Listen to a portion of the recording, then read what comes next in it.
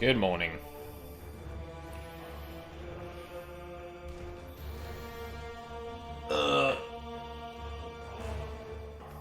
Fucking late because I forgot to... Because I prepared lunch... Oh, sorry, breakfast. Not lunch, Jesus. And, realized that, oh, I can't fit the plate I put this on and my keyboard to play Path of Exile here at the same time. So I had to, like, shovel it down to make sure I didn't have to fuck with that. We're 15 minutes past 10. God fucking damn it. Oh, it's fine.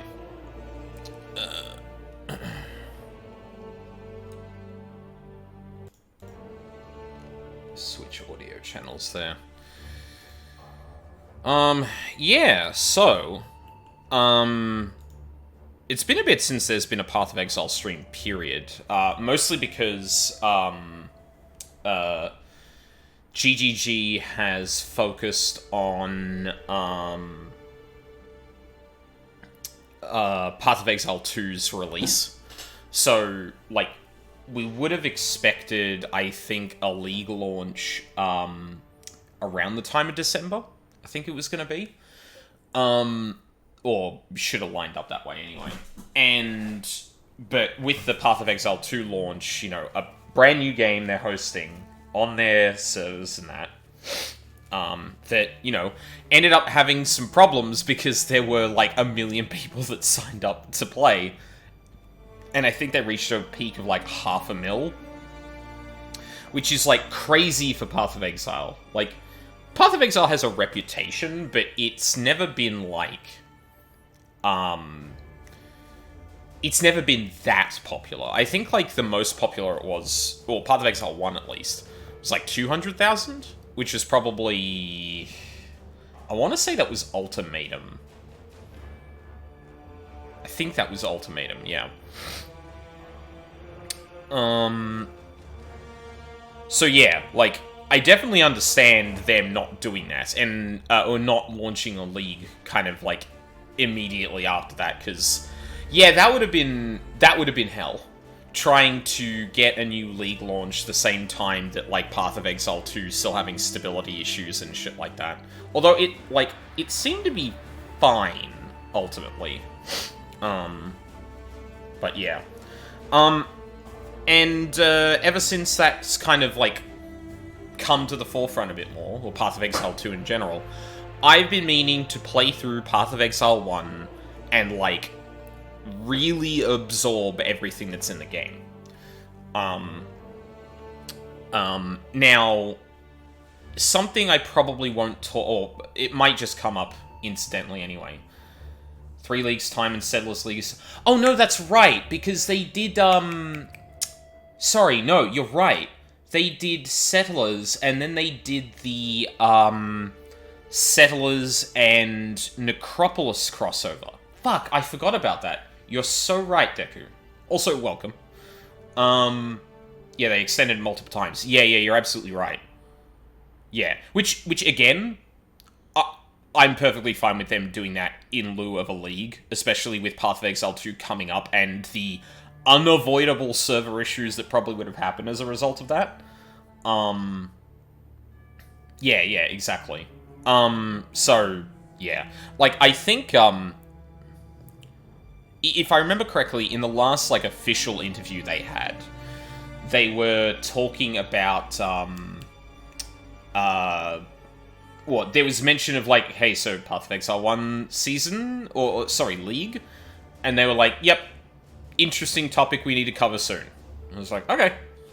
Like, I'm, personally, even though I'm not playing Path of Exile 2, I'm perfectly fine with them taking the time they need.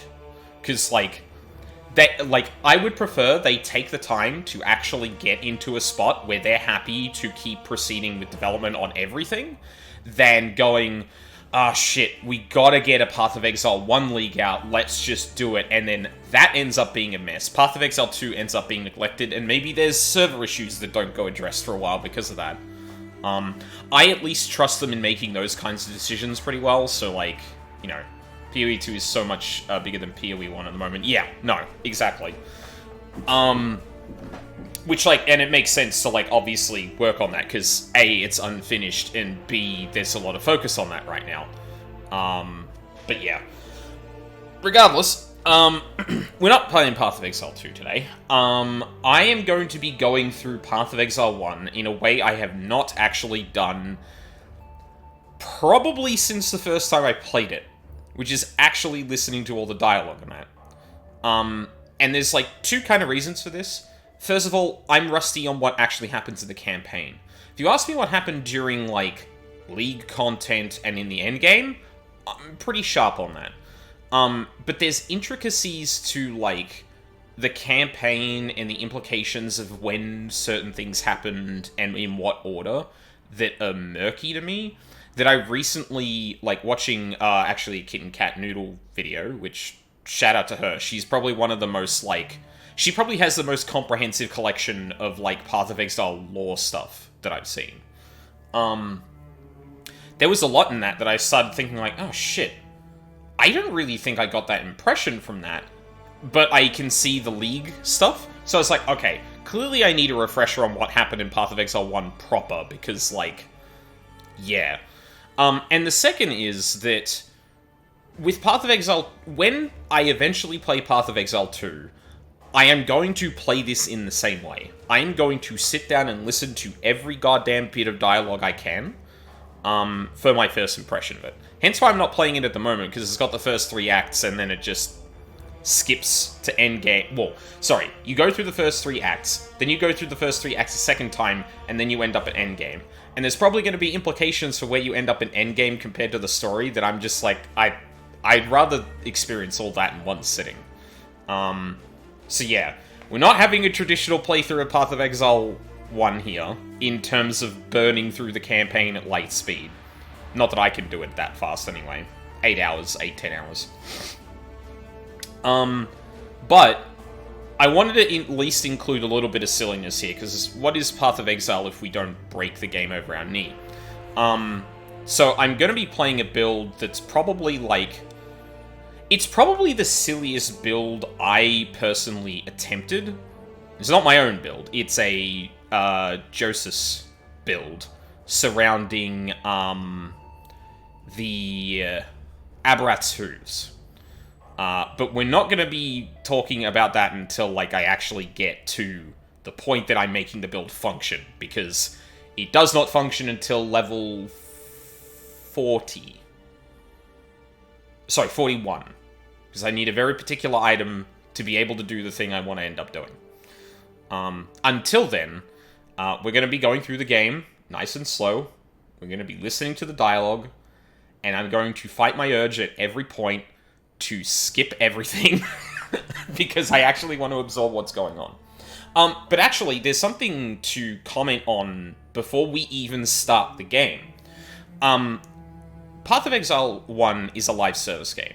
It has been updated over a long period of time, much like Warframe, much like World of Warcraft, much like Final Fantasy XIV. All those kinds of things. And almost all of them take a different approach to how they function in terms of presenting narrative, how they advance things in terms of time. Warframe and 14 take a more traditional approach of just, yeah, there's content from the very beginning to the end. If you want to get to the end, you better work towards it. WoW has fought with that problem for years, and through, boosts and that, which you can obviously get in 14, and you can essentially do in Warframe.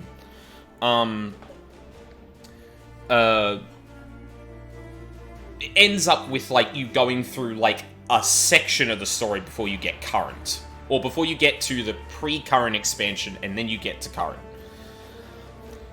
It's a lot. But yeah, Path of Exile is different. Path of Exile has the same campaign, but it's been extended over time. So it started off with 3 acts that I think had all 3 difficulties until you hit maps. Then it had 4 acts, and then you repeated those 4 acts until you got to endgame. And now there are 10.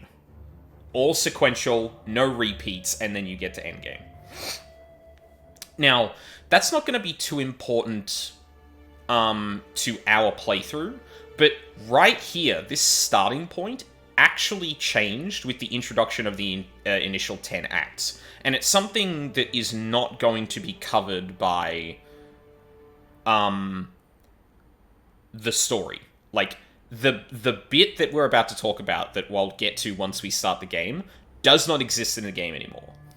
And if I had to criticize GGG for one thing about the way it treats its narrative in that, it's that especially endgame stuff ends up getting lost.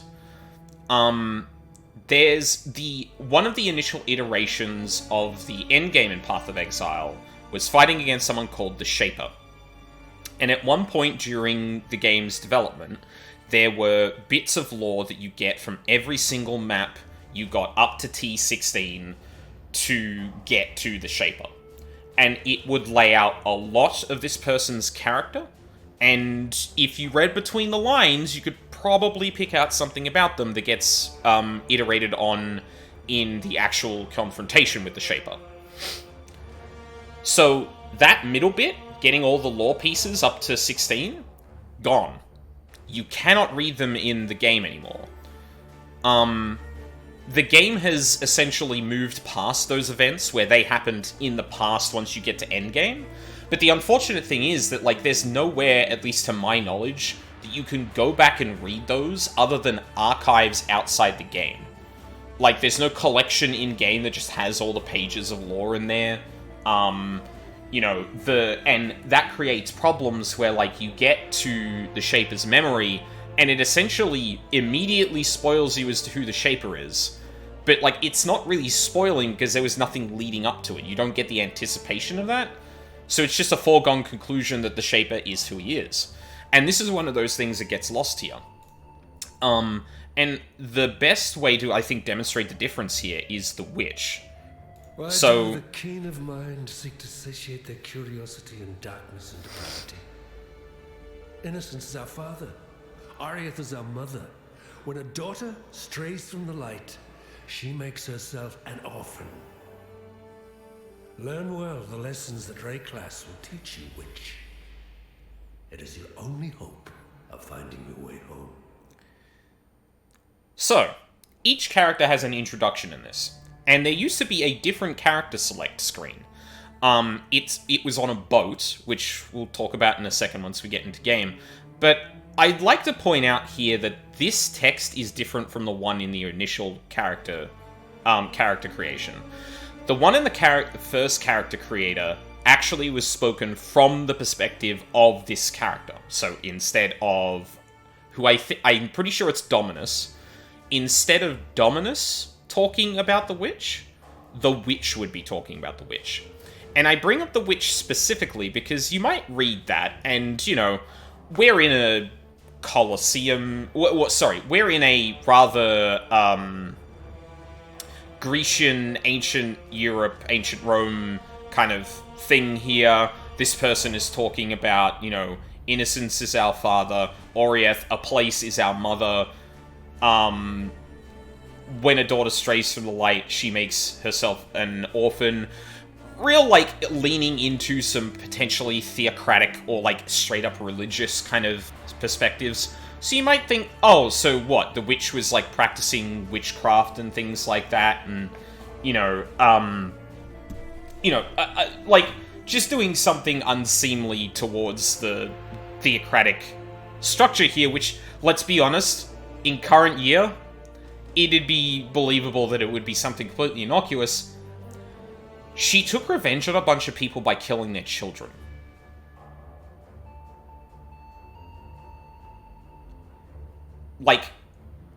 Super dark shit. We're not just talking innocuous, she's a witch, the witch trials back in our day. In our history, rather. But, no, this woman, did some shit. And it's kind of crazy to me that honestly gets lost, because not only is the witch's perspective on themselves, really interesting from a character writing perspective, but it also leaves out complete details. I don't know if this is considered a retcon so much as just a abandoning of previous writing, because that would be... Like, I see this as the Shaper lore bits, right? This is just something that was in the game that isn't in the game anymore. The difference is that this was actually replaced with something. But, yeah. Anyway, the Witch is not who we're going to be playing today. Swift and silent, you stole the bounty of others. A crow that plunders our crops. A stray dog that slaughters our sheep. Ariath is a land of men, not animals. Think on that, Ranger, when Wraeclast shows you how to truly live like an animal. Really working that, like, animal is a slur into that fucking speech. Jesus Christ. Name her. But yeah, as far as I remember, the Rangers is, like, pretty one-to-one in terms of their perspectives on one another. Yeah, I just find it funny that the witch side of it actually, like, ends up glossing over some pretty fucking awful shit she's done. But yeah. Anyway, we then begin our journey suddenly on a beach. So the original character creation screen was on a boat, like I said. And, the story here is that all of the player characters are exiles. In Oriath, that can mean anything from the Templar, who is, who has been viewed as a heretic by his brothers. We've got the Ranger, who is just trying to live outside of Oriath's structures and still gets impugned for it because, yeah. Or you could be the Witch. Or you could just be Karui, like the Marauder. Because the Karui are slaves in this, under Oriath rule. Yeah. So, we're gonna skip all tutorials because, well, actually, no. No, I think I can skip all tutorials and still get all the dialogue. But yeah, you've done something that has offended the theocratic structure within Oriath, and you are deemed an exile. Now, as far as I understand, it's meant for, like, particularly heinous crimes and stuff. I don't know what happens to, like, petty crime and shit. Like, you know, everyone here has done something that is, like, an affront to things, not just, like, a petty crime, at least so far as I understand. Although I think you could argue the Ranger's probably, like, petty in an absolute sense, but yeah. She's also standing next to people like the Shadow, who literally, like, you know, who assassinated someone for someone and then was, like, either framed or just straight up put on the boat after being, like, drugged by his employers. So there are a lot of reasons people are here. And yeah, the sentence that again, is actually something that's kind of lost. Well, it's explained in different ways in the first and second character creators. In the first one, if I remember correctly, there's, like, a guard or someone who's, like, yelling about the fact that, you know, you've been deemed heretics or some shit by Oriath. Your sentence is exile. Take this as an opportunity to learn, blah, blah, blah. Which is definitely something that Dominus in the now character creation speaks to. But yeah, let's get started. I've not seen a wilderness like this before. There'll be some dark days ahead. You sure haven't. Fuck, I picked up the weapon. So, okay, this is where I get to talk about the dialogue system in this game. The dialogue system in this game is absolutely insane, and I don't know... I appreciate that they catered for so many things, but I also wonder, like, Jesus Christ, are you all okay? So, you can do quests by either approaching the person the first time, getting the dialogue about what they want you to do, and then going out and doing it, and then coming back and telling them that you did it, and then you get your reward.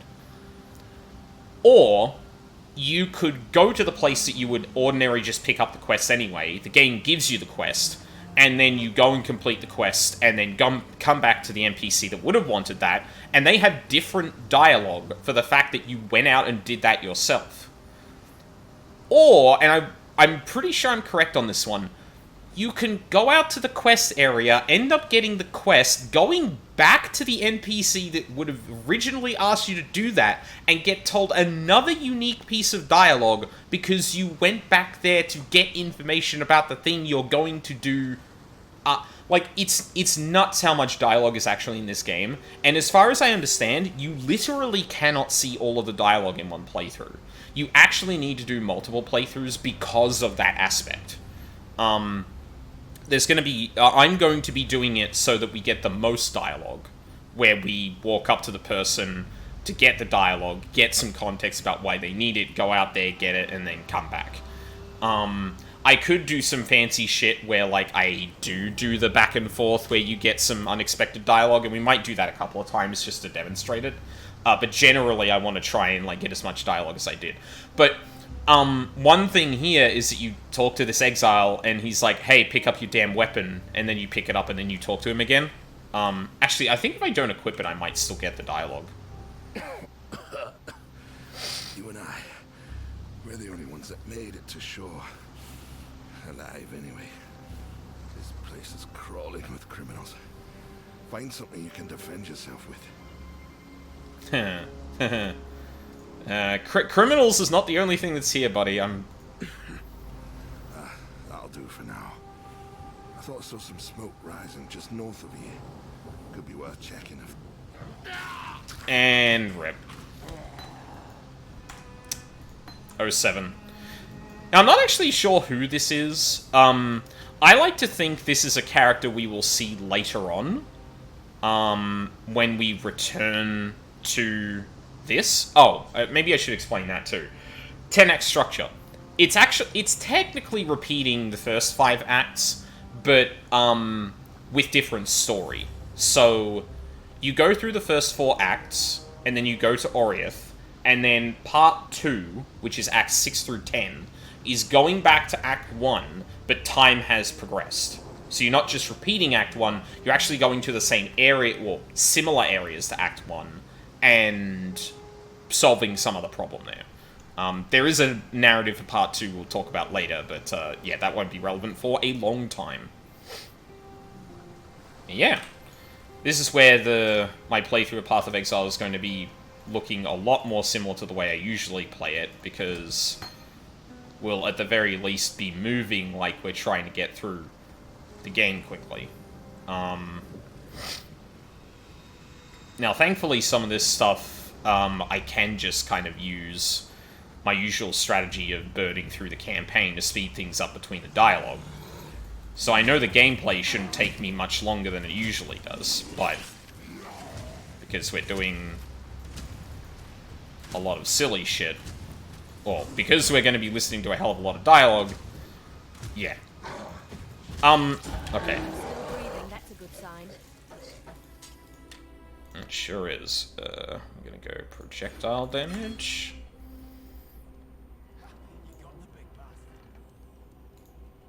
Kind of wish there was a subtitle for that. Someone just, like, thankful that we actually took down the dude. And yeah, welcome to Lion Eyes Watch. I've seen you before, back in Oriath, running like a frightened rabbit from my father and his gameskeepers. Fleet as a fox you were, even with that leg of prize venison over your shoulder. And from what I saw you do to him, you've grown even faster since then. I'm Nessa, and I suppose I should thank you for ridding us of that putrid giant. I hope your speed never fails you, Ranger. It's all that stands between you and death here in Wraeclast. Lion Eyes Watch isn't much, but it's ours. We could use you here, while you live. But should you wish to venture out, do just one thing for me. Out on the coast, amongst the wrecks, there must be a ship's medicine chest. I have many to care for, and there's only so much I can do with herbs and seawater. So, I forgot that Nessa actually talks about encountering you before the game starts, which is interesting. Again, giving further kind of context for where the player character's been. She doesn't have much else to say at the moment, but, yeah. This is kind of a refuge for people who have been dumped out into Wraeclast by Oriath. There's, what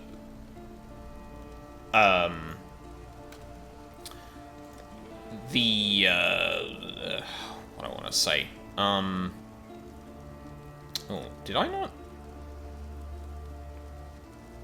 Oh.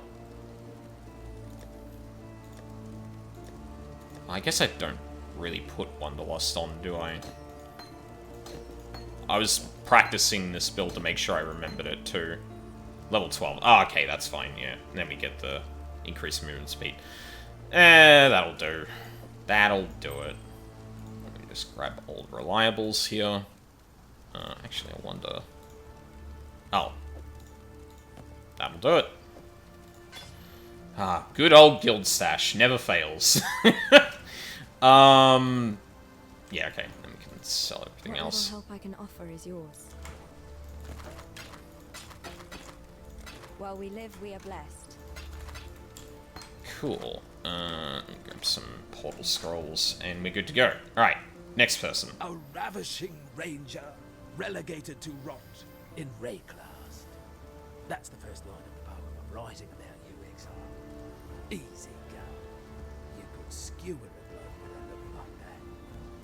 The name's Bestel, captain of the good There's an island. Oh, shit. A hop skipping away. Hold on.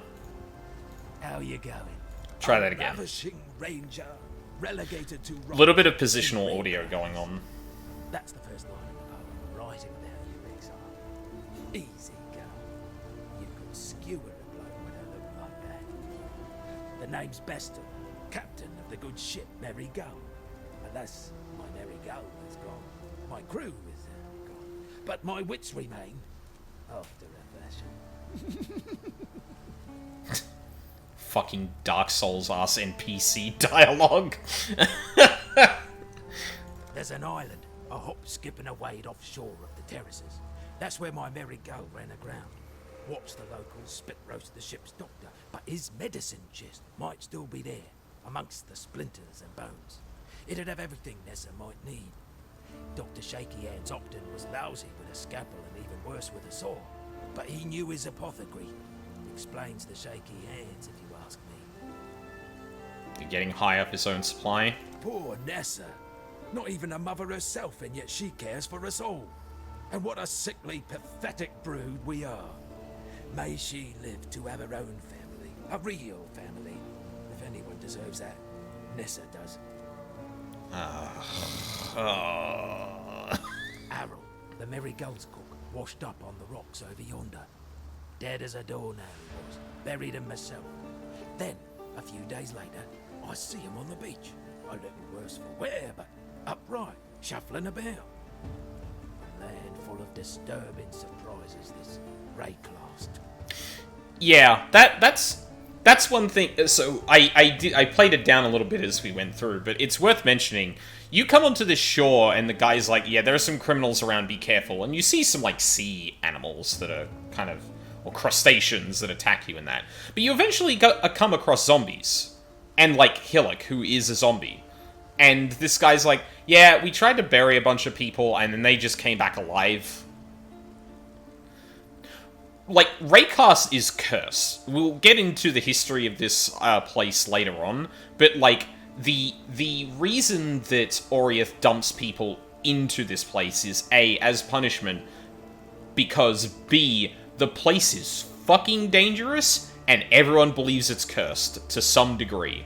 Because, yeah, if the dead are just rising of their own accord, yeah, that'd probably do it. Pretty bad. Yeah, unfortunately, because I'm in Noah of what's actually going on... Oh, she actually has dialogue for Bestel now. Yeah, because I'm in Noah of what happens more broadly later on, there's probably going to be some lines where I'm like... So, bear with me. The Merry Gull ran aground on the tidal island trying to escape from pirates. As tends to happen here in Wraeclast, her crew met a far worse fate. Cannibals. Tarkley pulled Bestel from some hideaway in the wreckage. the ship's only survivor. Whether the ordeal fractured his mind or whether it was just in his nature all along, it's clear that Bestel sails a different course to the rest of us. Yeah, he's a damn poet now. God hasn't abandoned us. Sure. We're not gonna... I don't think I'm gonna talk too much about the leagues, because that will complicate things a lot. And and I'm a bit more knowledgeable about that already. I'd rather focus my time on stuff I've forgotten about the original campaign. Fine work with Hillock. Where'd you learn to fight like that? No, forget I asked. We Exiles have no history. Dominus took it from us when he had his blackguards dump us in the water out there. Here, got something for you. Should help you kill a few more of those undead bastards. Don't bother thanking me. The way I figure it, the longer we fighters live, the longer everyone lives. Ah, yes, and then we get our first, well, second skill. Now, I will say, I find it very funny, given what we'll learn later on, that Tarkley is just like, oh yeah, this might help you kill things, and hands you something that is, like, extremely dangerous, if history is to be believed.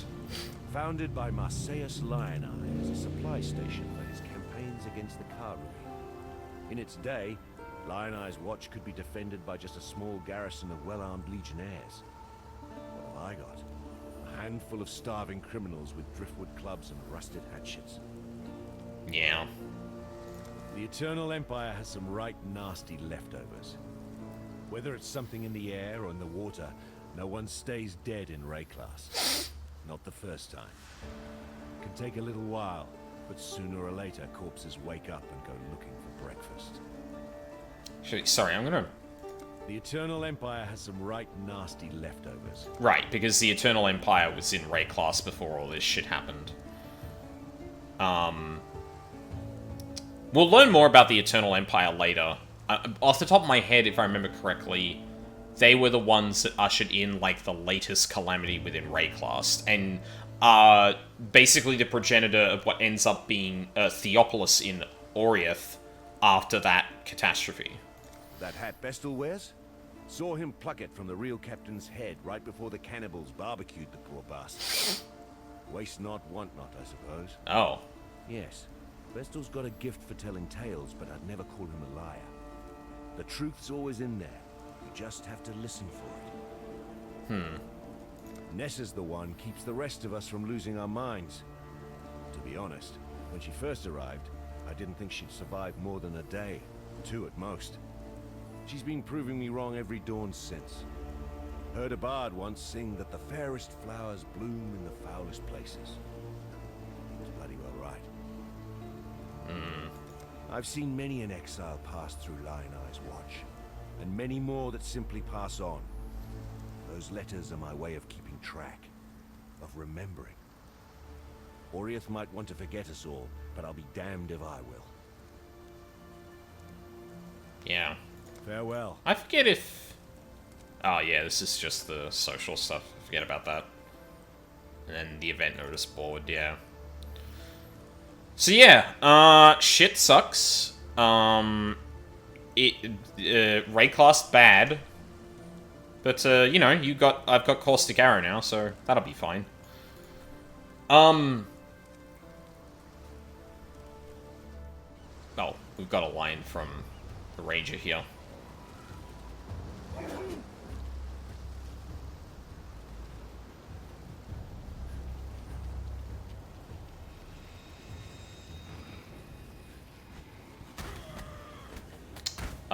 That's weird. Why aren't you saying the line? You said the first line on the shore. Why aren't you saying this one? That's weird. Oh well. The player characters have, like, a lot of dialogue that, is, like, related to areas. So you enter an area for the first time, they usually have something to say about it. I'm pretty sure it goes for every new area. There was a point at which, like, there was missing dialogue for some of the classes, specifically when you got to, when you got to Act 2. Not 100% sure why. I have to imagine it was like a time and budget thing. Yeah, we'll go through the usual way we go through here, I think. We'll try to be a bit fast about it, at least this time. I just realized I forgot to grab some flasks that I should have gotten. Damn, I forgot how intense this music is. Which is appropriate, because these rowers are fucking early player killers. The worms will have to wait a bit longer for this meal.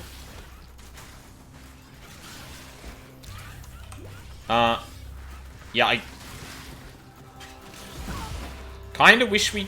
I don't know if it's because I've already played a ranger through this particular league. But I'm pretty sure the ranger should have said something at this point.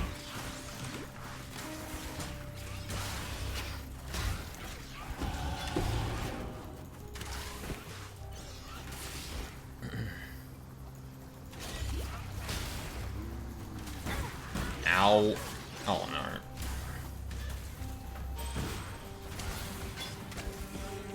Fuck off. I think I have to read item descriptions when I get to the... I think I'm going the wrong way.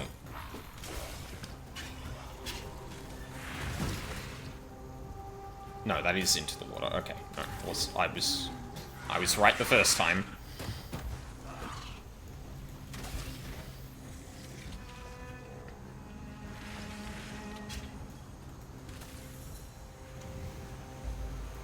Alright. Its corrugated surface brings a strange tinge to the fingertips, so this is no mere decoration. Its pleasing sheen remains even in shadow, as if it were somehow lit from within. When put to the ear, it whispers not of the sea, but long-dead incantations. We shove all those into the wall, and... look at that! We found a submerged passage. Yippee! And then we need to talk to Tarkley for our reward. Not before we do that.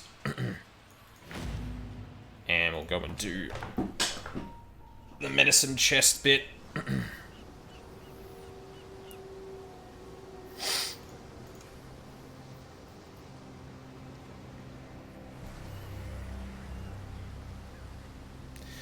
I kind of forgot how good, like, even the early game music is, like, kind of just being ambient and very threatening.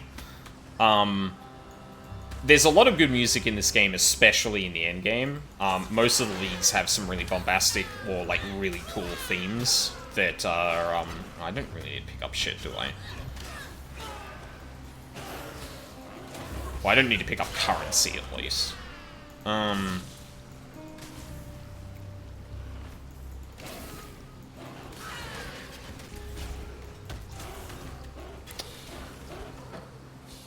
Yeah, like, the ambience and, like, OST of this game has always been, well, they've always definitely been top tier at the end game.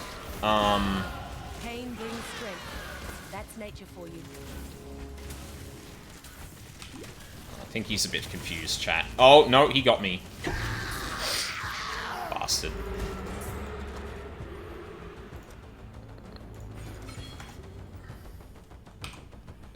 J, there it is. Alright. I'd almost stopped believing in miracles. This medicine chest, it's greater than the serums themselves it holds. It tells us that we can do more in Wraeclast than merely suffer. I've not much to offer in return, but please, take something in thanks for what you've done.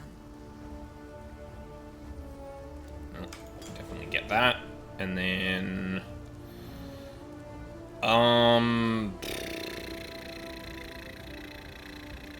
we'll go on Pierce. Tarkley's as good a man as you can find on this god-forsaken coast. He has some wrongs to right, no doubt. What they are, I've never asked, and I never will. If not for Tarkley, we'd all be dead. Don't tell Tarkley, but they're the foulest fowl I've ever tasted. Still, exiles can't be choosers. Oh yeah, Tarkly wants me to go break the eggs. I should probably do that. Just as a extra thing. Yeah, okay, Goodbye. we're done there. So, you managed to salvage Shaky Hand's druggery. Nicely done. Nessa will put it to good use. More than that benumbed quack Optin ever did. Yeah, he doesn't have anything. Like that, I forgot that was a thing where like he doesn't actually have any quest updates or anything, or a new quest for you. It just lights up for him, and he actually also thanks you for doing the mission. Completely forgot about that. Tarkly, rescued from the waves. A stricken Bestel, fate's slave. From fallen crew and broken bark, Bestel lives, thanks to Tarkly. Undead rowers? Roaming, rotting rowers, roosting right here in Wraeclast. Squawking, suppurating spooks stalking our sandy seashore. Blighted, bedeviled bird bones beaking about our business. What? Can't a man have even a little fun in this dismal place? This is what I get for being the only fucking poet in a bunch of other exiles. Now that you've drained that passage, best I warn you about something. I was running down a wounded rower one night's eve when I glimpsed something in that waterlogged cavern. It looked a bit like a sand spitter, only the size of a bloody ox. I reckon it's down in those flooded depths somewhere. If you're going that way, then do us a favor. Spill the old shield crab's guts before it gets hungry and comes looking for us. I think I may have missed some dialogue by going, Got a job for you. Oh. You willing? There's a pool near the mudflats needs investigating. You'll smell it before you see it. Stinks like a carcass in high summer. Oh no, this was That's the... not the worst yeah. of it. Dead birds walking. Animals don't rise up again the same as people do here. So if they aren't raising themselves, what's doing it for them? The answer's in that fetid pool. Clear the place out and kill whatever's raising those rowers. We've got enough living dead to contend with already. I should have probably portaled out once I had the quest objective for the eggs, because it sounds like, you know, he tells us to go there and crack the, or get the eggs, but then... What? No, I guess we got there and that just became our mission.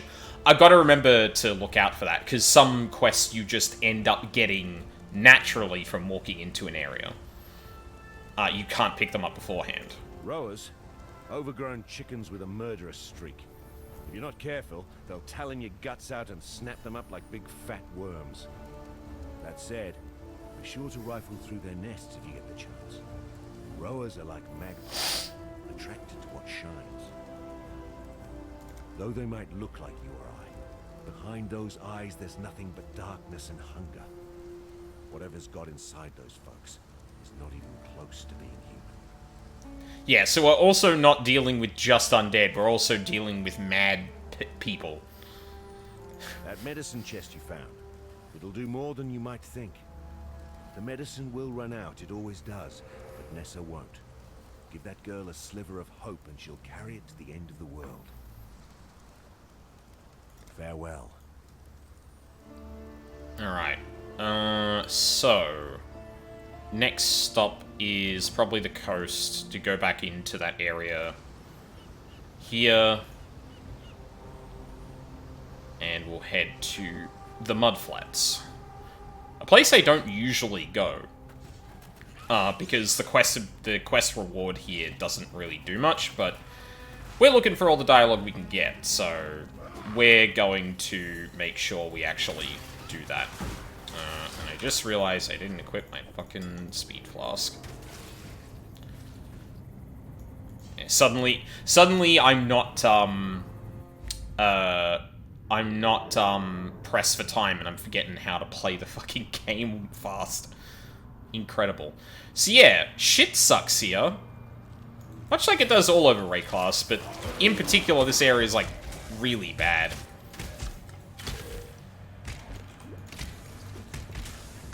And funnily enough, like, when we end up coming back here in Act 6, there's something really important to note about this, or the geography of this place. Now, some of it is semi-random. The game in general just kind of randomizes the terrain. The relative locations on a map are always the same. Can you fucking not, mate? But their layout is, like, slightly different in those areas. So on the map level, they're always the same. On this, inside the area level, they're going to change. So it is going to change literally because of just the nature of the game. But there's also another thing we'll need to note when we come back here. I also realized I forgot to put on Shrapnel Ballista. Oh no, that was Burning Arrow. Shit. There we go. That's the one.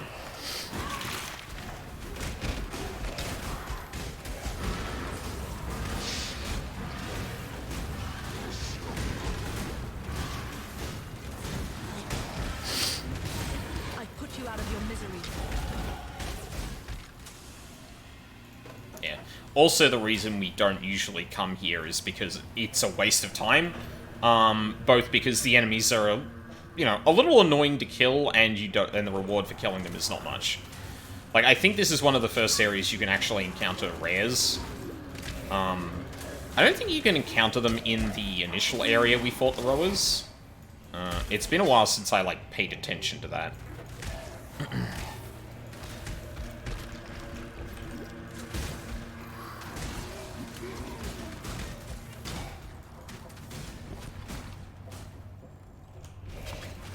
Kill everything here too.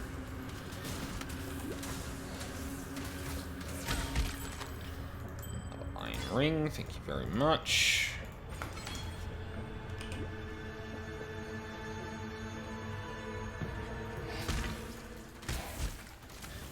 Now, I shouldn't need to do the League thing to complete this objective, hopefully.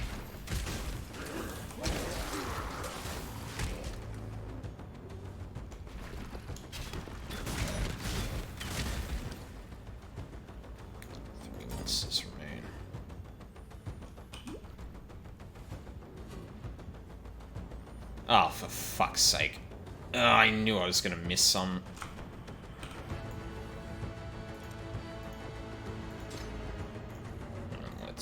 Let's just clean this up a bit.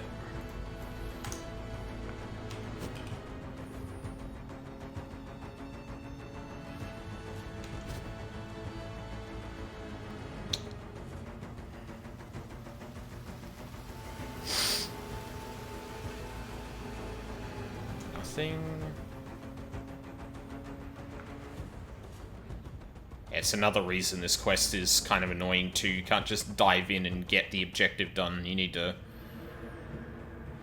really look around everywhere. God forbid you miss one and then you end up spending a lot of time. What the fuck?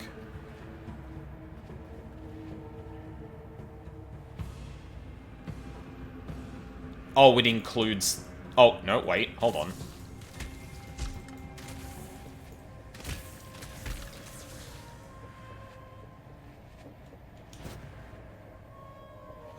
I've already run around the place once. What the fuck? Please don't tell me there's something stuck in there. The way those skeletons were positioned around this thing makes me think that maybe something's stuck in there. There's an enemy stuck in the goddamn... Are you fucking serious? You can't see it.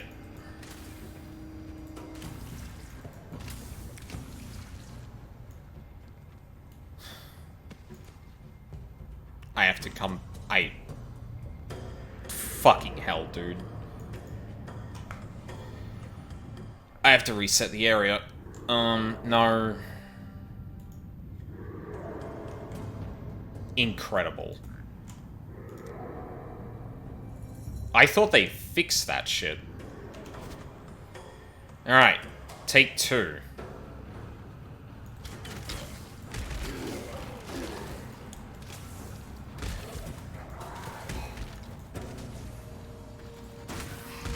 I haven't even put...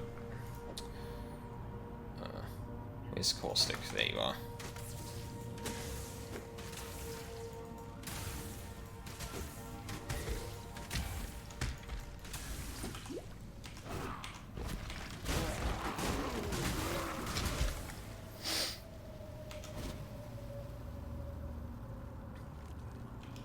Yeah, so this is why no one does this quest. It's because it's fucking overkill.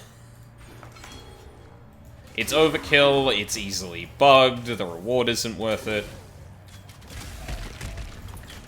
This shit will usually get skipped.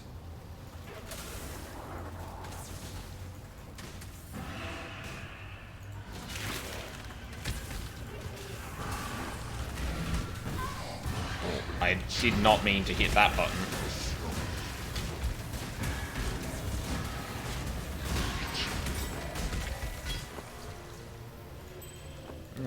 I'm getting some rest off at the very least, so... Would be good if I was playing this from scratch, but I've already got, like, shitloads of currency in that, so... It's not really a big deal.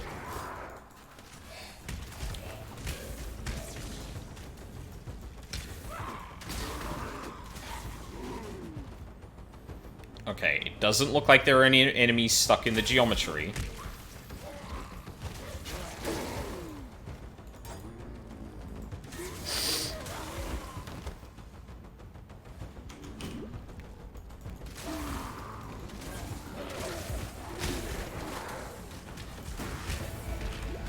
Hey, we did it. Oh. And now the water is clean? All of a sudden? Still some spore pods and shit around, but you know, it's looking marginally better. Yeah, we will come back to that later. Oh. Alan of Theopolis, you have transgressed against your god and your fellow man. You have been a willing vessel for the following sins. Unlawful avarice, 1 count of petty theft. Civil envy, 1 count of resisting the authority of an officer of the Ebony Legion. Mortal wrath, 1 count of reckless conduct leading to the accidental homicide of an officer of the Ebony Legion. God has charged me with your redemption. You are hereby exiled to Wraeclast, where it is hoped you shall come to repent your sins and make your peace with your beloved father. Maramor of Namakanui. Oh, there's You more. have transgressed against your god and your fellow man. You have been a willing vessel for the following sins. Civil envy, inciting insurrection amongst the bonded workforce. 3 counts of insubordination to officers of the Ebony Legion. Mortal wrath, assaulting an officer of the Ebony Legion. 1 count of hericide. God has charged me with your redemption. You are hereby exiled to Wraeclast, where it is hoped you shall come to repent your sins and make your peace with your beloved father.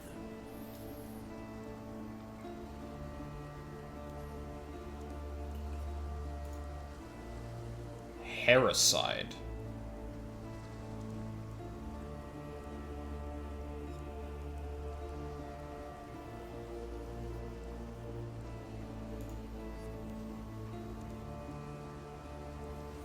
Oh my god. Fucking Oxford English Dictionary. Fucking... No. Oh my god. Google has gone to such shit, dude. Holy shit.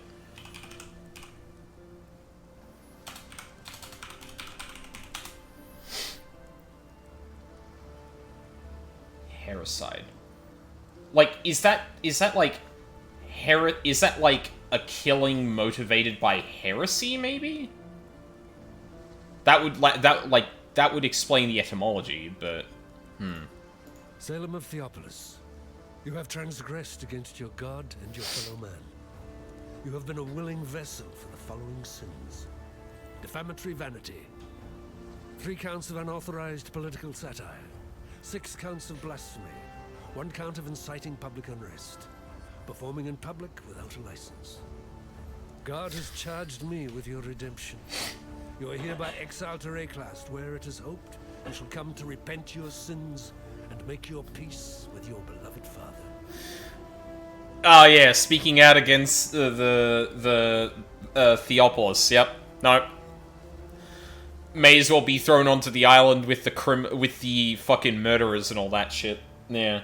Also, one thing to note about the Namakanui individual, inciting rebellion within the what was it, the working force or some shit like that, or the labor force. You mean the slave labor force? Missy of Nash, you have transgressed against your god and your fellow man. You have been a willing vessel for the following sins. Pecuniary lust, operating a house of ill repute without a license. God has charged me with your redemption. Ah. You are hereby exiled to Wraeclast, where it is hoped you shall come to repent your sins and make your peace with your beloved father. So I'm pretty sure these aren't the player characters. And I wish I wish we still had the option of having the first character creation cutscene, or scene, so that we could actually see the what they believe they did. Joy of Kimby, you have transgressed against your god and your fellow man. You have been a willing vessel for the following sins. Civil envy, one count of harboring a sentenced exile. God has charged me with your redemption. Civil envy. To Wraeclast, where it is hoped you shall come to repent your sins and make your peace with your beloved father. Olin of Theopolis, you have transgressed against your god and your fellow man. You have been a willing vessel for the following sins. Unlawful avarice, one count of petty theft. Oh, I think we might have circled around. One count of resisting the authority of an officer of the Ebony Legion. Reckless conduct leading to accidental homicide. Yeah, okay. We looped around. Yeah, so there wouldn't even be enough to constitute that. Or that many people, I guess. A necromancer. Just the one, was it? Guess the bastard got a bit lonely, decided to make himself some pets. Well, good to see you don't mind getting your hands good and filthy. Here, to mark a dirty job well done. Yeah. I've traveled inland on the Emperor's Road via Prisoner's Gate. Had to skirt around Axiom Prison. That's the holdfast of Brutus the Warden. Bloody treacherous trip it was. Worth it? There's forest inland. Game, berries, fruit. More food than we can scrounge here. But most here wouldn't survive the journey. Would be a damn sight easier if we could pass through the prison. Tell you what, you carve us a path up the coast, find us a way past or through Brutus, and you'll have more than a few lives owing to you. Farewell. So yeah, this is probably worth... that's not the thing. This. Yeah, probably worth noting that I think up until this point is, like, the fetid pool is probably the only bit of, like, vegetation that's there before you hit the cave system. So, like, yeah, they're thrown onto a rocky shore coast with, like, nothing to fucking fend for themselves. And obviously, like, you know, you probably got the sea, but sea's a bit treacherous. What with, you know, only one person surviving in that, and, you know, ships being casually just bashed against the rocks, apparently. Oh, God damn it. Picked a pimple. That's what I get. Alright. You're only about, like, a third of the way through Act 1. It's been, like, an hour, so...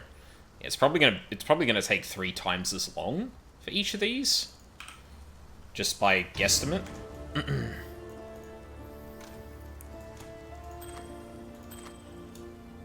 Ooh. Yeah. Yeah, that's an easy one. That's an easy one to take. Hello.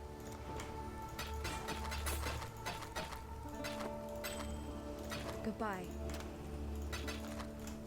We've got, yeah, we've got plenty of rings and shit to pull from my previous run through, so should be good there. I don't think you've got anything that I really want. Yeah, I think we just run with Caustic Arrow. Is there something I can put on Shrapnel Ballista? Chance to bleed, chance to poison? Eh, why not? I'll need a chance to poison anyway. So that'll probably work out. Now I just need to get a chest piece. Alright, next thing to do. Yeah, Submerged Passage. Alright. So, the plan from here is... oh, actually, I should go back and see if I can grab that other movement speed thing. Yeah, the plan from here is to try and actually help everyone survive by finding... Oh, shit. Okay, hold on a second. I'll stop the presses. I need to go back to my original character and grab, some shit off them.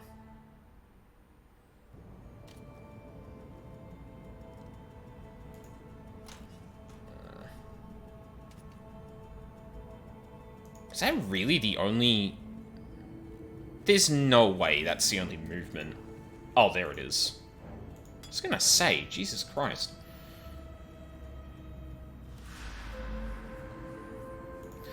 You know what? Fuck it, I may as well take that off it. Actually, you know what?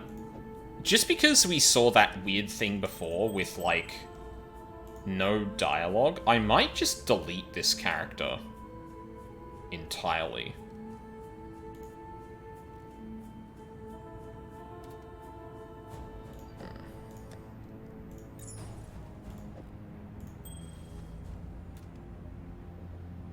We're not going to take it into maps, who cares about that? Got more rings. Oh. That'll be valuable for later.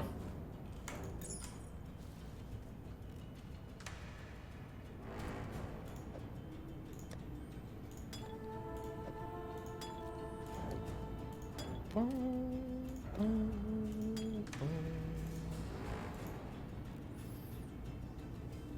don't really care about anything else here, I think.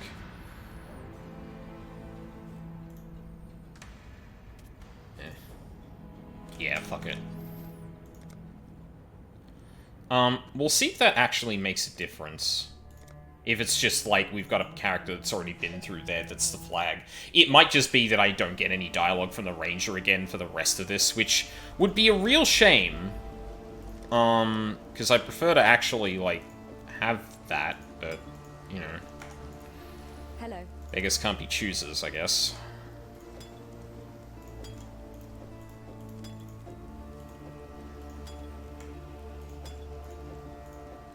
What does that say? I'll just recover it instantly. Okay, yeah, that's fine. Farewell.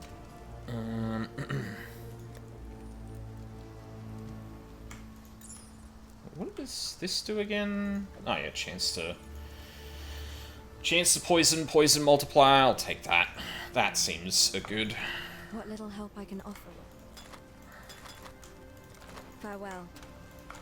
All right. Actually, back to the caves now.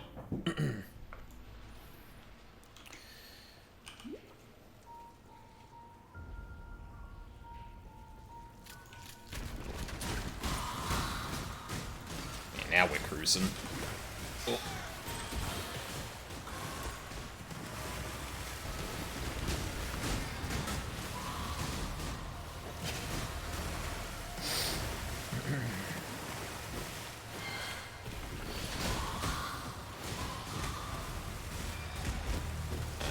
What's that? Oh, nice. Do our usual tactic of doubling back there.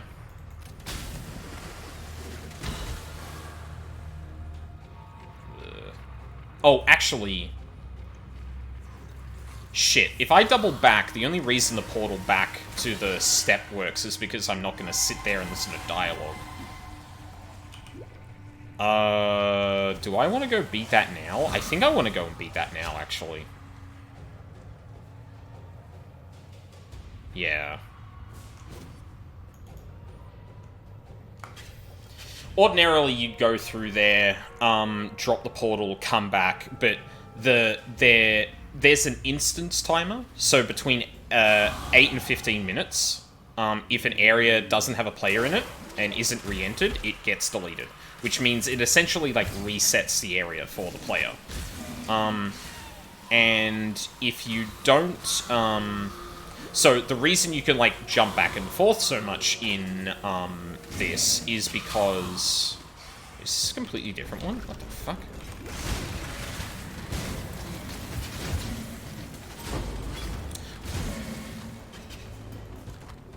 No, that could... Interesting. Yeah, so ordinarily what you do is drop the portal to this area, you walk through to the steps, get the waypoint, use that waypoint to go back to Lion Eye's Rest, go use the portal that ends up in Lion Eye's Rest from the portal you dropped to go back in here, and then go back to Lion Eye's Watch and teleport back to the steps. But the thing is that the steps waypoint is directly in the center of the area, so if you leave it for 8 minutes and come back and it's reset, you don't know which way to go. So I'm thinking it would be better, because I'm going to sit down and talk to people, to go through that place in one sweep.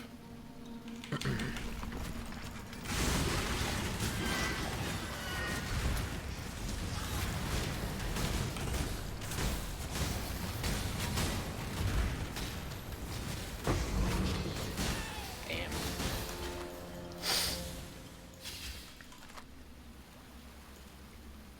Bismuth? I don't care about that. Alright, I did it. Yes? Any new dialogue? Oh. What now? One day we'll be strong enough to make our way inland. Build new lives on the carcass of a dead empire. It's why God sent us maggots here. Isn't it? Oh, come on. You didn't even spell "in it" correctly. You managed to kill a granddaddy crab. A pity you couldn't lug it up out of the caves for us. Could have made quite the chowder out of it. No matter. We've got one less reason to fear the dark, and I've got one more thing to thank you for. Mm-hmm. Yay, skill books. Yes, Aspect of the Eagle. That's the big one we want to hit early. Yeah, so then we go back to Submerged Passage. Oh, it actually did save the thing. You know what? I'm glad I didn't, I'm still glad I didn't do the thing, because I would have been pretty mad if I needed to actually go through that area again. But hey. It is what it is.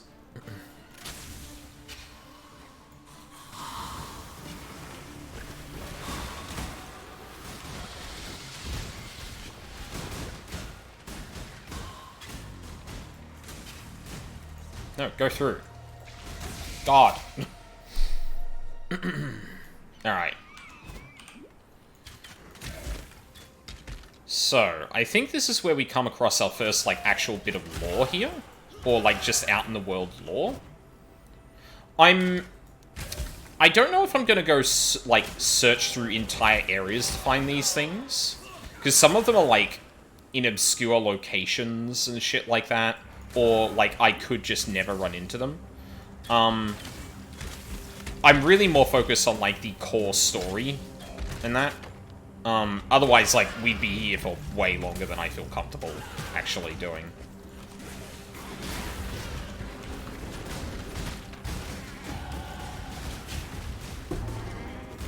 Oh, hold on. Oh. Yeah, whatever. I don't think we'll use that. I don't think we can really realistically use Pain Attunement here. This is a really interesting layout. I don't think I've ever seen something like this before. Alright, I'm just gonna make sure we don't miss the mandatory... Oh, okay. Cool.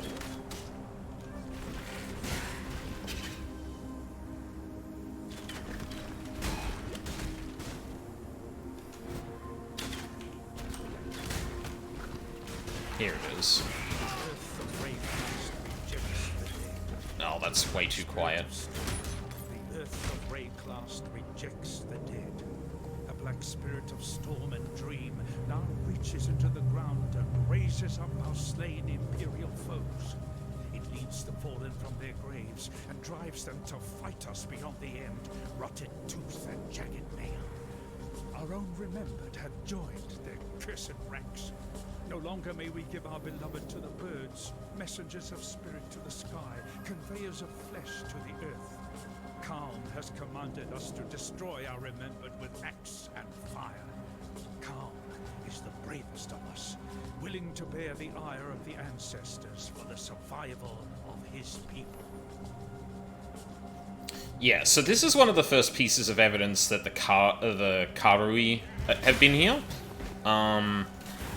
Well, besides the fact that there is just, like, Karui people, and a character you can choose from that is Karui.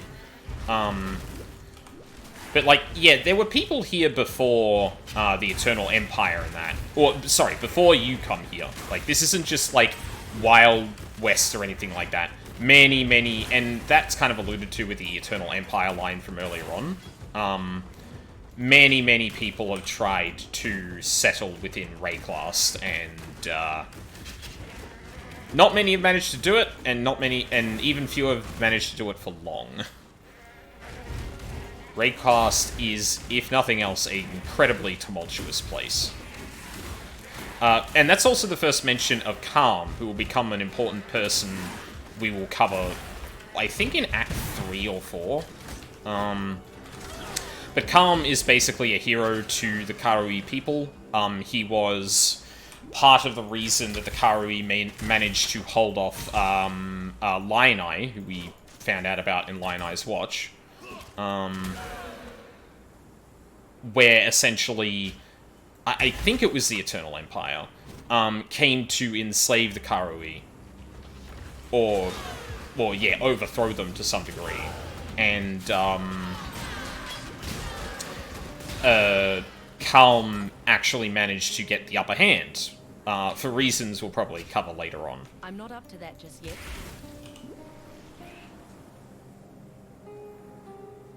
Here we go. Next area. Now, if I remember correctly, this place has a bit for Lioneye, or referencing Lioneye specifically. Might even be from him? I forget exactly. Hence why we're doing this. Oh no, there's more Karui carvings. The black spirit infects living flesh and bone. The animals suffered first. Their bodies changed, their eyes filled with a hatred of mankind that is beyond instinct. Now it is we who must... Oh my god. One thing I do really don't like about the way this game treats its, like, dialogue and shit like that is, like, you're locked in as soon as you're talking to things, but you can, like, double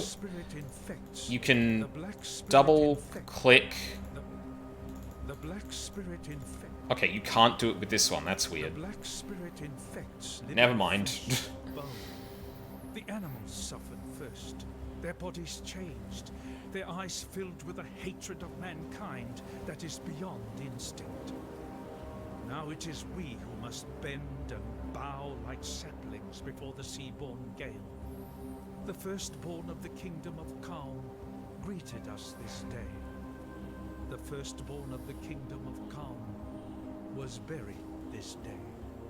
Even our children are not spared the Black Spirit's touch. What have we done to enrage Wraeclast? We look to Calm. Our king will lay the spirit of this land at peace. So kind of reaffirming that, like, this, what's happening right now, not a recent phenomenon. Wraeclast has always been this fucked up, to some degree, and, yeah, that's not changing anytime soon. Oh, actually, I wonder. Hang on. Oh, I saw that, Legion. I'll get to you. You get anything from Tarkley about... Greetings! There's many a way to die in Wraeclast. Most of them are mercifully quick. But you get caught alive by the Goatmen, you'll wish by any god you believe in that you hadn't. I've heard some of the more superstitious exiles say there's a deity these Goatmen worship. Abarath, Eater of Agony. Sounds like a right bastard if you ask me. So if the Goatmen hand you an invitation to go have dinner with the Cloven God, tell them where to stick it. Thanks. Stay sharp out there. Hello. Hello. Alright. Back we go. Because I saw a thing. There it is. So in one of the updates to the into the game, they just added, like, Prey grows more fierce, so must the hunter. they added some of the content you later see in maps to the early campaign. And I do like that as an idea. Motherfucker, why did you pick Legion for Act 1? Like, I get it lore-wise, but holy shit is this, like, actual agony if you wanted to try and clear it. That... I think we go down this way from there. Yeah. Oh. Attack without moving. Hi. There is no honor without sacrifice. Oh. Nothing voiced for that one.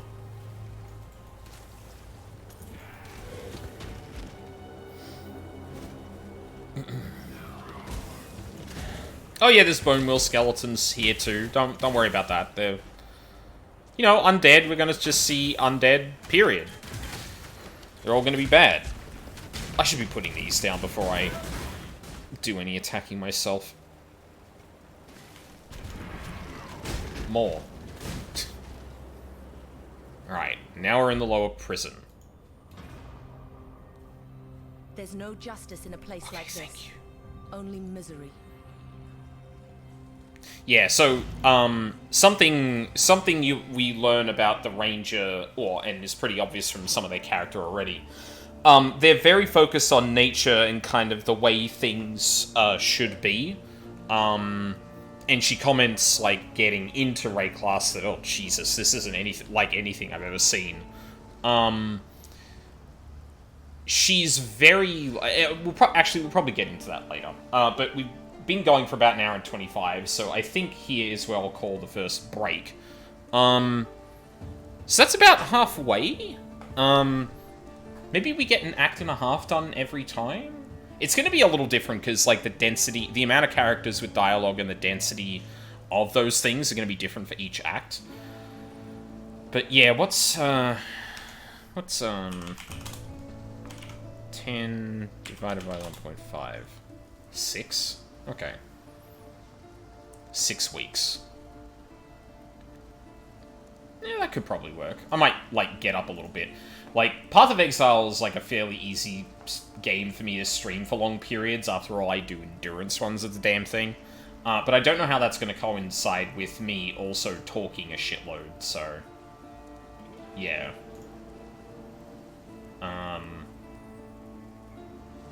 Yeah. Anyway. I'm going to take a break, get some more water, and when we return, we will face, Brutus.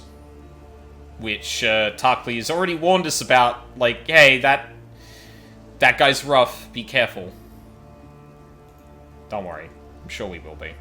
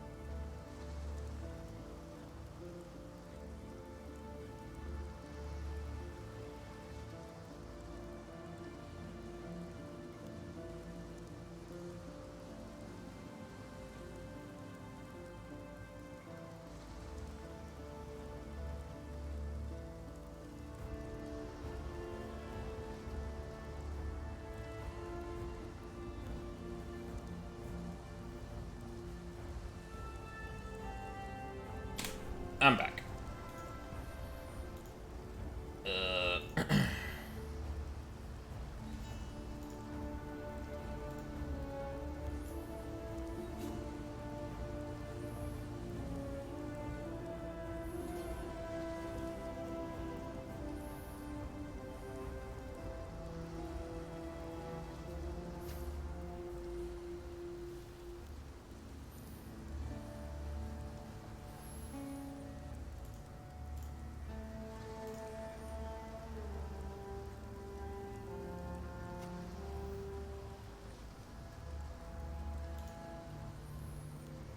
Alright, we're good to go.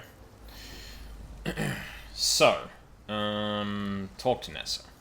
The tale of Brutus was a popular one in the schools of Theopolis, taught in the hopes of deterring students from ambitions not condoned by the Templar.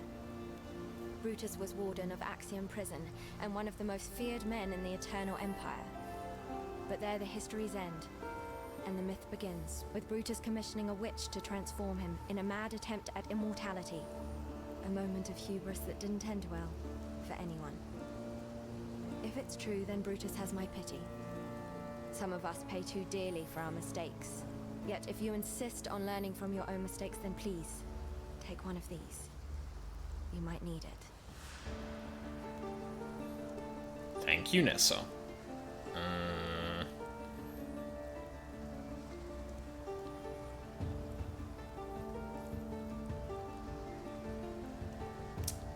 I think we want Void Manip for Caustic and cold damage for the Shrapnel Ballista.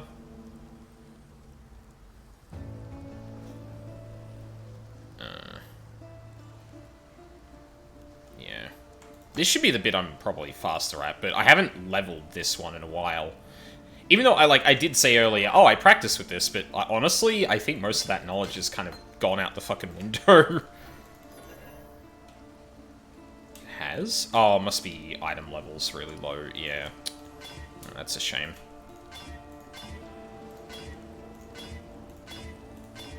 Oh, fucking Jesus. Alright, hold on.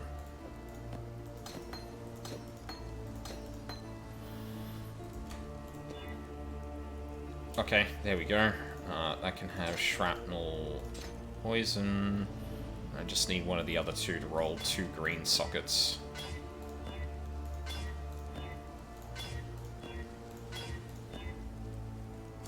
we go. Oh, wrong one.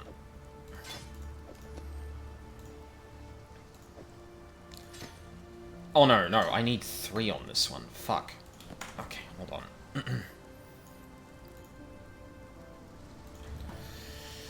We'll go and cheat using the hideout with shit I shouldn't have yet. There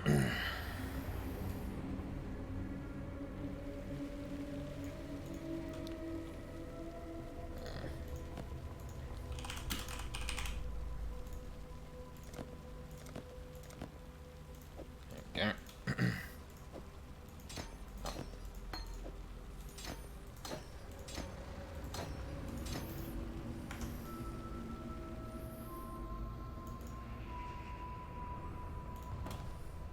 Cosmic Turtle's non-canon, don't worry about it. Should be able to get cold damage, yep. Slap that on the ballistas. There's a fine line between man and monster. Oh, we haven't talked to Tarkley about the Brutus yet. Jesus. You only mentioned it briefly. Crossed that line long ago. A big lad. And as you know from Hillock, big lads are slow. Hit and run. That's the way to cut them down to size. Unless there's thaumaturgy involved. Then forget the hitting bit. Just run. Is that the first mention of thaumaturgy so far? I think it might be. Which is kind of nuts considering. Yeah, I was gonna say, it felt like latency's been really weird. Should keep an eye on that, just in case.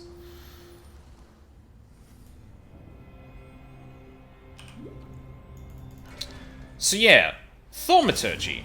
Now, it's funny that this is the first mention of thaumaturgy, because it turns out we as characters have been using that the whole time.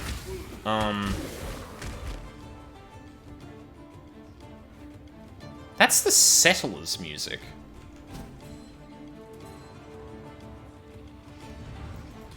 Is that playing because I hit the... Bro, I want to hear the area music. Oh my fucking god. Hold on.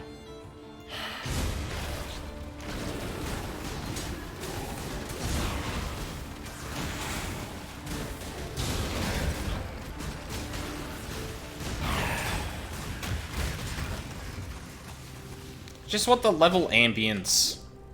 I don't know why that carried so much through the entire area. That's shit. But yeah, we've been using thaumaturgy this whole time.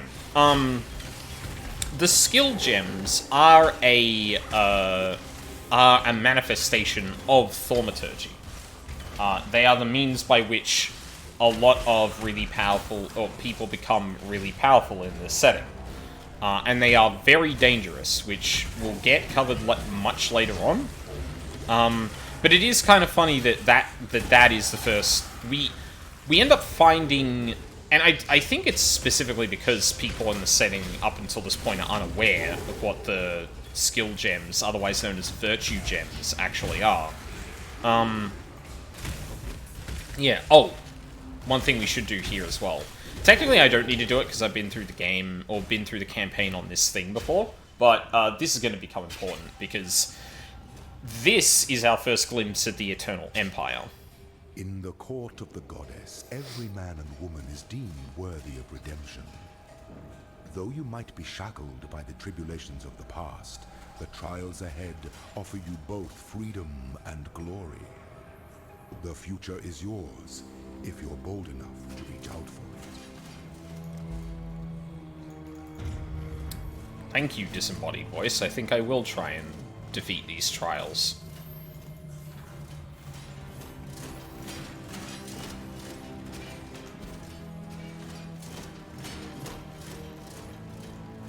Fast as fuck, boy. Oh, not that fast.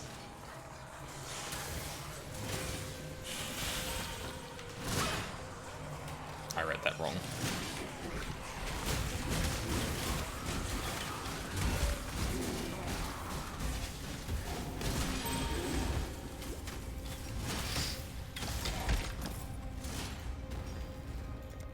Oh, that's not going to give me the... Oh, well, okay. I guess we don't need to do the trials. I only need to read the bronze plate. But yeah, that is a named character in the game we'll cover later on, who was a prominent figure within the Eternal Empire. And as you can kind of see, there seems to be some, real focus on, meritocratic stuff. Like, oh, well, anyone can actually, anyone can become incredibly important and powerful. You just need to be able to overcome challenges. Which will be a theme of the Eternal Empire and its kind of philosophy going forward. Hopefully we don't run into any settlers again, so the ambience is interrupted. Oh, actually, the belts. Yeah, I don't think there's too much to talk about in the in this area in particular, other than I guess just the prison itself, which, yeah, it looks like it's kind of in a rough place right now. Not much of a prison, so much as a undead crypt. Don't see many prisoners around, for one.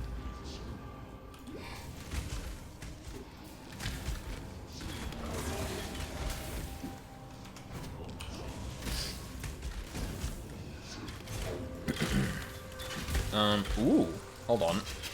Where's the... There it is. Again, lots of secrets on the path. Ow. Actually, I don't think that hurt me. That's magic. That's magic. That's magic.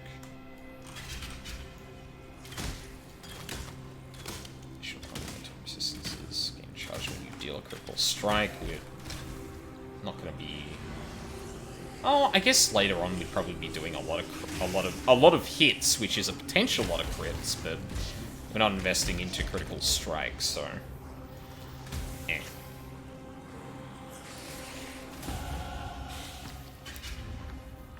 The Ellie resist is probably nice, though.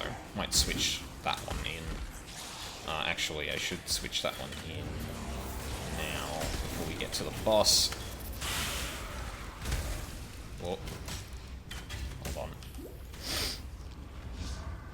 Let me see if the entrance is over here. Oh, yeah. Yeah, this should be it. There we go. Oh dear! Blood! That's always a good sign. Quite sure of yourself, aren't you, Huntress? The Warden enjoys the taste of overconfidence. Aye, Piety. So Piety is a major antagonist in the game, as you can tell by her just taunting you out of the blue like that. And then we have Chevron's journal. Still the Karui barbarians advance upon us. Lina is dead. His legion slaughtered along with every eternal man, woman, and child from Lina's watch to the foot of our axiom. Should the need arise, we shall retreat through Prisoner's Gate, raising my barricade behind us. Yet our salvation is at hand. Our times demand heroic deeds, and through my arts, our Lord Brutus will arise anew to defend us. May the dry sands quench their thirst with Karui blood when our mighty Warden delivers his judgment upon them. So yeah, the Eternal Empire's attack on the Karui doesn't go well. Brutally so. Speaking of brutal.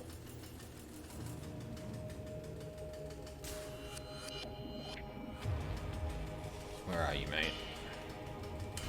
Your crime is trespass. Your sentence is death. Come.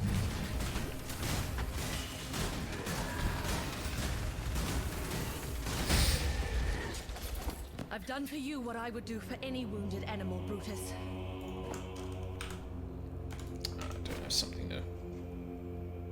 Order of My loyal protection. Declan, give Our Lady Piety your absolute support and watch her with absolute scrutiny. There is much to learn from the likes of the Inquisitor, the Umbra, and the Soulless One. I would hate for Piety to feel that she needs shoulder such perilous wisdom alone. Inquisitors? The Inquisitor, the Umbra, and the... My loyal Declan, Wait, what? give Our Lady Piety your absolute support and watch And her the with Soulless absolute One. scrutiny. There is much to learn from the likes of the Inquisitor, the Umbra, and the Soulless One. I would hate for Piety to feel that she needs shoulder such perilous wisdom alone. I don't actually know who that Moments. refers to. Order of Protection.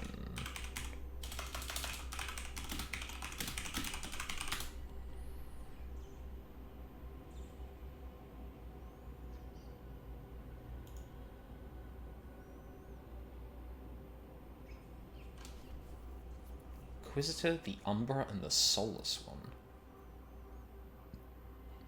Oh, those are probably the three students of, what is it? The Inquisitor, the Umbra, and the Soulless One. Inquisitor... Well, actually, that doesn't match them, now that I think about it. It would match Chevron and Dodri, but not, what's his name?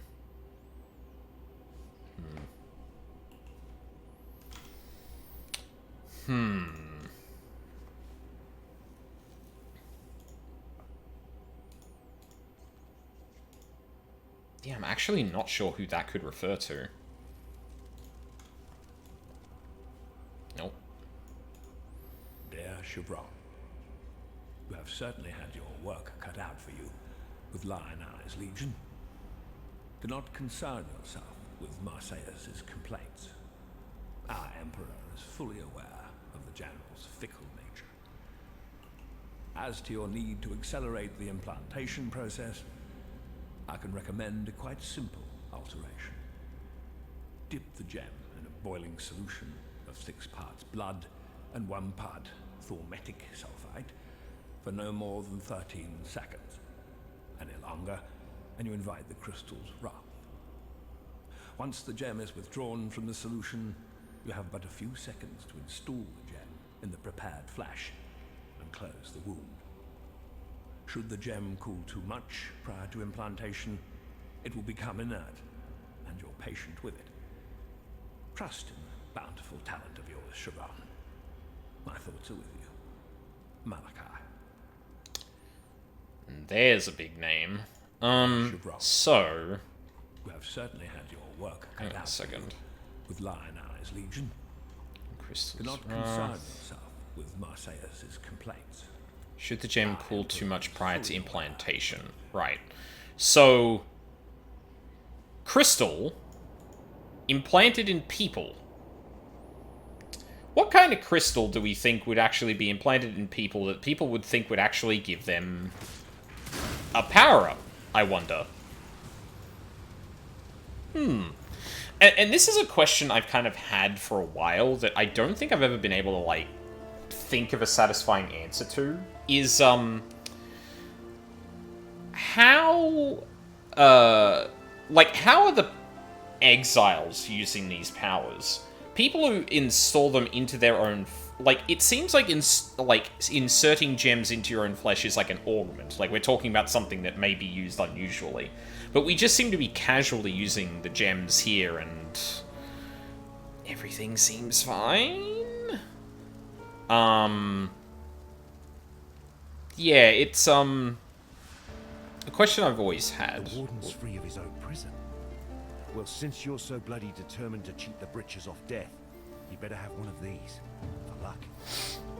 And when they write the song about you, just be sure to mention that it was Tarkley who taught you everything you know. Okay, man.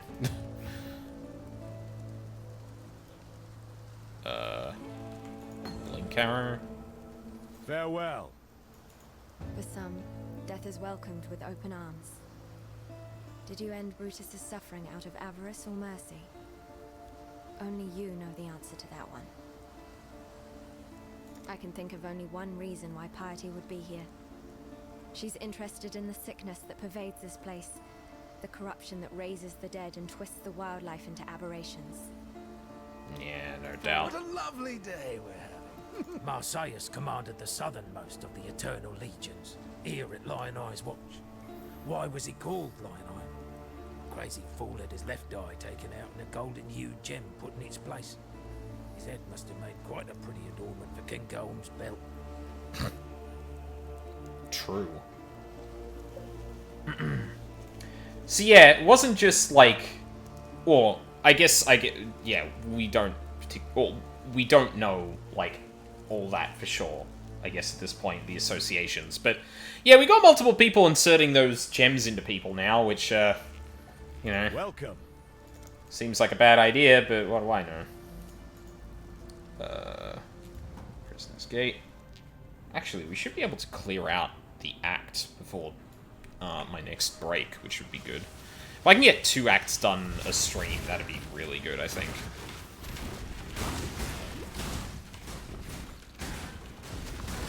Oh no, I'm gonna get the music. God damn it.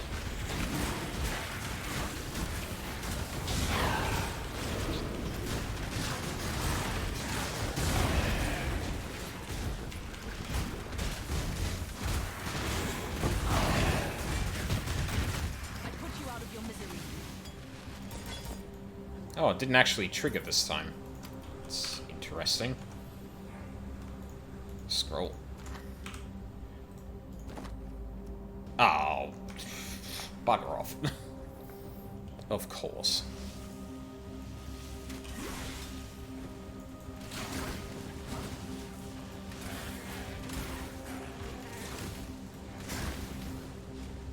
This should put a dent in your arrogance.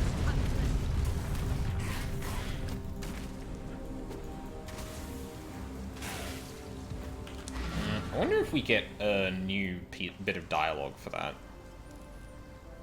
I'm genuinely curious now when that stuff actually... Oh, hang on, yep. Greetings! Why would piety go and cut us off from the interior? Thankfully, I don't have it in me to know what that witch thinks. But I reckon you'll work it out. Once you've lowered Chevron's barricade for us, of course. Stay sharp out there. I'm gonna turn the dialogue up a smidge. Greetings! Why would piety go and cut us off from the interior? Yeah, Stay it's sharp probably good out enough. there. Because there's definitely only some voices that are having, like, that are, like, a little bit too down in the mix. But yeah, now Piety's made our lives a lot harder by just straight up cutting off entrance to the north of the forest. And, fun fact, that path actually leads directly to Act 2. So, yeah. She's like, no, you're not allowed to get to Act 2 yet. You have to go through the rest of this shit. Or you have to go through unconventional means through there. Get wrecked.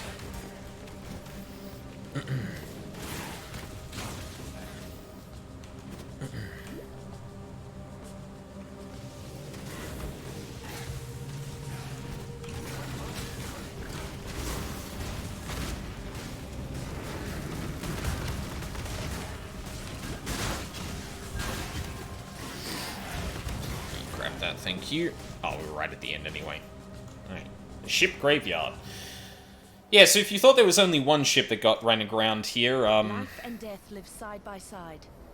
This is a strange land. Sure is, girl. Sure is indeed. Yeah, now we're fighting ghosts too. Awesome. Yeah, Wraeclast is, like, pretty fucked. Like, unironically.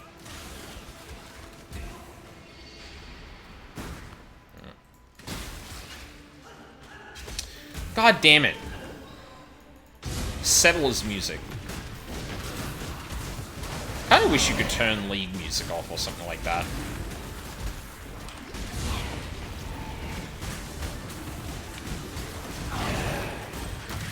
There we go. Calm stands before us and looks out to the raging sea. He sings, calls, screams to our ancestors to come to our aid. He offers them gifts of old, a feast of heart and mind, muscle and marrow, cooked in the fire and rock of this angry land. We have not practiced these ways in so many years.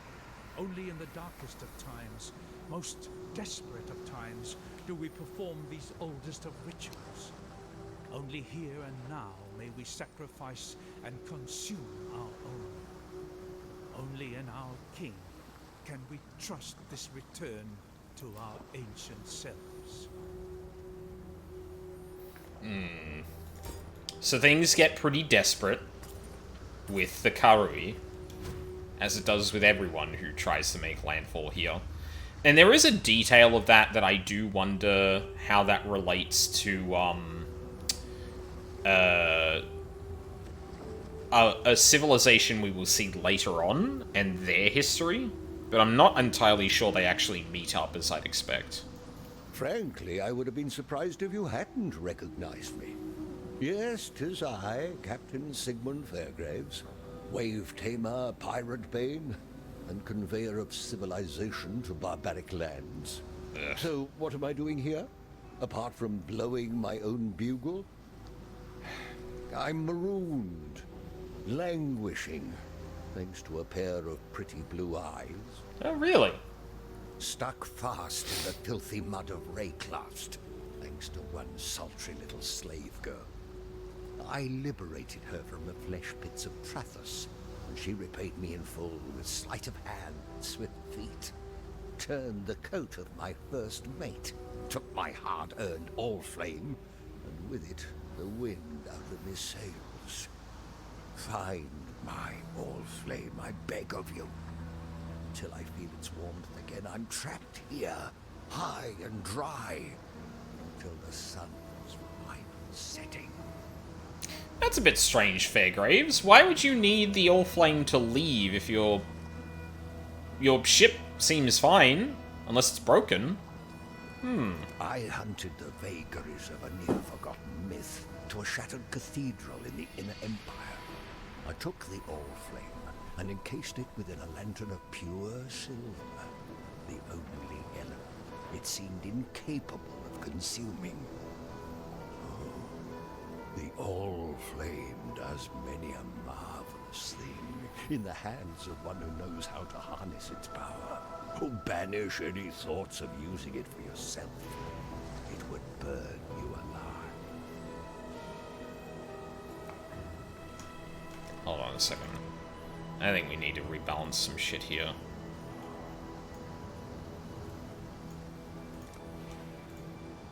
My loveliest neighbor in this most salubrious of neighborhoods.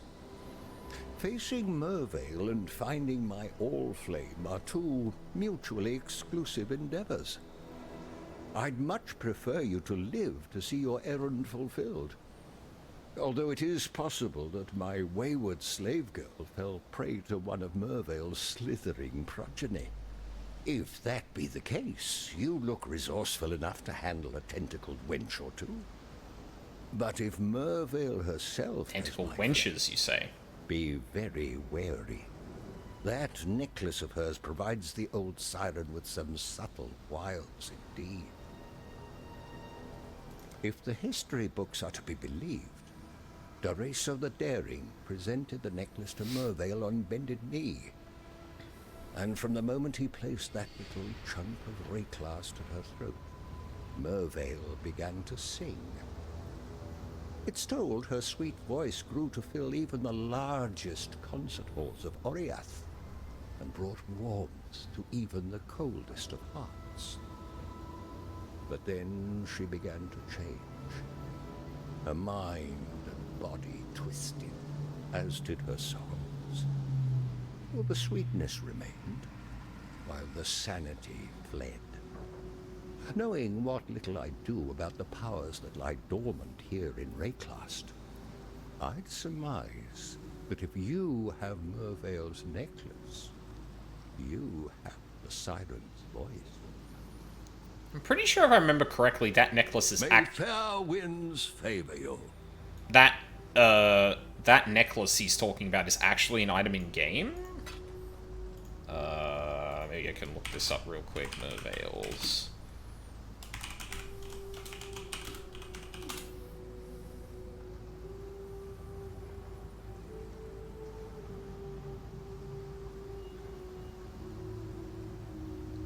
Star of Wraeclast? Oh, is that it? Oh. Yeah, that's a, I forget the name of it. Talisman, I think? You cannot be cursed with silence, I think is the only lore-relevant bit there. Also just some... Oh, no, it gives her Frostblink, which we'll see later on, but... Huh. Yeah, now that I think about it, that is actually kind of appropriate. Ooh, more lore. Set up some shit here.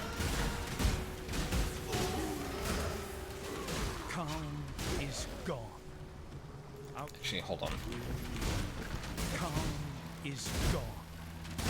Our king has taken our finest 500 warriors and descended into the depths of Wraeclast. He spoke to us of a vision, a gift from the ancestors. Calm has been deceived. The vision was a gift from the Black Spirit. It has conquered Calm. The Black Spirit has conquered the Karui way. Hyri has made ready her canoes. We will take those that are left, 500 forgotten families, and carry them back to their true homes. Back to Ngā-Makanui. Calm's promises have led us into nightmare. Hyri will lead us back to the dawn. So, the Dark Spirit seems to have claimed Calm. Keep... words. That will be important. There's particular phrasings in there that are indicative of the things to come as well. Okay, that's the exit. Double portal there. I'm gonna clear out the side quest here first, before we do that. The thing that Fairgraves asked us to do, which shouldn't be taking this long. I do sometimes have trouble finding this cave, but... must be on the east side.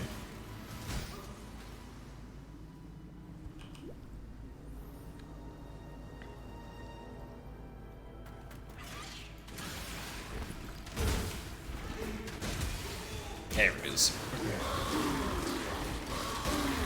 Alright, thank you. I'll take that shrine. Alright.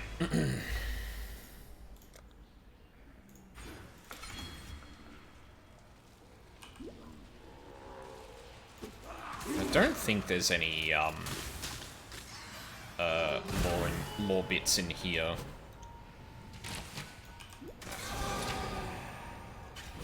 Alright, I guess this is gonna be a test then.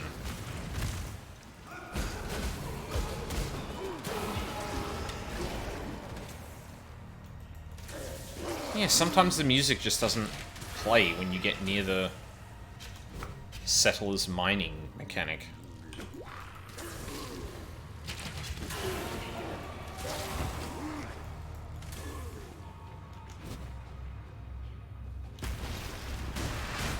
Oh no! Fairgraves was right. She did get taken. Oops. Distilled from naked ambition and unfettered obsession, the owl flame emanates a silvery warmth like no other, and engulfs those moths full enough to embrace it. Alright, I got it for you. My Allflame. My blessed, damned Allflame. Oh. You want your moment of firelight now, do you? Unfortunately, necessity is what it is. And for the Allflame to give life, it must first be kindled with life. And since suitable kindling is in short supply around these parts, I have little option but to make do with what I have. Namely, you. That's a weird echo on your voice, Fairgraves. Understand that as a gentleman of honor, Oh. it pains He's a ghost. me to do this. Hard times call for hard times. Sure, were the circumstances reversed, you know precisely. Well, I don't know if the ranger would. The witch would, though. Die. You were a good man in a bad situation, Fairgraves. Was he, though? Was he really? Dude just kind of turned on a dime at the first... Well, I guess he did die. But... yeah.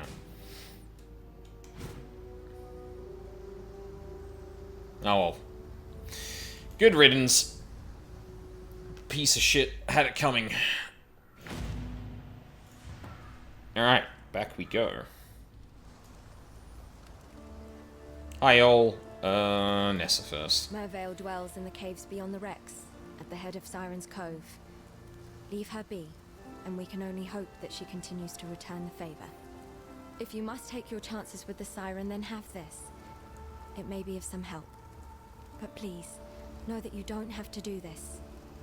Tarkley and I are getting used to having you around. I'll be fine. I think we want Toxic Rain, yeah. That's one. And that doesn't need Pierce. We have to find something else to put in there. Fairgraves was a good man, a fine explorer. He opened the door to many a new world, for better or for worse. Usually for worse when it came to the natives. There's some peace in the north. Naturally. He now rests where he should. Let's not speak of Fairgraves again, shall we? He was an inspiration to many. 'Twould be a shame to spoil a good hero. I don't know about that, man. He's kind of a piece of shit. Siren's Cove belongs to Mervale. Those butchering buccaneers sailed off that way. The ones that plundered my poor Mary Go. 'Twould be poetic justice if they'd stopped off for a sing-along with Mervale's lovely daughters on their way home. Piety's raised Chevron's barricade. Not that I was likely to ever make the trip inland, but it was nice to have the dream. Hang on a moment. Got a stray thought seeking safe harbour. Piety's one to watch her own back, so she'd never cut off an escape route from possible trouble inland. The cunning witch must be able to lower that barricade from the other side, somehow. Good idea, Vestal. That may come in handy for later. What little help I can offer. Now, Nessa... Oh, that's not how you spell chance. Where's chance to poison? Here it is. That goes in there now. Cool. I'll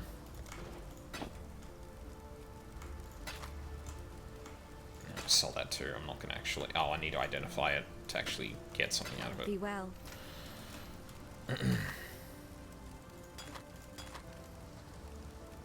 Is that 11? No, same roll. Deal a critical strike, increased armor, chance to gain a blast charge. Yeah, okay. Thank you.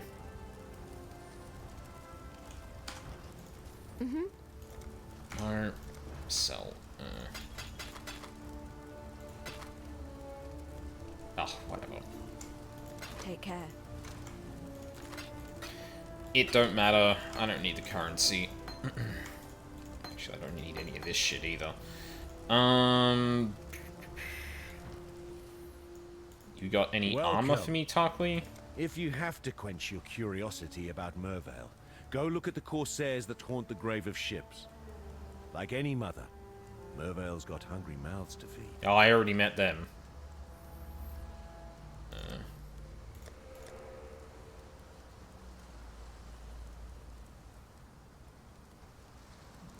Is it linked?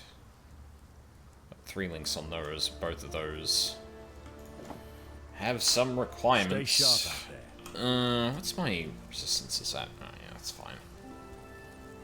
Got a lightning roll on that. Oh,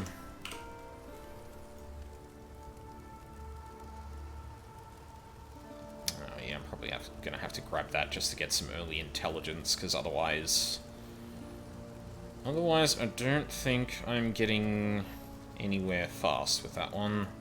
So I need to end up here and here, so I can't really go up that way, and all of this is dexterity, so... Yeah, I guess I'm grabbing that next. Well, actually, no, let's not cancel that. It's not going to be important until later. Alright. Final 2 areas, and then we call that an act. I gave away my heart on the promise of a lie. I gave away my love. Sailor's skin. Welcome, husband. We knew in our hearts that you would find us. Come, Doressa. Ambrosia and Amarissa must meet their father. Come, my love. Return to your family. Oh no.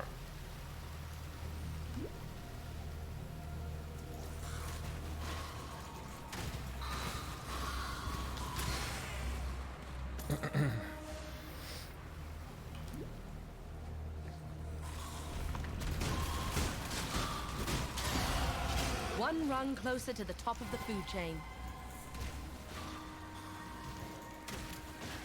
Oh, you know what? I should actually get Apparatsu so I can start talking about how they actually function. Well, I guess I've still got Wanderlust. Probably don't need Apparatsu specifically until I get to, 41, where I can use my secret weapon. I'm so cold and embrace me.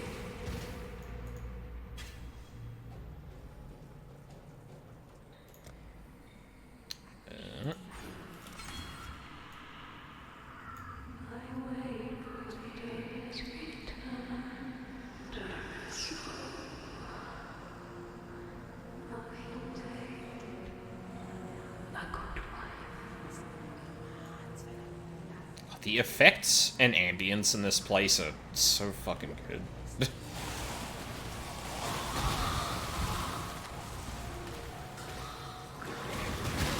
Ouch. Lucky my resistances are decent, otherwise I would have blown up right then and there. I'm not up to that just yet. I don't even have Blink Arrow equipped, which I think I threw away. No, whatever. I'll come back for it. Actually, I wonder if I can get Flame Dash directly. At last, I have so much I wish to share with you. Uh-huh. This is love's true face!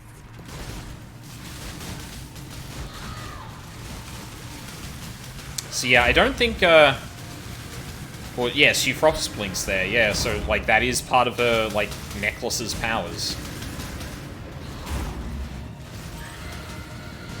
And, well, let's just say that first form was a bit of a glamour, and tentacles were an understatement.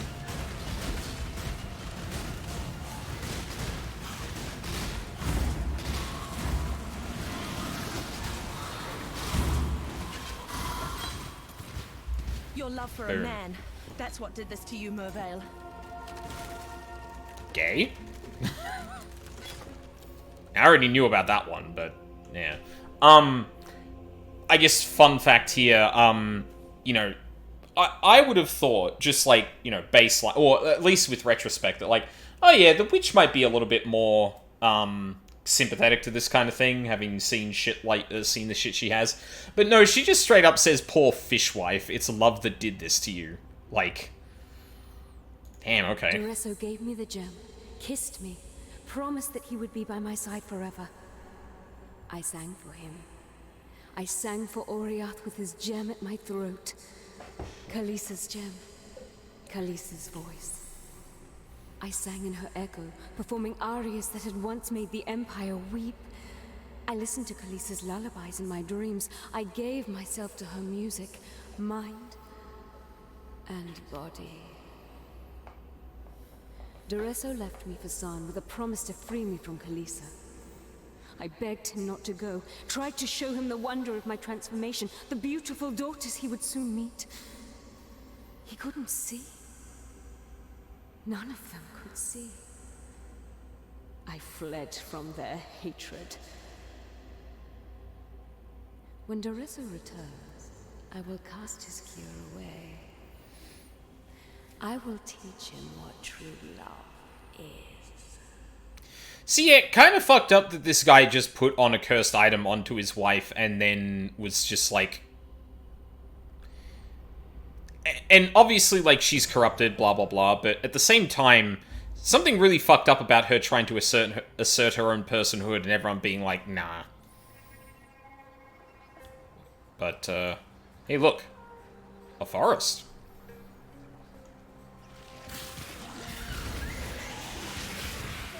Do you have something to say about that, Ranger? There's usually a line you say here. Please? Alright, I guess not.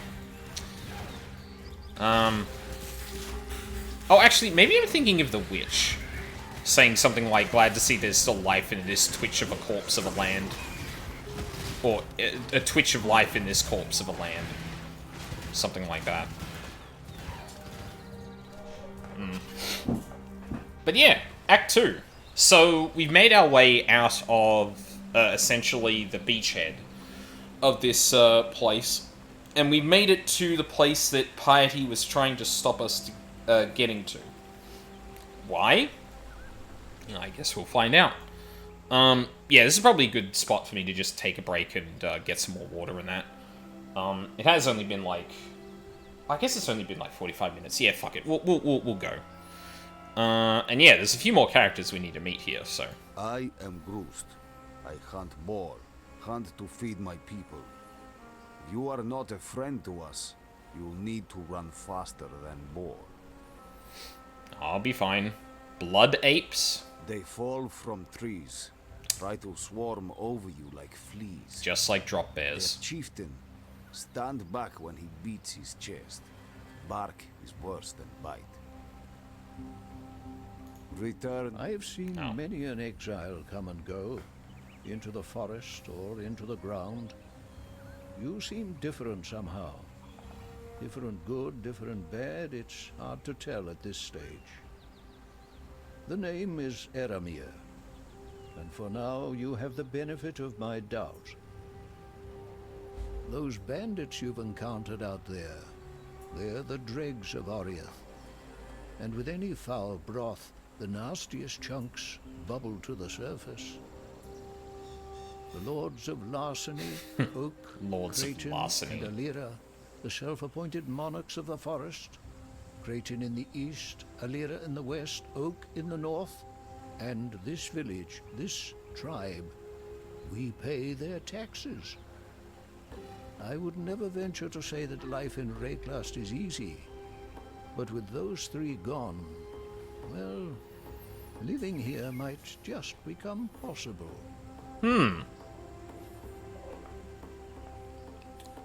Travel to the Broken Bridge, the Western Forest, or the Wetlands. Yep, and basically we need to go and kill them, which we're not going to do for one of them, but we'll get to that later. First, we've got a few lore dumps to go through. The Asmiri, the culture that descended from the Asmirian mountains and founded the Eternal Empire so long ago. Not that these people have any understanding of their lineage. Their history, identity, all but destroyed in the Cataclysm. These Asmiri took in a disowned son of Oriath, fed me, healed me. To repay my debt, I've taken in the orphans of a dead empire.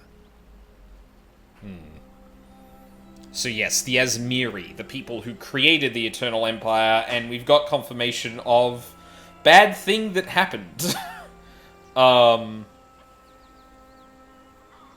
So, if I remember correctly too, the Eternal Empire is the thing that ends up spawning Oriath, but, or the Theopolis on Oriath, but I don't think it's until after the Calamity, or the Cataclysm, that it actually kind of takes root as its own political body.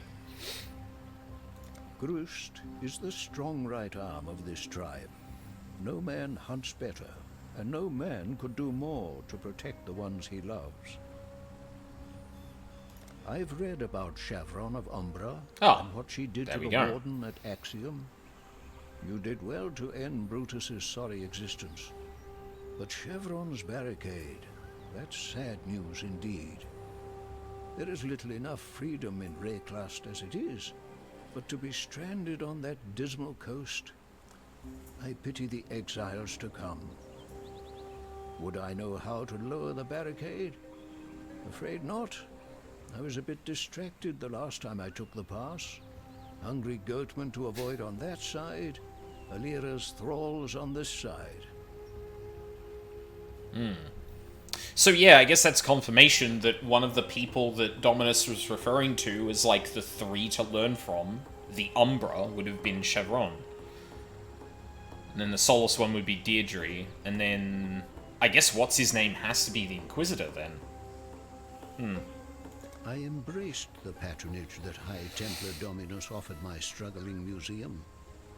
I took his favor and conducted his research into the thaumaturgical arts practiced within the Eternal Empire. I wish I'd known then what I know now.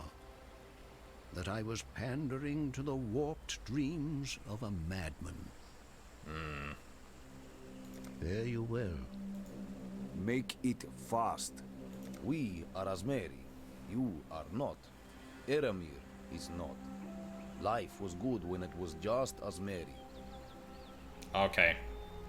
This is our home. We hunt, we grow, we build. Your kind in the forest kill, steal, and burn. Soon they will take it all, leave us no food. Then we must move. Leave our home. Return if you must. And two more people. I am Yena, keeper of the spirit. Are you a kind exile like Eramir? He is good to us, helps us. You will stay and help us too, yes? A beast hunts us in her dreams. A great white beast, tortured and maddened by bad men. A long time gone. She will come here one night to tear, crush, and eat. Her pain tells her to. Find the white beast and end her pain before she shares it with us. I can do that. Iramir was a wise man in Oria. He is our wise man now. Hear him. You will learn much. If you do not hear, you will likely die. Actually, speaking of Eramir, he spoke about a museum, and at some point I do maybe want to talk about that. It's more a it's more a theory than anything else. Not like a solid theory, but there's a reading of one of the leagues that suggests there might be more to him than meets the eye. Grust does what he thinks is right. And in Grust's dream, he is never wrong. Cool. The forest children are ill. Once they drank from fruit, ate nuts and berries. Now they drink blood, eat brain and heart. This land is in a nightmare from which it cannot wake. Go with the spirit. You and me, we are the same. We dream big. We find new places. We do not tell stories. Stories are told about us.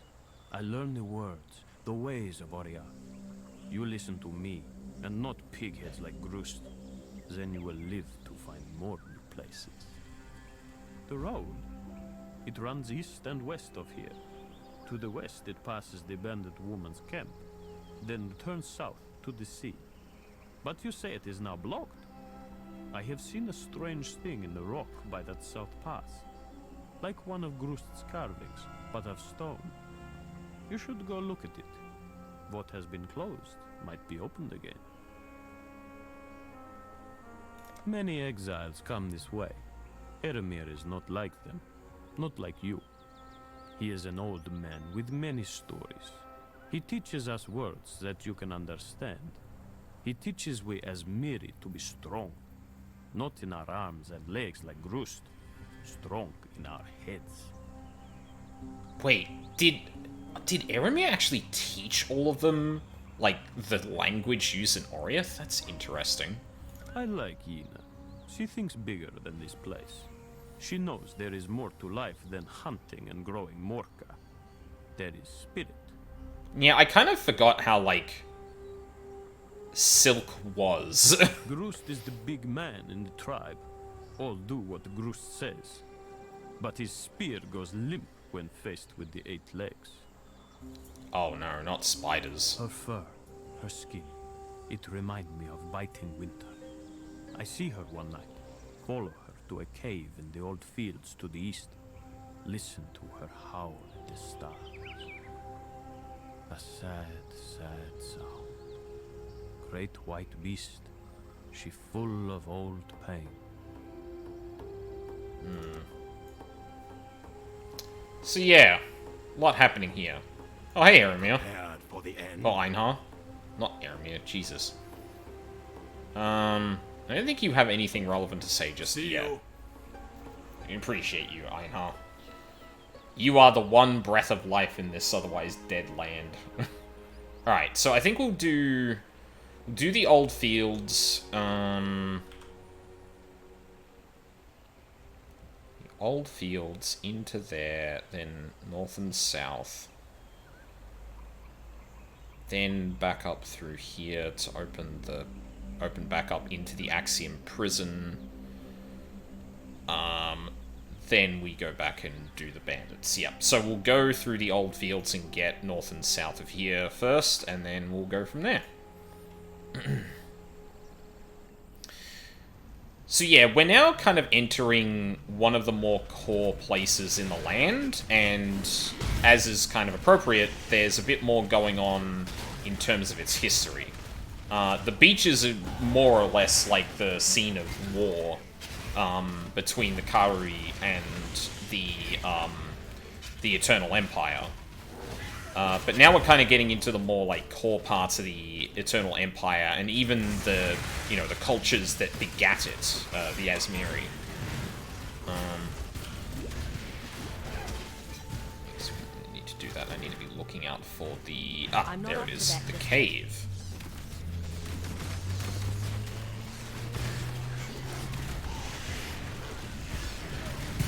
Can you... Clicking in this game sometimes, I swear to God. Should be able to clear this now.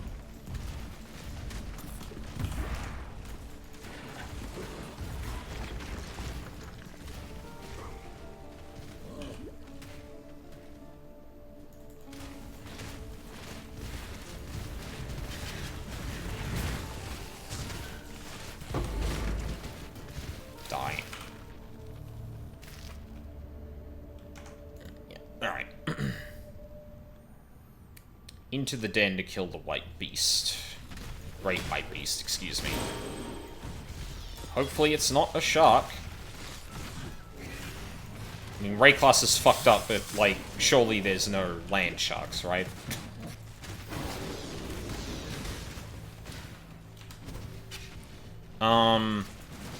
Yeah, so this is where we get into points of the story that I'm probably more unfamiliar with, or the bits that I'm the most, that I want the most want to try and gain the most clarity on, because the different there are many different cultures that have settled on Wraeclast at one time or another, and there's really interesting like interlinking between them. So, for example, as we've already seen, oh my fucking god, music. Why does this only happen sometimes?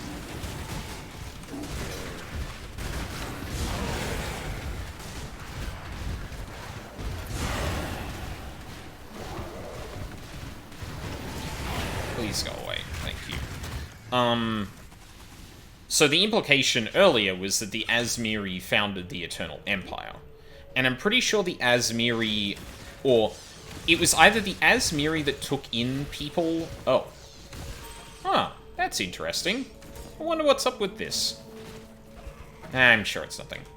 I'm actually surprised that actually linked out that way just to a dead end. That's kind of surprising.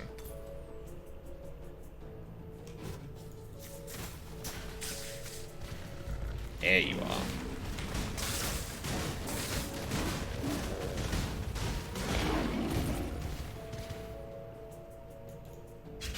We did it. And then we end up somewhere else in the map. So, actually, fun fact, the Fairgraves quest, that didn't actually used to... the cave there didn't actually used to open out right next to where Fairgraves is. It used to open out into another random point in the map, which... you know, meant you had to go and search the entire map if you'd been a while just to go and find the quest of Fairgraves again, just to hand in the thing. Or you could just end up in general on the other arse end of the fucking map. Which was never really fun. Got a few things to look in here. Etchings on wood. I haven't slept. No one has slept. Not for 3 days, not since the Black Storm in the Northern Ranges. Not since the nightmares began. Violent and twisted night terrors. They whisper to us, tempt us, threaten us, beguile us. They promise terrible things in return for even more terrible acts. My husband, Daenerys, went to Alliston to find a doctor who might help. He should have been back yesterday. I fear for him. I fear for all of us. It has been a little over a week since the Black Storm. My husband has not returned, and sickness now sweeps through our village. Many have died, and those who have lived have changed. These were folk we once called neighbor and friend. Now they limp and stagger through the night, their deformities as grotesque as the madness in their eyes. So this is the second time we've seen, like, Black Spirit, Black Storm, and Nightmare be associated. I wonder if they're connected somehow. Anyway, back to town. The white beast's spirit is at rest. No more pain. Take this in thanks from me, and from the suffering animal that you have helped. Since I've got the flasks, I think I want the belt. I guess to identify that, yeah.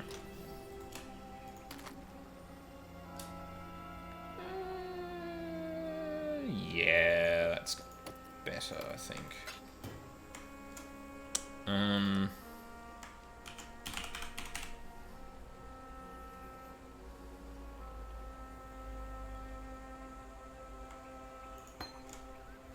That'll do.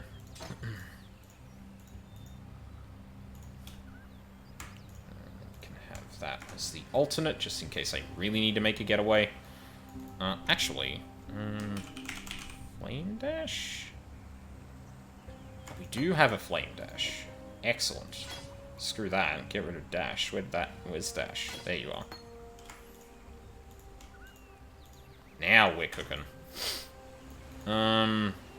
Yep, then we go back to the crossroads and we're going to do the southern and northern paths. Well, I guess southeast and northwest.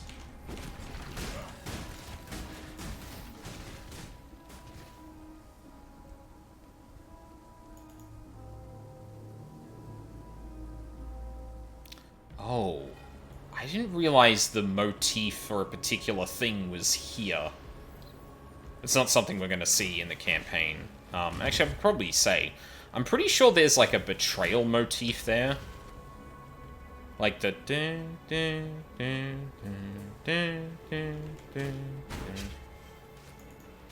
It's down here. Oh, yeah. Mother of two, once the mother of three, weeps eternal. Oh, right, that's this thing. Okay, well, we're not going to do that, because that's going to just kill me. Oh, I mean, I could probably take it on... But I don't... I actually legitimately don't know. You know what? If we find them, we find them. And I'll actually show it. Because I don't know what the implication of that thing is. And I wouldn't be able to tell you just from my playthroughs of the game.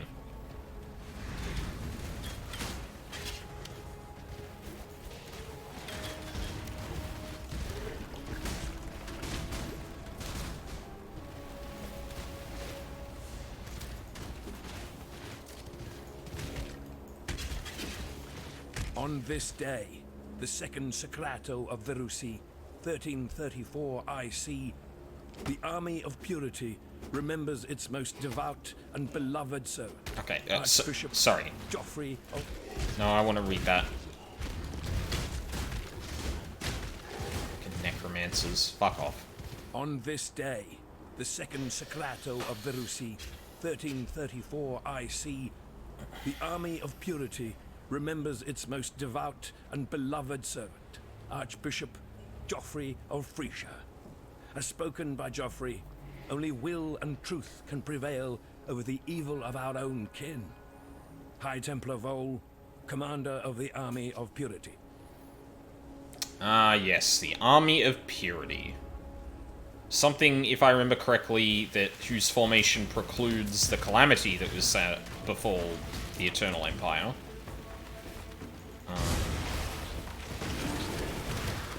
That will become important later. And I don't want to preempt it too much and, like, you know, just spoil everything that happens. But I'm pretty sure it's meant to reference,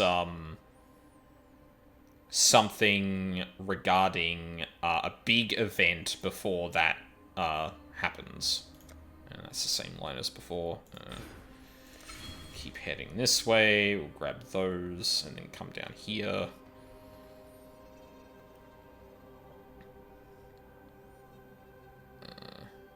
Yeah.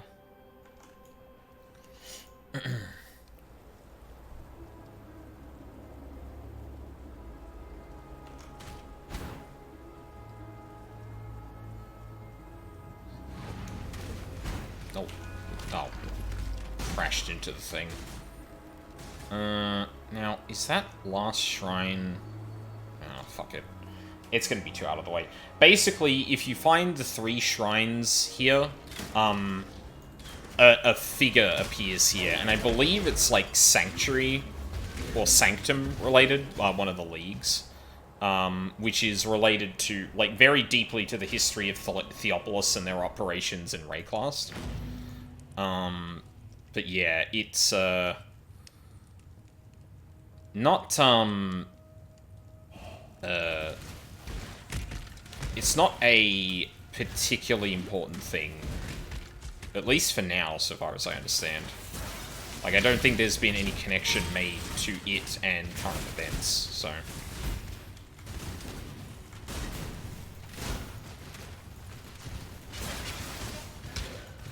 Pruning a branch can save a tree.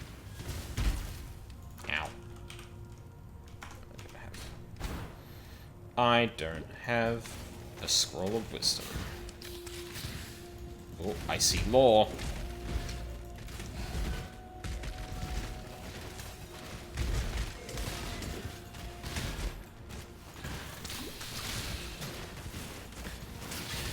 So I believe this is part of the...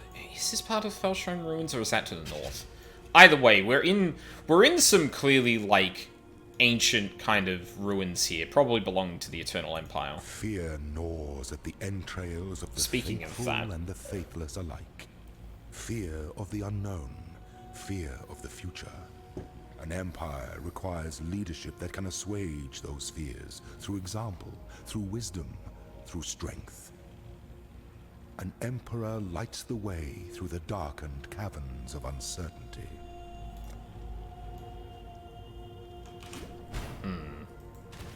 Interesting.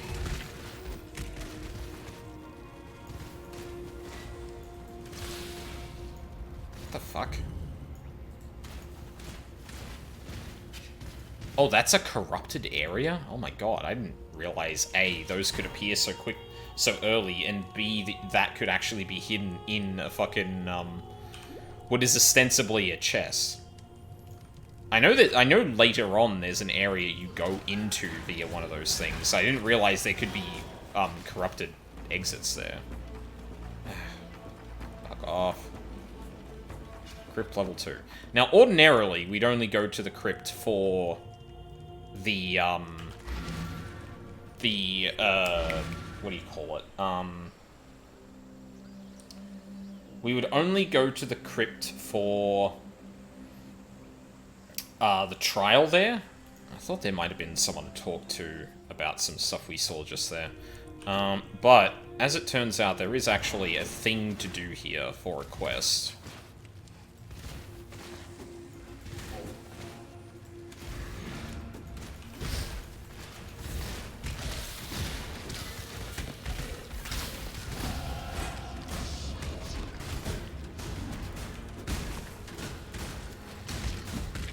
Can you fucking move, mate?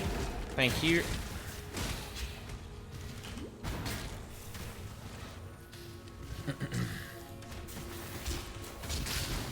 See, I normally wouldn't even be doing this area. But for a little bit of the dialogue we're looking for, I will do it.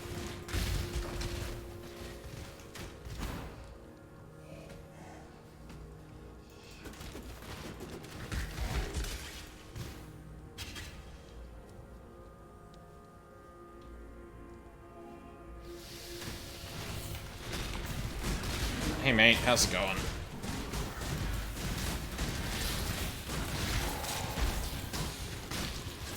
Or maybe you had to beat a specific quest before you do this? I can't actually remember. Golden Hand. An open palm raised in peace, cut down by the slaves of war. Yeah, I guess maybe I came to this one early. Oh, we'll see some of the dialogue that comes up when we just go to a quest then. You are Dream Tender, my new name for you. Badness is everywhere around us. You bring us something good. Now, I promise to share. Let us awaken the spirit, bring even more good into this life. Oh, weird. I thought there was dialogue for that one. Huh. Maybe that wasn't the case for that one specifically? Silk knows more than others think. He watches. He learns. Look between the words, and you'll see the truth in Silk's stories. So he lies. There is land that has forgotten the spirit. Some man told the rocks and water a different dream. Now, the rocks and water think they are man.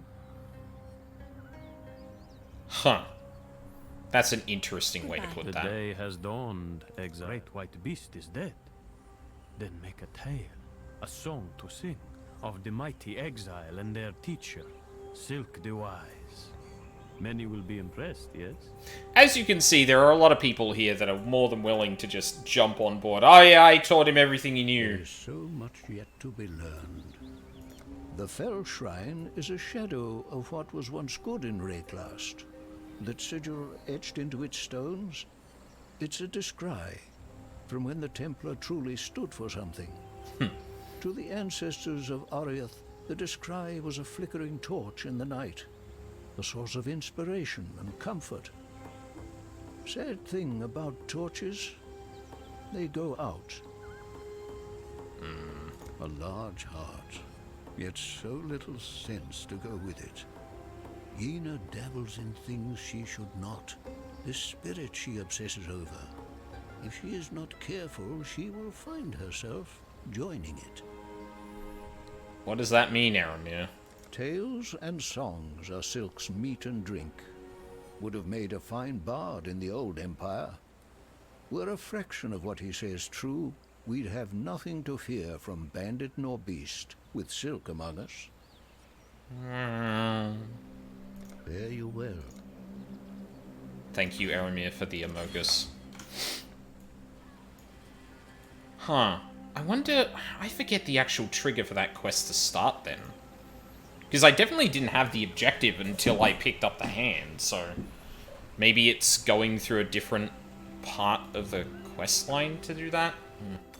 Kind of sad we missed out on a little bit of dialogue there, but... eh.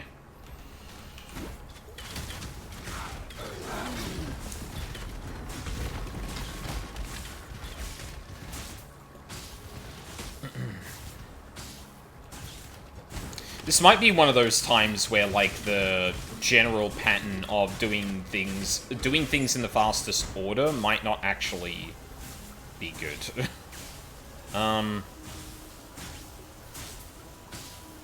Actually, yeah, speaking of, maybe you wanna... Yeah, maybe you wanna go to the Western Forest first. Since we've been given that as a quest. Luxury and cruelty go hand in hand. Oh, that was for the previous area. And too true. Too true, Cecilia.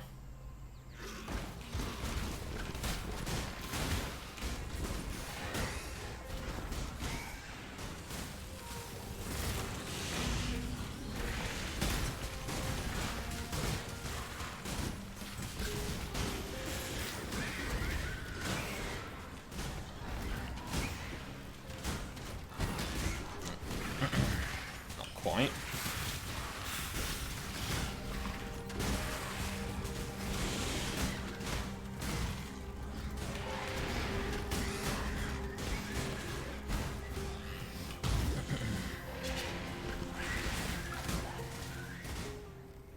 From memory, there's not much here to actually speak of.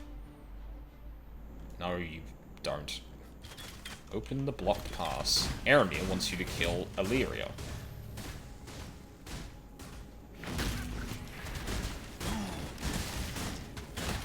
wonder if there's extra dialogue now that I got here. No. Okay.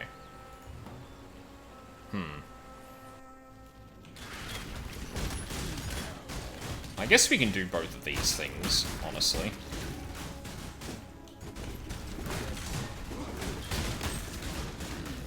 Yeah, there it is. So, rule of thumb here is on the side of the waypoint is Illyria. On the other side is something different, which we'll find later. But yeah, I guess we'll go find our first bandit lord. You have a powerful aura, bright as a sunset before a storm. Ow. So let me rub an idea against that hot spirit of yours, see if it catches fire.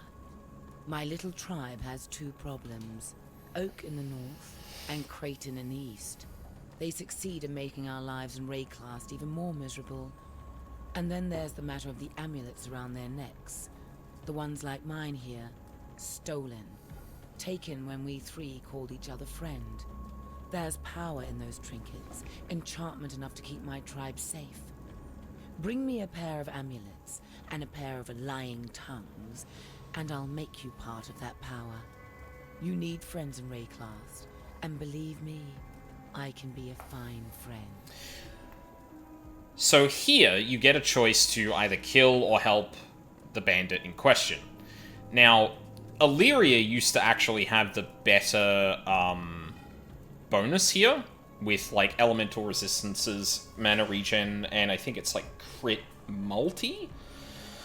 But nowadays, yeah, we don't actually use her. So if you help Illyria, you'll be permanently granted 15 to all elemental resistances. You'll have to fight any party members who do not side with you. If you kill Illyria, you cannot choose to help her.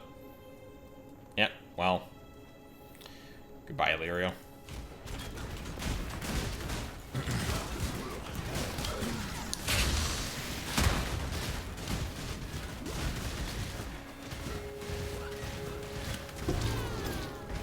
I hate to pluck a pretty flower, even a poisonous one like you. Gay. Extremely gay. Kill the blackguards. Oh, look! Alteri. You heard that name before, I think.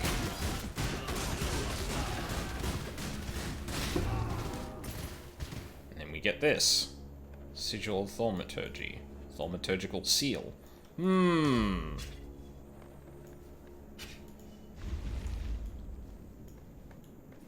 there it is. We have just opened the way back into Act 1. So, functionally it doesn't do much for you, but, like, narratively, you've now opened the way for the people at Line Eyes Watch to get into here. Alteri, my beautiful captain. I wish it were not you, but I cannot bring myself to trust any other with this most vital of tasks. This is the only pass between the inner and outer empire. No further exiles are to enter the inner empire. We have material enough for our work. Ensure that the barricade remains in place, and if any exile should somehow pass through, kill them. I will send for you when my work is complete in San. Until we share our next night together. Piety. Damn. Yeah, interesting use of phrasing of, we've got enough material here. I'm not up to that just yet. I wonder what that could mean, he says knowingly.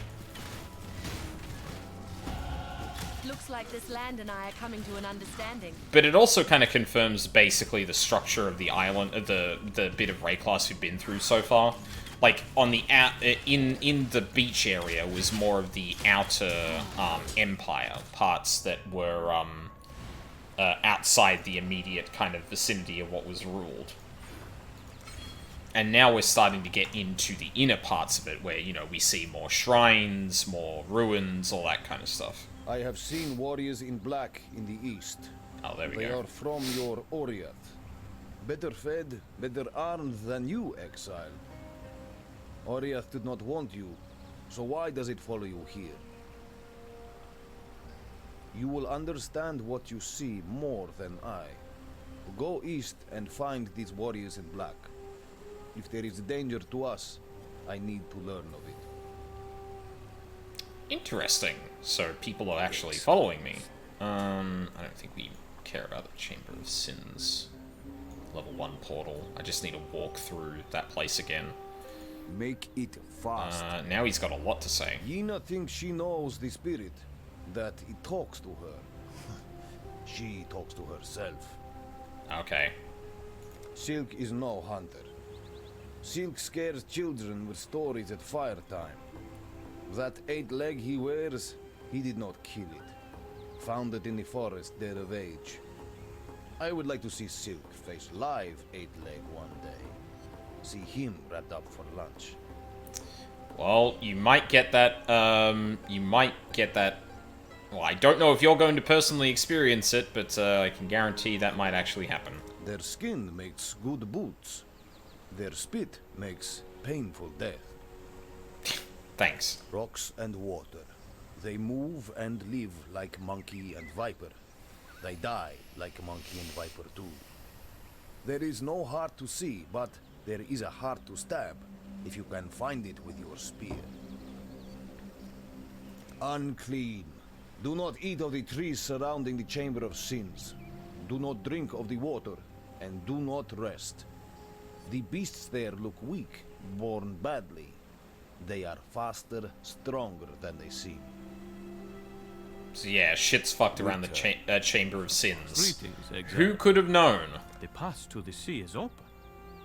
You are a legend that lives, Exile. Hey, newest girl, how's it going? I greet you. Just taking a leisurely stroll. I've been deathly ill and bedridden all week. I hope you get better soon. Monkey. Monkey eats viper. The forest is hurt, confused. It fights with itself. There is no peace for us in this war. Are you at least on, like, the other side of it, or are you still, like, really ill? Men did very bad things in the Chamber of Sins. The forest there hurts. It is changed. The animals, our kin spirits, are made ugly and angry. Why is one life lived not enough for some men? 70%. Ah, that's good to hear. With the spirit. Yeah. Greetings. Kids and their diseases. The High Templar's blackguards? They're here, rubbing shoulders with us mere exiles? A mystery indeed, and so near the Chamber of Sins. Whatever they want with that foul place, it won't be for the betterment of humanity.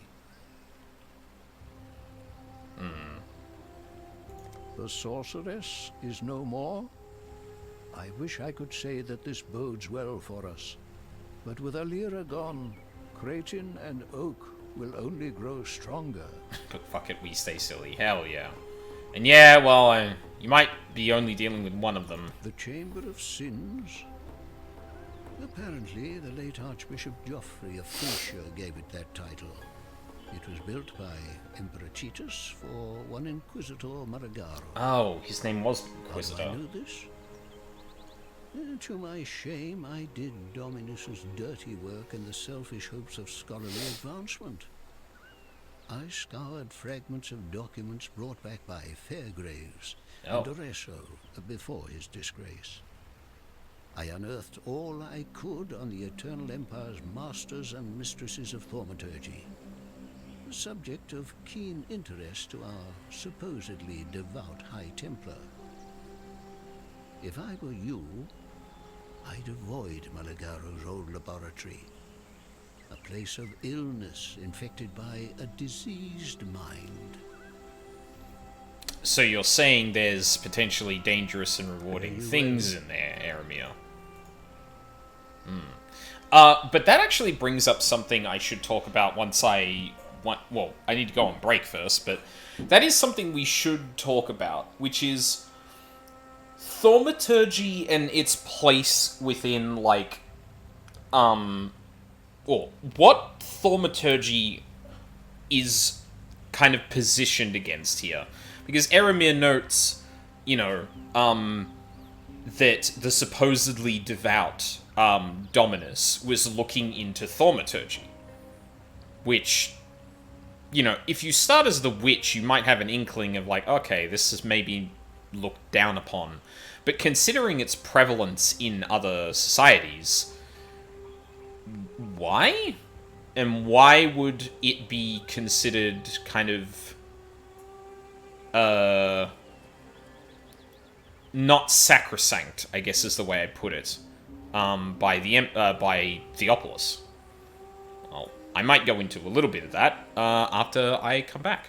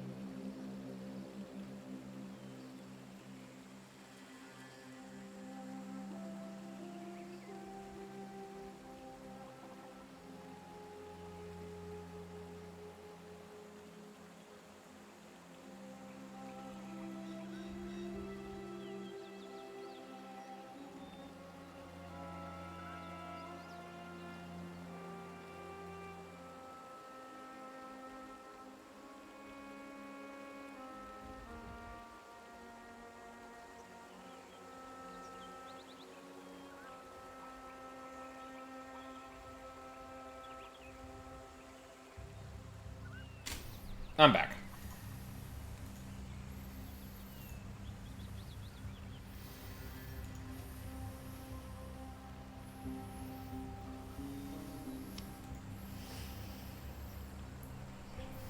Alright. I think if I can aim for doing 2 acts a stream, that's probably a decent pace. Depending on the speed at which I can do certain ones, that might end up... I could probably... Actually, if I got to 2 in a little bit, I could probably do it in, like, 4 streams. Not gonna super push myself, but at the same time, if I can get shit done quick, then... yeah.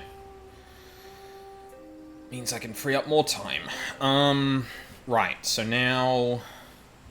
Oh yeah, first of all, go back to Lion Eye's Watch, now that we've actually opened up that path. I thought you were a fool for seeking out Mervale. A fool in love with death. Now, I don't know. Still, you've delivered this coast from the terrors that long held sway here. We may now find some respite, and that's more than any of us could have hoped for. But please, consider this. What have you become when even nightmares fear you? Nightmare myself, obviously. Some have dared hope for a better life beyond Prisoner's Gate. Not me. My place is here, easing the suffering of exile as best I can.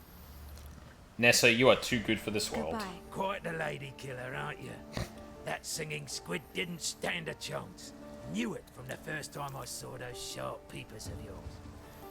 Pirates notwithstanding, I thank you on behalf of all the fallen brethren of the waves. Now that the final cadence has been played, no one need remember Mervale's song. I love how he's like, A stranger oh wait, hold on. no other faced the wall of the Umbra, opened a pass in a sorry land, gave some hope to a sorry band of exiles and death-soaked castaways, a chance at life on a brand new day. There. Thought you deserved one of my finest poems, written to commemorate such a mighty feat. Oh, and this. Been keeping it for a very special occasion. Consider yourself just such an occasion. Thank you, Bestel. Oh god, what was I gonna say? What a lovely day we're having.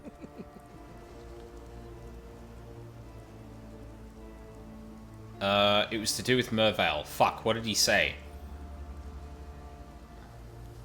One day we'll be strong enough to make our way inland. Build new lives on the carcass of a dead. No, that's not it. A stranger like... No. Arrow, the merry-go. No. Fuck, I missed it. Or now I can't remember it. Shit. Oh. Damn me. I didn't think it possible. All these souls Mervale and her brood have consumed over the years. You've done right by those that are dead, and by those who still might live. You found a way to bring down Chevron's barricade. It's at times like these I recall I'm a man of action, not words.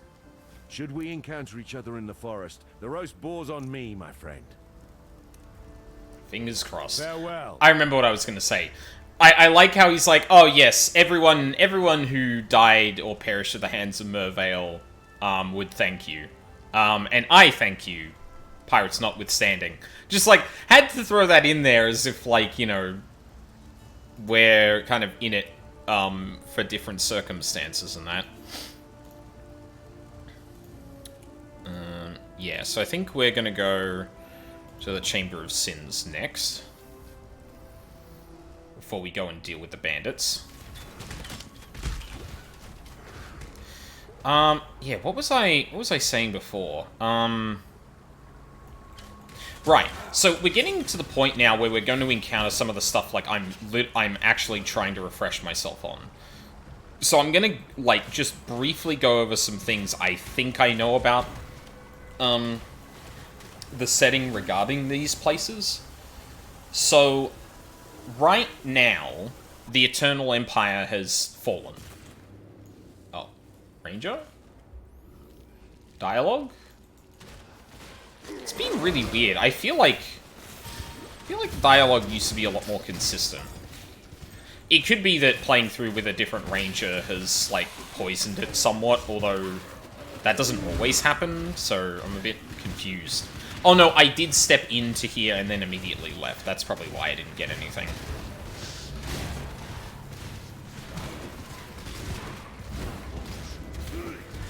No, die. Die, thank you. Thank you.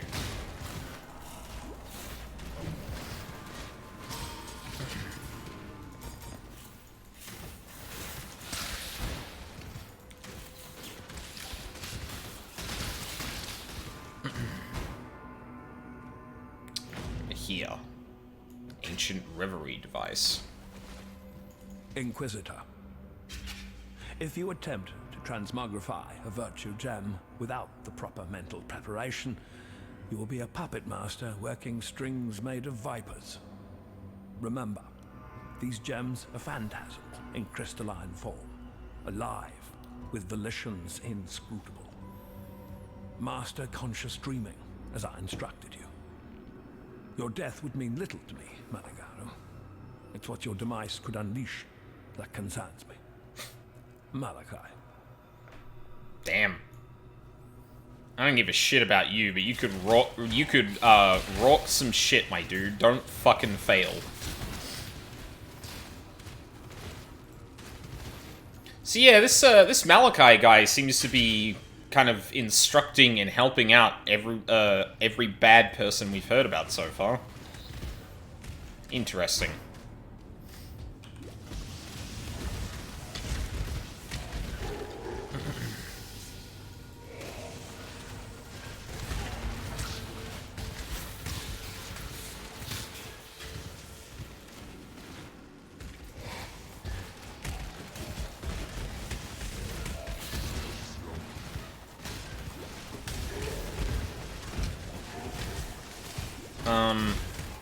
Yeah, so the Eternal Empire's fallen, and a lot of its stuff seems to be centered in this place. Oriath, I think, as I earlier explained, was an offshoot of the Eternal Empire that survived the Calamity because it was in Oriath and not in Wraeclast. Hang on, I'll let this play. The path to justice is slender and perfidious, fraught with missteps of ambition and despair, egotism and doubt. Should you choose this road, beware those who would waylay your hopes and disembowel your dreams. Remain sure and remain true. Speaking of the Eternal Empire and their theology, or philosophy, rather. So yeah, the bit that I get a little confused on is the kind of, like, timeline of that. I don't remember if the Templar... Well, no. Clearly the Templar existed before the Empire fell. Because Eramir's talking about the fact that the sign of the Templar used to be a... Oh, it's a chaos thing. Fuck it. Used to be a sign of hope to the people of Oriath, and that it is no longer. Suggesting that,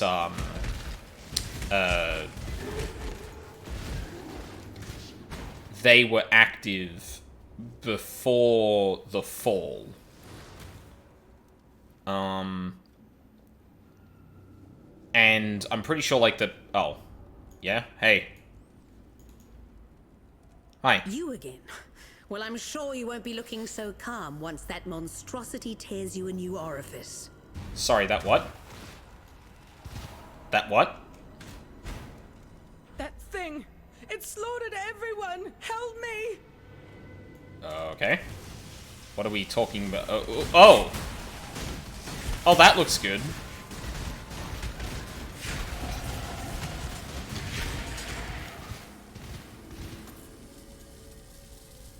Well. This looks great. I bequeath this transmutation device to you, Inquisitor Maligaro, in recognition of your devotion to our sublime art. May it be the chariot that conveys your dreams into reality. Malachi, Thaumaturge Laureate to the Empire. Ah. So head fucking thaumaturge. And specifically using thaumaturgy. And then we've got this. The writhing glare of corruption made corporeal and pellucid? Never heard that word before. Pellucid. Translucently clear. Pellucid. Yeah, never heard of that one before. Okay. So, yes, thaumaturgy. So, we come back then to, now that we've kind of established a little rough timeline there, the Eternal Empire was really focused a lot around, or at least part of it was focused around thaumaturgy, the use of thaumaturgy in that, which is, as I've discussed earlier, kind of related to the skill gems we're using. Now, when we come to the, like, understanding of thaumaturgy that I was talking about before, that Eremir, hinted at, where he was like, yes, an otherwise devout Dominus was looking into thaumaturgy.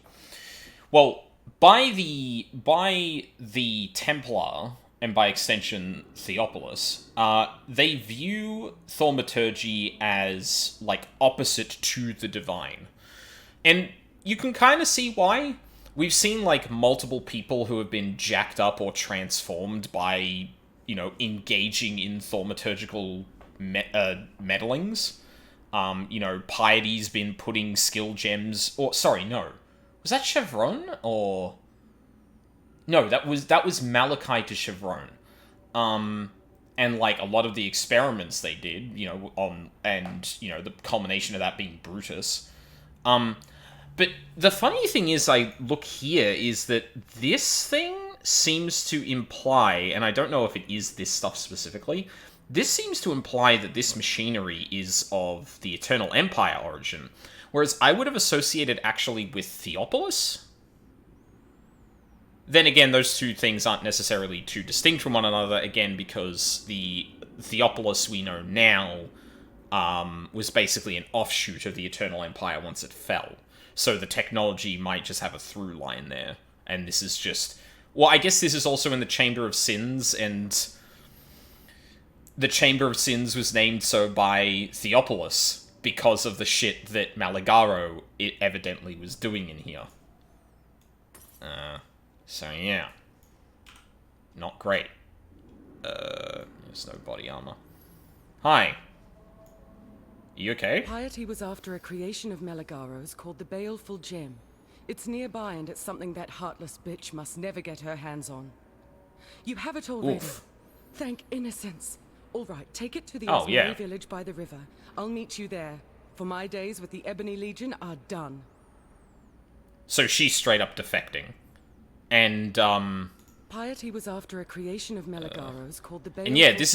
this is an example of dialogue that actually happens based on the fact that I already grabbed the item, because I could potentially not grab the item, and then she tells me to actually go grab it, and then I think there's a unique piece of dialogue for then going, okay, now you've got it, let's go back to the forest encampment. It might also be that it's just that second paragraph and it's delivered uniquely. But, yeah. Hi. The Oriathan girl. She is alive. She wants to stay with us, not to go back to her people. I say we take her traitor's heart to the chief. Ask that the warriors in black leave us be. I sleep less, but no more, thanks to you. Helena gave me these. Use it, or cast it away. I do not care. I have no time for Helena's breed of peace. Yikes. And we want Herald of Agony. But we're not using that just yet. I have no use for Helena's kind of peace. Oh, okay. Thanks, bud. Exile. What would you like to know, Exile? I have spoken with Helena of Dominus and his expedition. It all sounds horribly plausible. Whether we can fully trust what she tells us, time will tell if her torn loyalties are to mend in our favor. Show me this gem from the Chamber of Sins. It has the aspect of a virtue gem, like those you carry already. Yet it's clearly not made to slot into any of your standard equipment. Look at the color. Feel the energy coming off it. Malagaro had little virtue in mind when he made this thing. So I guess that's canon confirmation that the gems we're using are stuck in our equipment and not our bodies. Which I guess you could already kind of tell because, yeah, they literally are, but, yeah. There you go. Speaking of my gear. Yeah, that'll do. Give me a nice health boost. Yeah, we'll put you in something at the very least. Oh, I need to get a better bow. Make it. Oh, sorry, I didn't let you finish. Sure. Going?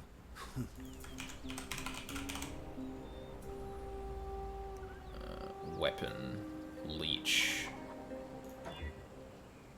Oh no, that still works for me. Ooh, and it's got higher attack speed. Yeah, I'm gonna use that instead. That'll give me a nice power boost as well. Not that I needed another one, but here we are. Purchase items. There's Skitterbots. There's my boys.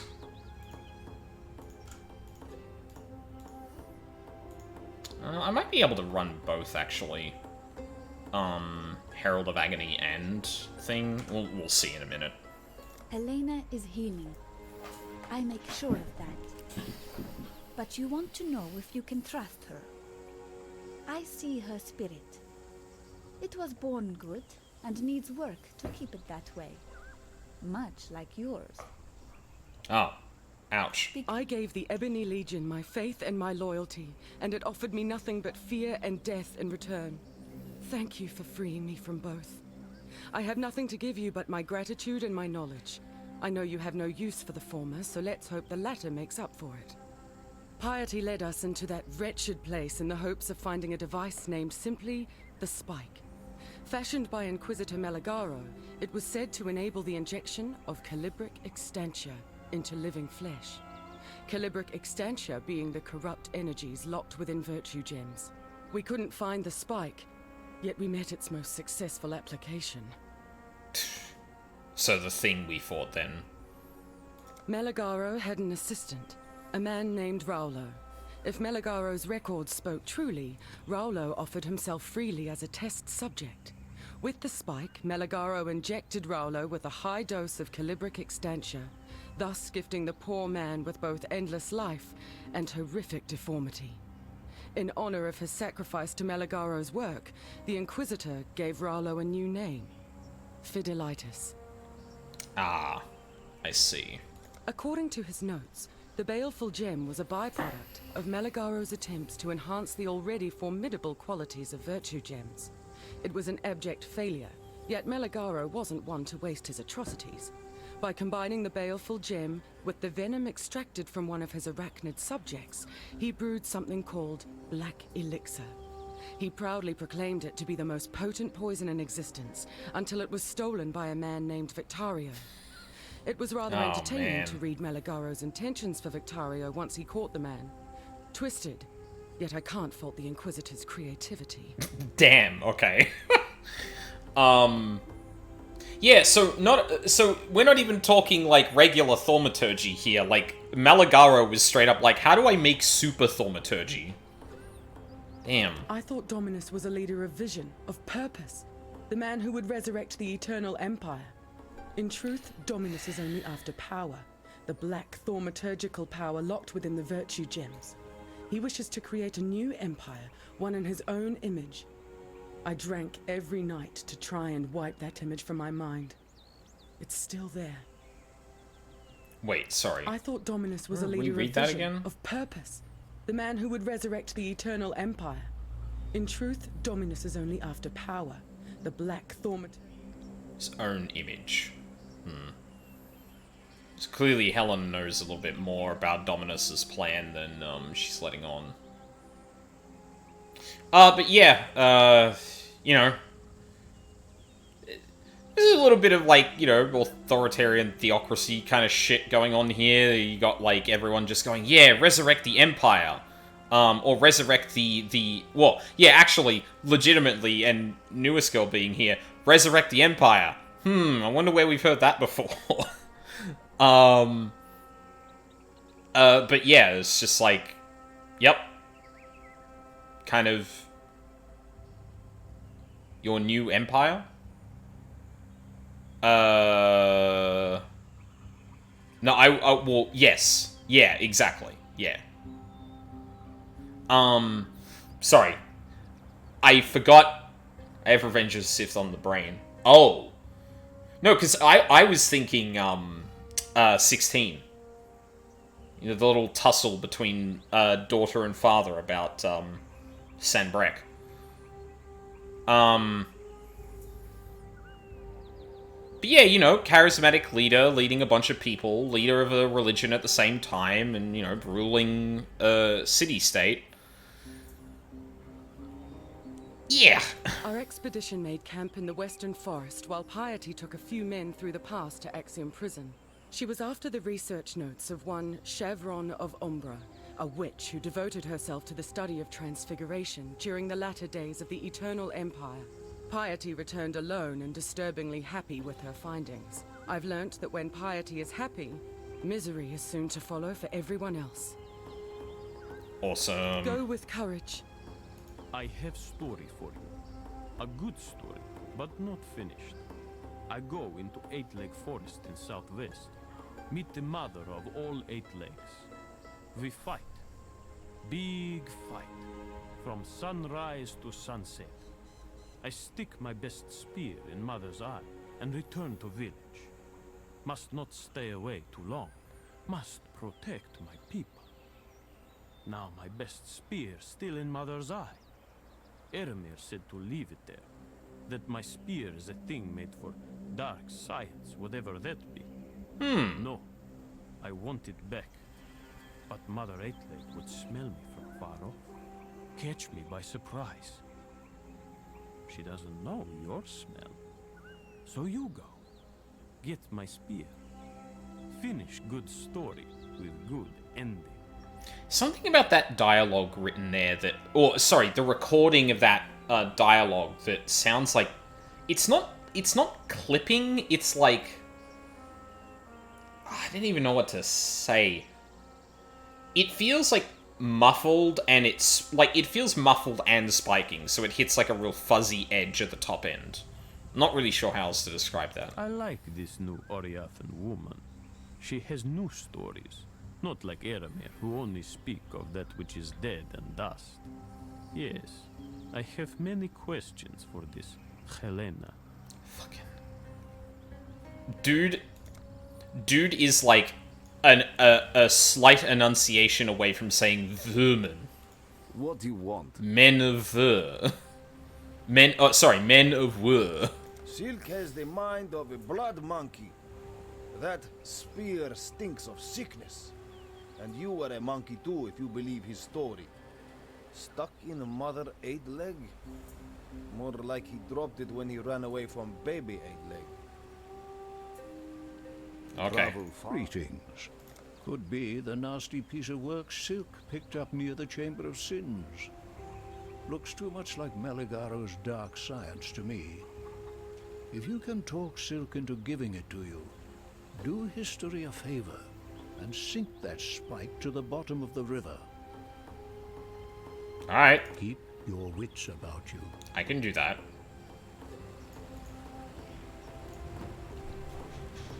But as we do that,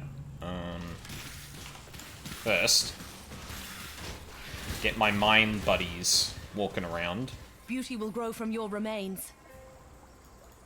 Actually, maybe that's just the audio in general. That's really strange. But yes, I concur, Newest Girl. Fucking... Thank you.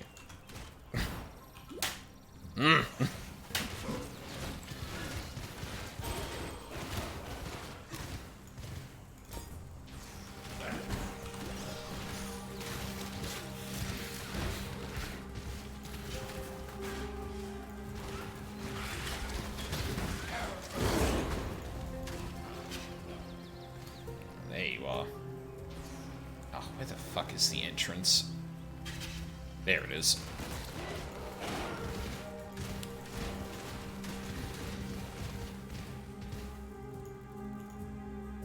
So an enemy of hope has fallen.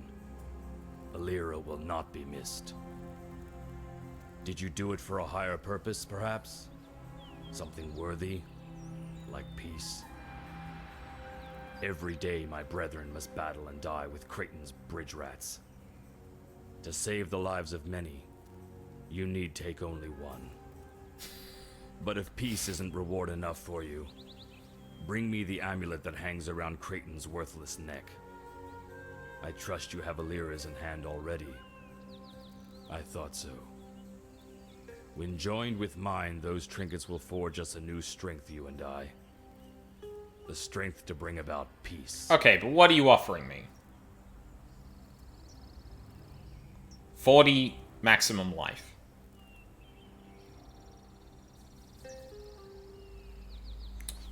Yeah, sorry, bud.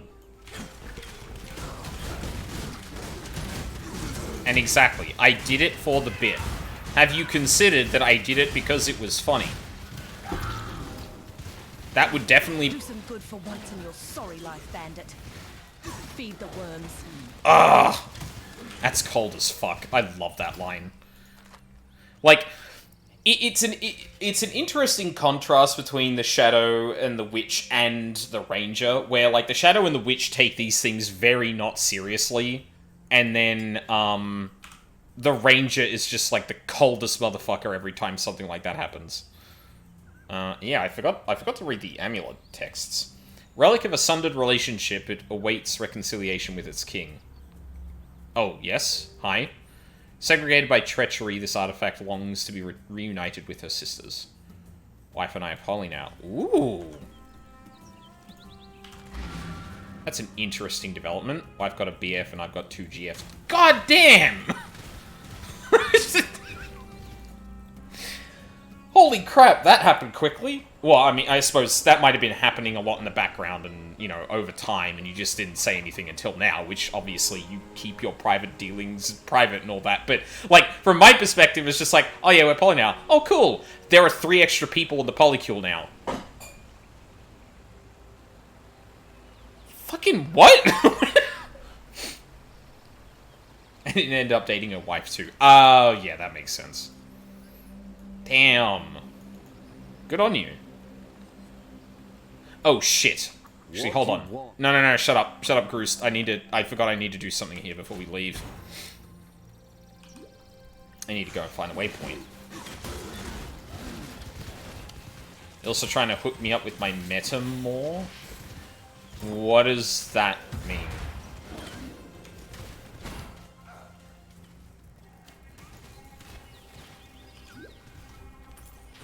Polycule will expand until morale approves. I don't know why that just came to my head. I couldn't think of a way to work it into the conversation, so I just said it. What the hell?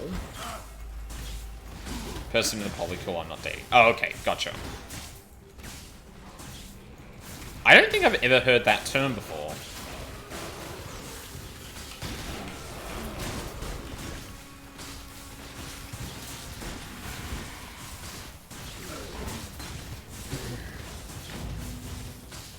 Cool. Find the way into the Vile Ruins. Open the Eye of the Storm. Tree roots block your path. Perhaps they can be opened another time. Okay. Ow, ow. Ow, ow. Ow, ow. Ow, ow. Ow, ow. Ow, ow.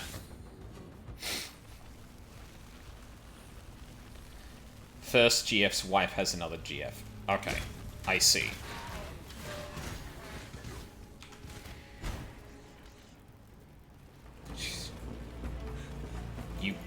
You kids and your polycules. I don't know any of this terminology yet.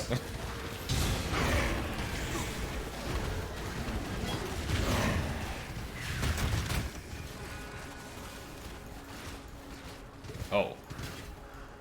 Hold on.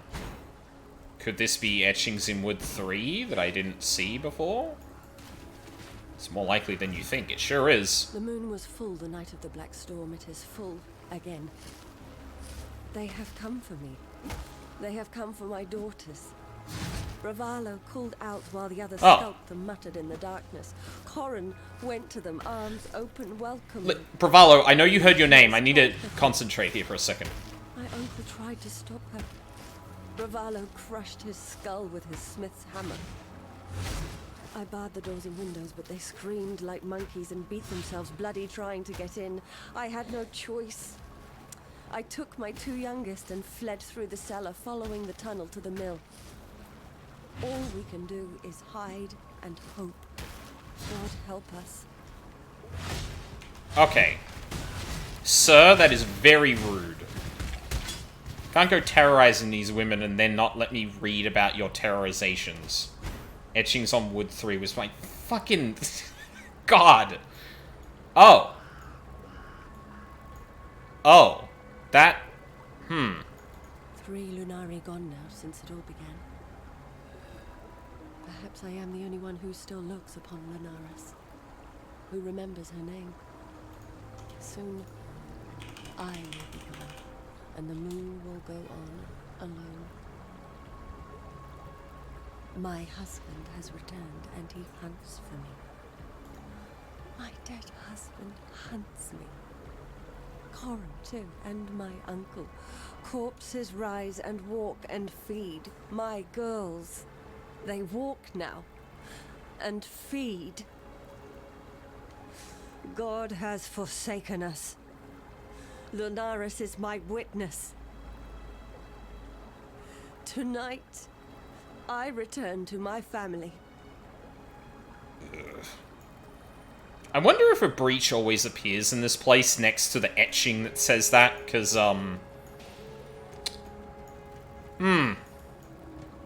that has some implications. God, we don't have time to get into breach with all the shit we've got to talk about and get through with the campaign. That'll be for the day, if I ever do it, that I just go, hey, here's a crash course in all of the Path of Exile League lore.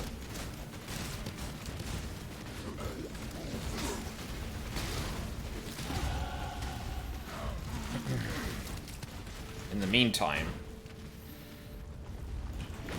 gotta go and potentially beat in another bandit's head.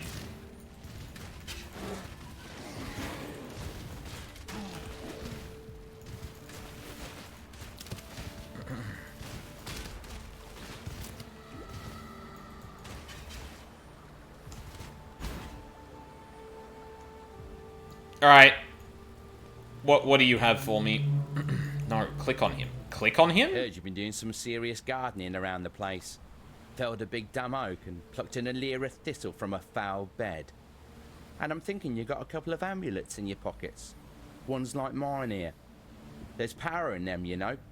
But only when all three get to dance together. I'm not greedy, mind. I'm willing to split that power with you, right down the middle. Hand me those amulets, and let's see what fate has in store for us. Oh, movement speed. Wow. I'll take that. Sweeter than mother's milk. Might as well take this pretty husk with you. Something to remember me by. Nice working with you, matey. I wish you luck in your travels, but from what I've seen, you won't be needing it.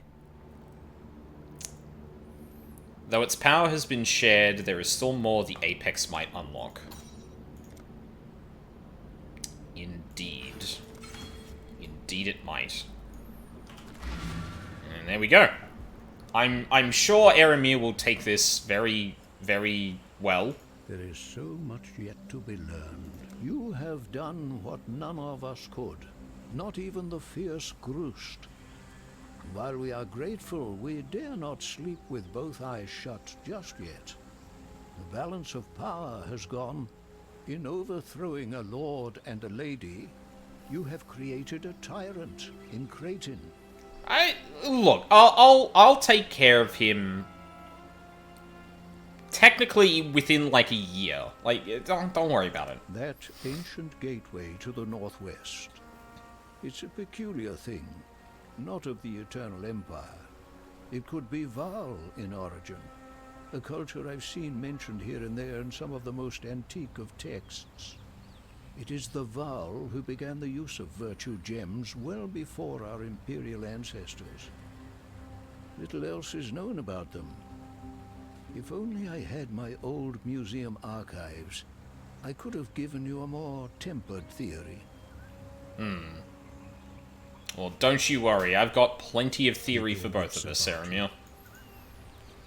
Now we go back to the Western Forest and actually track down those spiders. Yeah, so, first mention of the Val. The Val are probably the oldest... No, second oldest known civilization on Wraeclast. We will learn some things about them. But we will also learn that there is a gigantic gap in its history where they just kind of stopped.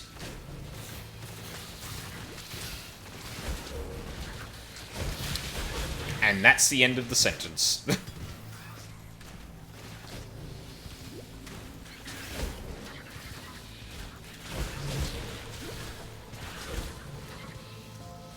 Oh shit, we found it really quick. Damn.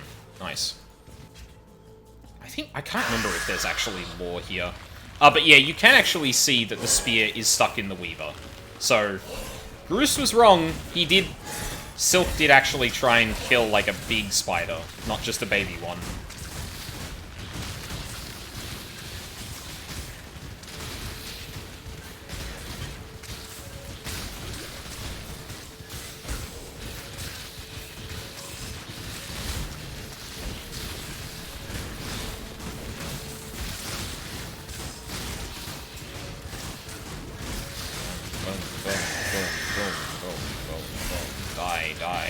Die. Thank you. Thank you for stepping directly into where I was pummeling. That's awesome. Malagaro's Spike. Malagaro loved his tools and took great pains to keep them excruciatingly sharp. Cool. Cool guy, this Malagaro, clearly. I wonder if there... I can't remember if there is a lore piece here, or if that's only in Act 7. No, Act 6? Might be Act 6, actually. I'll have a quick run through and see if we can see it on the map somewhere.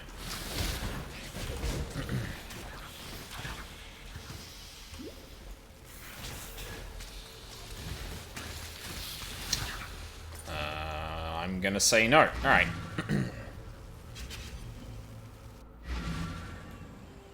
So, we got the thing.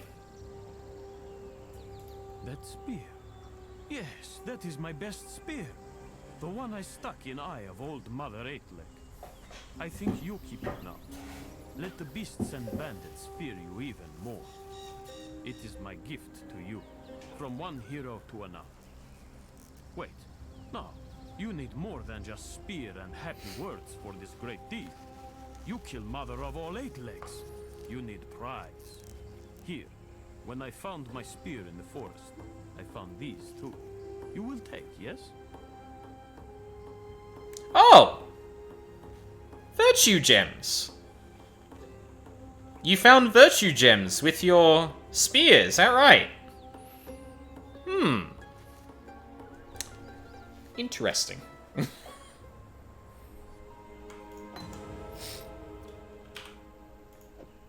Very interesting. I don't have a 3-linked green thing. I could probably get a 3-linked green thing if I just get lucky. Maybe? That would be cool. Bingo. 2, 3, and 4. And then you in there, you in there, and you in there. I want the links more. Oh yeah, that's a bit better.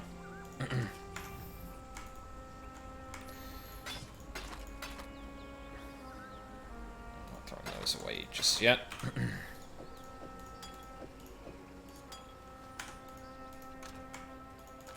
Alright. This old mind shall remember what it can.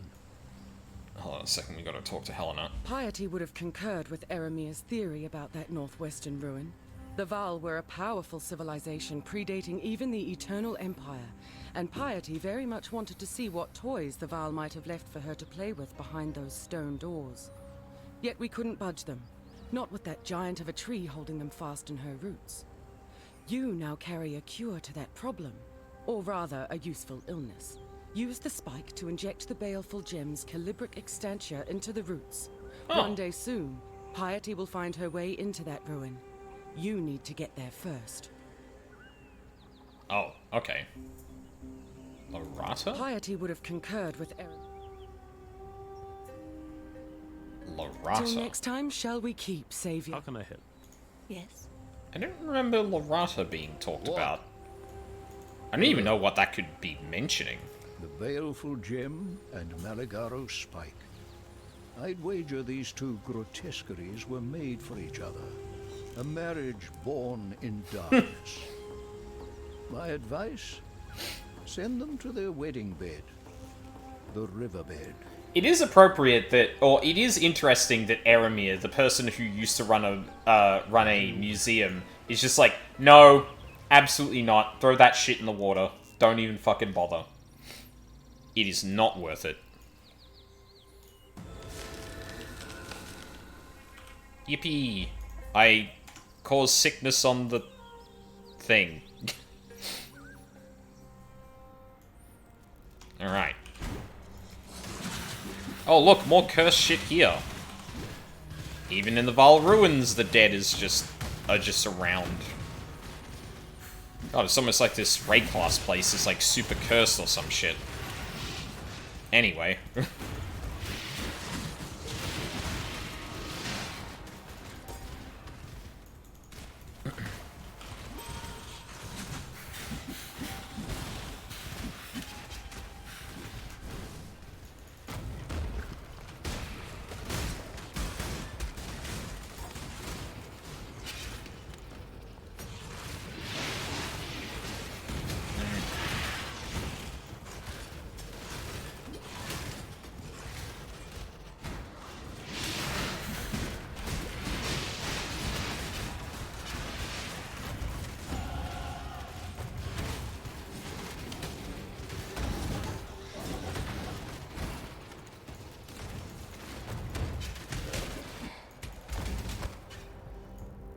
Ah, yes. So, here. Oh. Oh, I didn't think... I thought you needed... Happening. Not in the world I know. I thought you needed the Apex to do a thing there. Hmm. Well, I'm sure that's fine. You know, we came into an ancient ruin, and you know, we opened an ancient seal of some kind. Like, it's everything's probably fine. It's still sunshine and rainbows out here. Oh. Yeah, and then even on the map, like, you just, like, fucking dark tendrils coming up from the place we're going to. Okay. Oops. Time to travel back to the forest encampment, where I'm sure everything's fine. Oh no.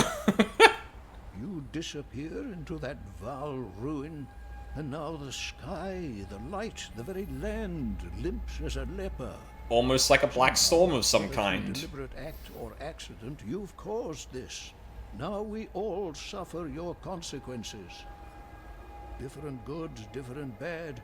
We now know upon which side the coin has fallen. Lorata. You've put an end to old Lorata? Twisted of heart and mind were the men who made that gem and that implement of black surgery. And what of the one who chooses to wield their creations? Of course, I wish to know the secrets locked in that tomb, but not at the cost of such a grand old life.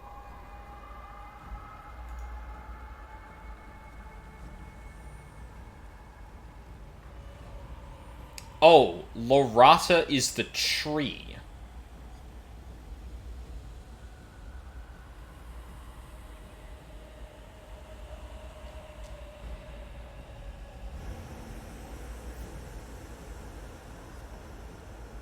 Huh. I did not know that.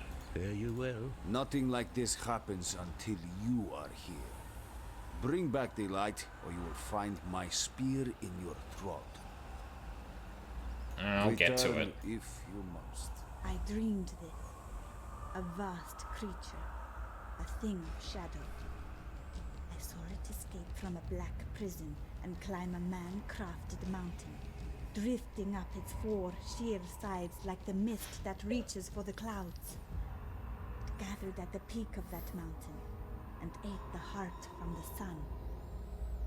You smell of that black mist and something else.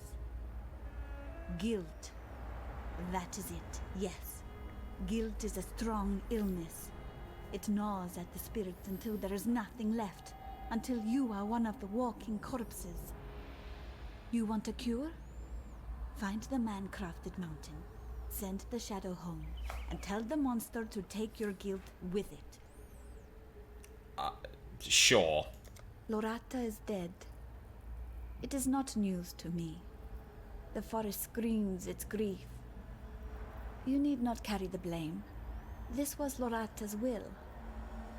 I do not question why she allowed you to end her days. I keep her in my dreams, where she might still help us. I really did not get that impression from the dialogue we had about Lorata from Helena. What has happened? Did the world not rise from its sleep? How do we wake it up? Please, what should we do? And yeah, typical. There's one bright spot in this darkness you've released. At least it was you who did it, and you can undo it, I know it. Had it been piety, we'd likely never see the sun again. Ina's vision. A man-crafted mountain of 4 sheer sides. That's a pyramid. Vaal architecture. I've covered a lot of the countryside with piety and seen nothing like that. Still, history is in the habit of burying its dead. Perhaps you could try looking down instead of up. We don't get the Lorata line again Go from with her. courage. For all of her strange ways, I've learned not to discount Yena's more vivid dreams. She's in tune with this land in ways I find difficult to comprehend. As to this man-crafted mountain she describes, I have seen only one structure of its like. Stumbled across sketches in the Theopolis archives, a piece of Vaal engineering, pyramidal in architecture. According to those documents, the pyramid lies north of the Frisian forest, buried beneath the mantle upon which Sarn rests. I have no idea whether it still exists, or ever existed for that matter. Still, considering the current circumstances, there isn't much to lose in the search, is there? I don't know, my search already visited darkness upon the land, so... But one thing, so, yeah. Keep your wits about you. The Vaal are so old that one of their structures appears to be within a now standing mountain. So, if I remember correctly, they're like thousands of years before the Eternal Empire's founding. In fact,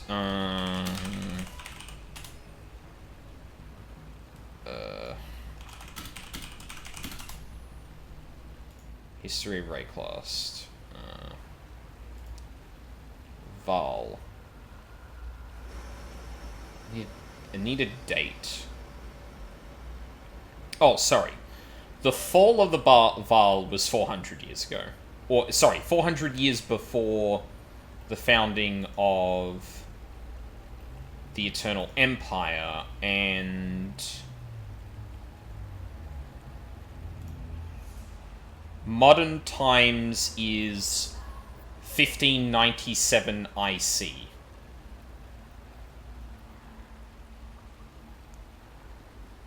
Or to 1599 IC. So, yeah, about 2,000 years ago is when the Vaal fell.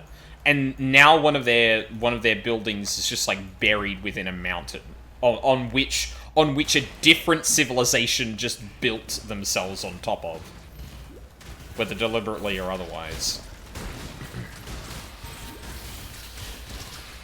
So yeah, the Vaal are super ancient. Should be careful what I offer my tribute. I didn't know you had a line for that. Huh. That's interesting.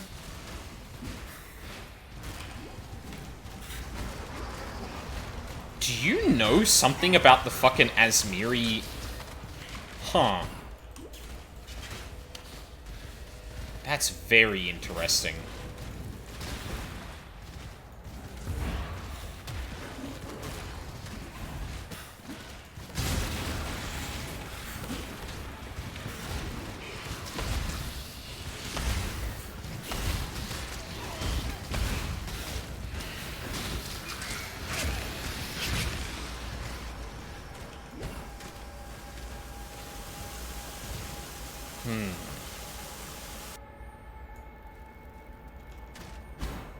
And now we try and find the pyramid in the caves.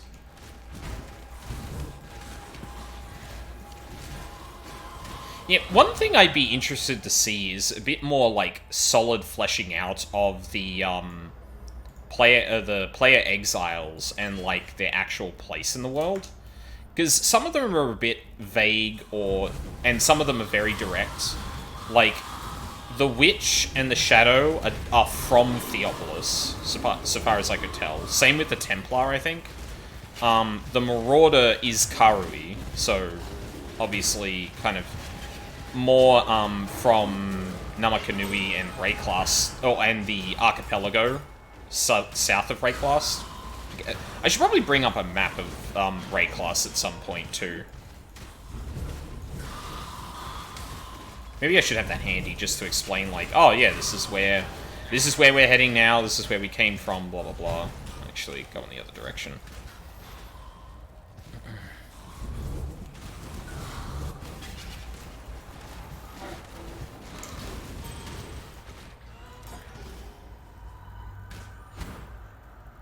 And would you look at that? We found it inside the pyramid. I wonder if there's anything anyone will say here. Greeting. What trouble? How be? Greetings. Yes. No. Okay. Probably need more quest progress.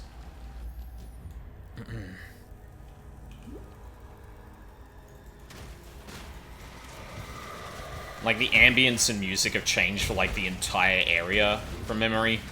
Like, not just, the one or two areas that are obviously affected. Well, everywhere is affected, but not just the main places you go after, this has actually struck the land. And I remembered what the Apex is actually for now, so I did get a little bit ahead of myself here. Also, honestly, I'm gonna put this on and see if I can just rock it for now. I think it looks like I should be fine just doing this. I've got the mana for it, so...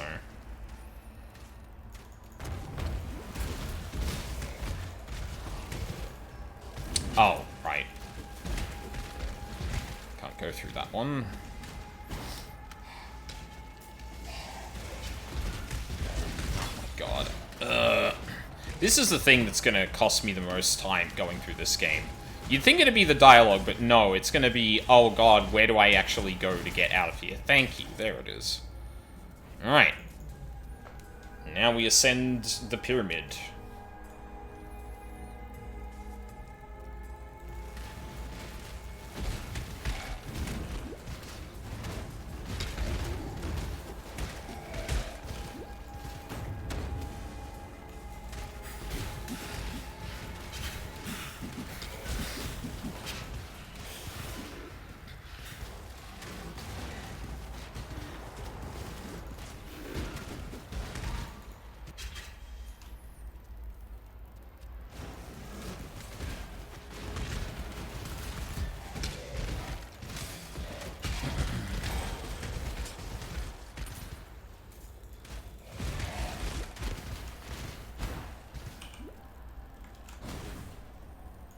trying to think if there's anything else non-spoilery I can say about the Val.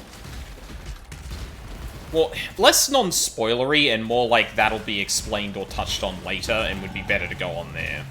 Because, like, I could talk about kind of, like, how the fall of the Empire, or the fall of the Val civilization was just them gone.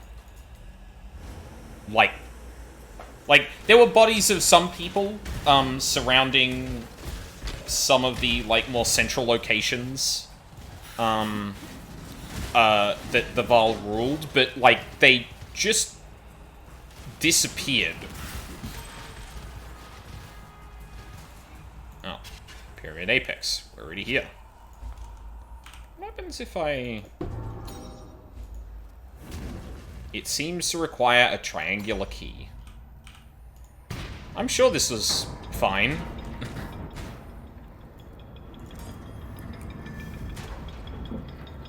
Oh, I got a skill point. Hold on, could you stop that just for... Yeah, okay, no, I'm good.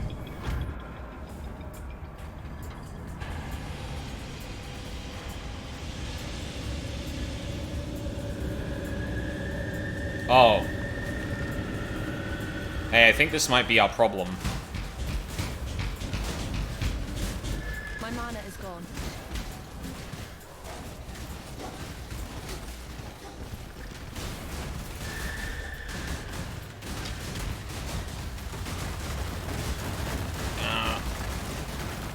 Stop that. Die.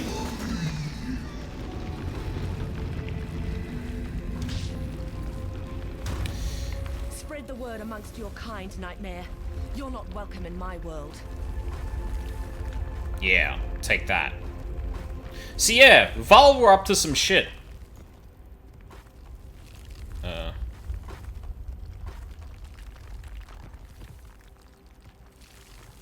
Is the pyramid just constantly falling? Yeah. Yeah, anyway, remember how Aramir said this was, like, built into an existing mountain? Well, sorry, it was inside a mountain. Well, this has crashed up into San. I don't know if the implication in here is that, San being the capital of the previous Eternal Empire. I don't know if the implication is here that, like, activating this somehow actually managed to to have the pyramid puncture through the ground, because I can't imagine that San wasn't aware that this was here, nor that the way the mountain would form around a pyramid like that would be like that, but... anyway. We're in Act 3 now, but let's go back and make sure things are all sunny. Humanity has one redeeming trait. We learn from our mistakes. You certainly gave us a scare for a bit there, but the damage doesn't seem to have been lasting. Thank you for doing the right thing. It was in my way. You have made peace with our land. For now, my spear is lowered. Yeah, I expected as much. Return, if you must. I am not surprised. I saw you, in my slumber, drive the darkness away. I am sorry that I did not tell you before. What I see is only what might happen, and I did not want to fill you with more confidence than would have been good for you. So, this is interesting, because I think this is one of the first instances of a character talking about looking into the future being only what might be. This is probably something I'll touch on later, because there'll be a more obvious opportunity. Oh wait, is there a more obvious opportunity? Yes, no, there will be actually. Yeah, because a certain god needs to get mentioned. But yeah, stay true to you. I'll say this. There is a pattern in Wraeclast that seems to repeat, and one of those is that future sight is not actually future sight. But thank you for returning our reality to us. I think we've all had a glimpse of what could happen if Piety tries to harness the power of the Val for her own ends. I wonder... Helena's implying that Piety hasn't gotten into Sarn, or at least not to her knowledge. I'm wondering, like, if it's not possible for Piety to make her way through there by that, I wonder how she actually gets to Sarn. I knew this strangeness would pass. Silk does not run from such things. I stand, I guard, when others shiver and shake. Like you did. Yeah, well, Groose might be a bit of a stick in the mud, but he had a hard read on Silk, that's for sure. Is there anything in here that I actually want besides...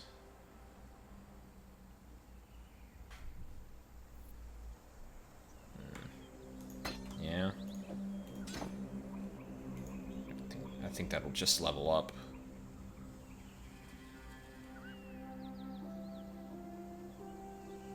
I think I may also want that for later on. Yeah. Be kind if you can. Alright. But now we're into Act 3. And I think we'll only go for like a half hour or so through this. Well, yeah, we've got the initial the front-loaded lore dump, and then actually getting through the act. We probably won't get literally halfway through, but we'll probably get to a decent point, I think. But yeah, welcome to the welcome to the capital city of the Eternal Empire. Things aren't great right now.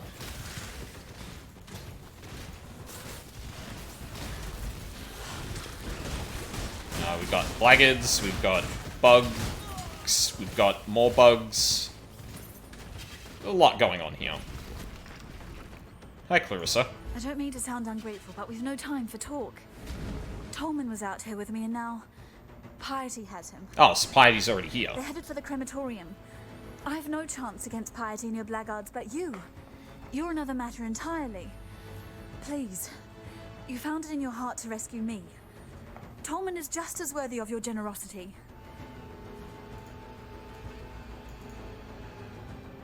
You're alone. So Tolman's... Oh. You didn't go to the crematorium. No, of course you didn't. This isn't your fight. I'm sorry. It was wrong of me to put that on you. To ask you to risk your life for someone you don't even know. Don't worry. I'll work something out. I always do. Okay. Die.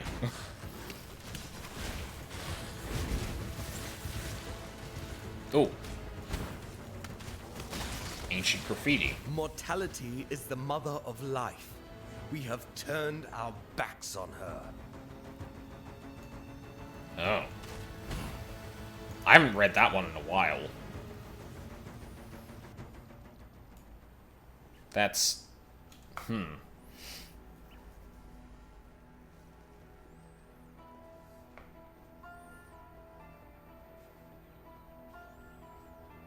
Yeah, we don't worry about that ascendancy plug for now either. Hi everyone. A stranger walks into a town with a lost lover in tow. Sounds like the beginning of a gist. Which I bloody wish it were. Problem is, we're still one doe-eyed lover short, which ain't much good to anyone. They tend to come in pairs, you see. Since you seem to be in the good deeds business, how about throwing a Tolman into the bargain? Alright. Good luck to you. If everyone's so, insistent on getting him, maybe I'll do that before I talk to everyone. Madamore Patua thanks you for returning our Clarissa to us. She is the gentle heart of this place, a spirit still capable of love in this wasteland of hatred. Yet that gentle heart remains in jeopardy. Tolman isn't deserving of Clarissa, but she'll not smile until he's by her side. Damn! You have the walk, the grace of a woman who knows death intimately. Men are born with that knowledge. We have to earn it. So, from one woman to another, I ask for your help, Ranger. Please, find Tolman for us. It's probably worth mentioning here that the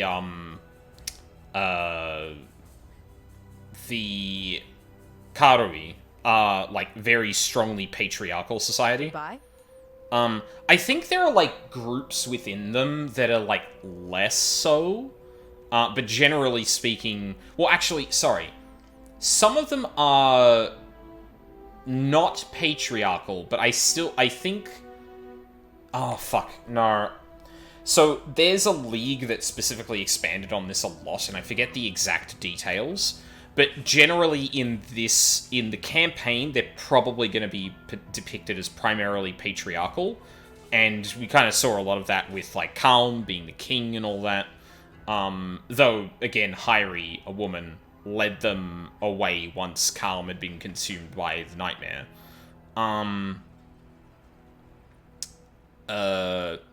So I don't know if we're going to get glimpses too much into it, but obviously,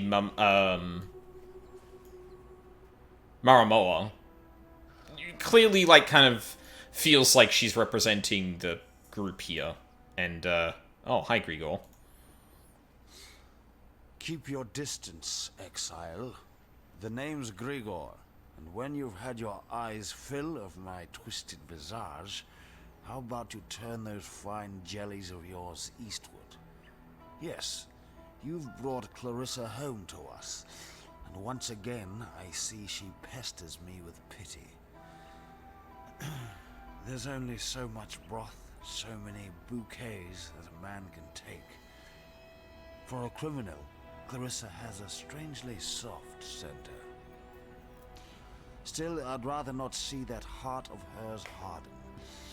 See if you can find that lost boy mate of hers. With him around, Clarissa doesn't have as much time to bother me. Goodbye. Can we get a better look at him? Yeah. So he's kind of messed up. Like, very messed up. Like, kind of gore warning messed up, honestly. Yeah. Yeah. And Johanna's thingy. So, let's go and find Tolman, and then we can talk to everyone. But yeah, I saw mention of the Ezamites in the, Grigor's dialogue choices. And the Ezamites is a fuzzy edge for me. I think sometimes I confuse them with the Asmiri. But they're not the Asmiri. Like, definitely, for sure, not the Asmiri.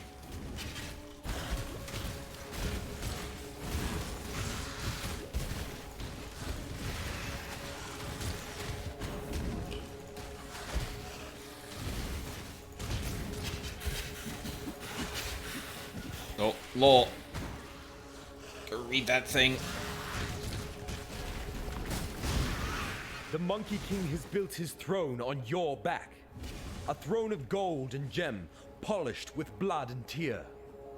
Throw off the Monkey King and his shining privy before your back is broken. If I didn't know any better, I would say that some kind of rebellion happened here. And here we are, the crematorium. I'm sure Piety taking this man to some place called the crematorium is only good news.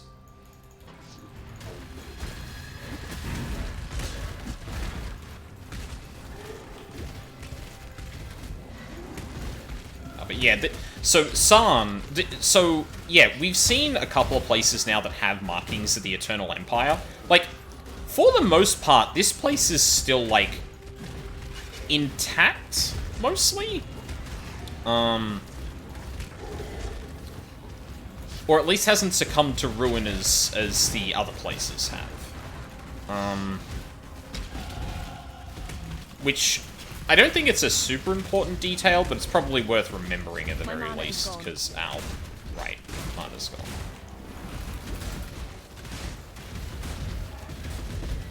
Should have told me that earlier, girl. Oh. On the night of 1,000 ribbons, our finest city burned. It burned with fires lit by cruelty and neglect. It burned with shame for giving the title of Emperor to a man who did not deserve it. If only there was some way to judge whether someone would be worthy of being an Emperor. I'm sure this man never came up with something like that, though.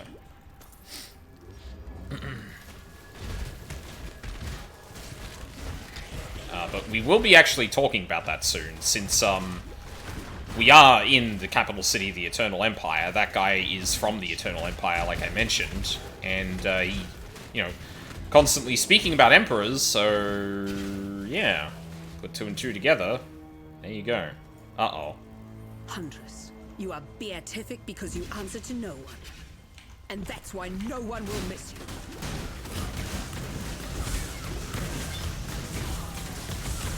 First bout with piety. Not the last. Enough of this! Yeah, she's getting destroyed. Get out of here. Alright, Tolman, we're here to save... Oh. Craftswoman's Ode to Fresh Hope and New Love. A new love. Oh. Well, I avenged him, at the very least. That counts for something, right? Sorry, Clarissa. Poor Tolman. I made this bracelet for him when he first arrived here. Idiot said he'd never take it off. I called him a liar. He didn't, though. Not once. I need to give you something. I asked a lot of you out there in the slums. More than I should have. You tried. And that's all we exiles can ever hope to do.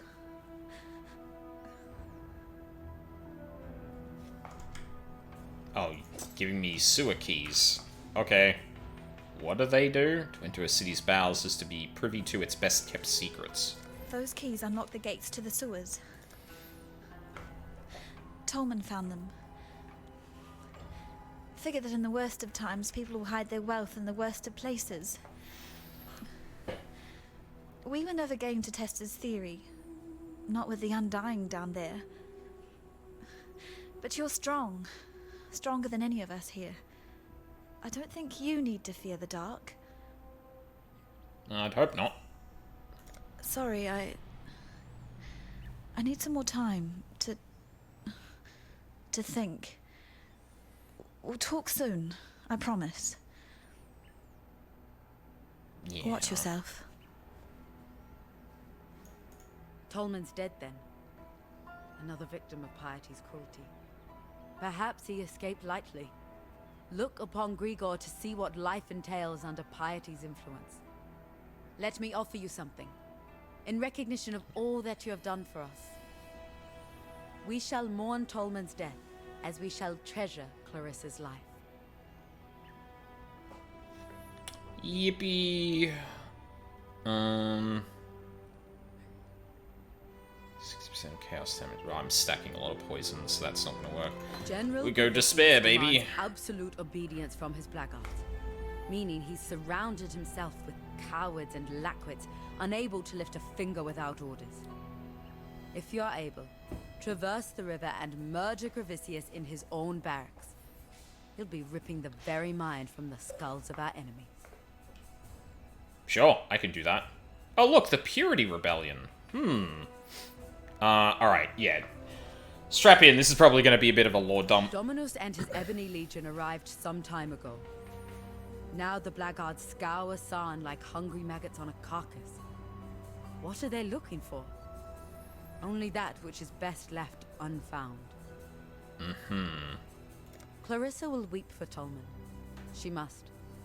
The cloud is darkest before the rain. It's an often told story among the Karui, how Vol of Thebris bent his knee to my ancestor, King Kalm, and promised freedom in return for war. While Vol raised his Purity Rebellion in the heart of the Empire, Kalm took Lord Lion Eye's head and the southern coast all the way to Siren's Cove. It was the greatest conquest the Karui have ever seen. So the Purity Rebellion was essentially this Vol character, aiming to,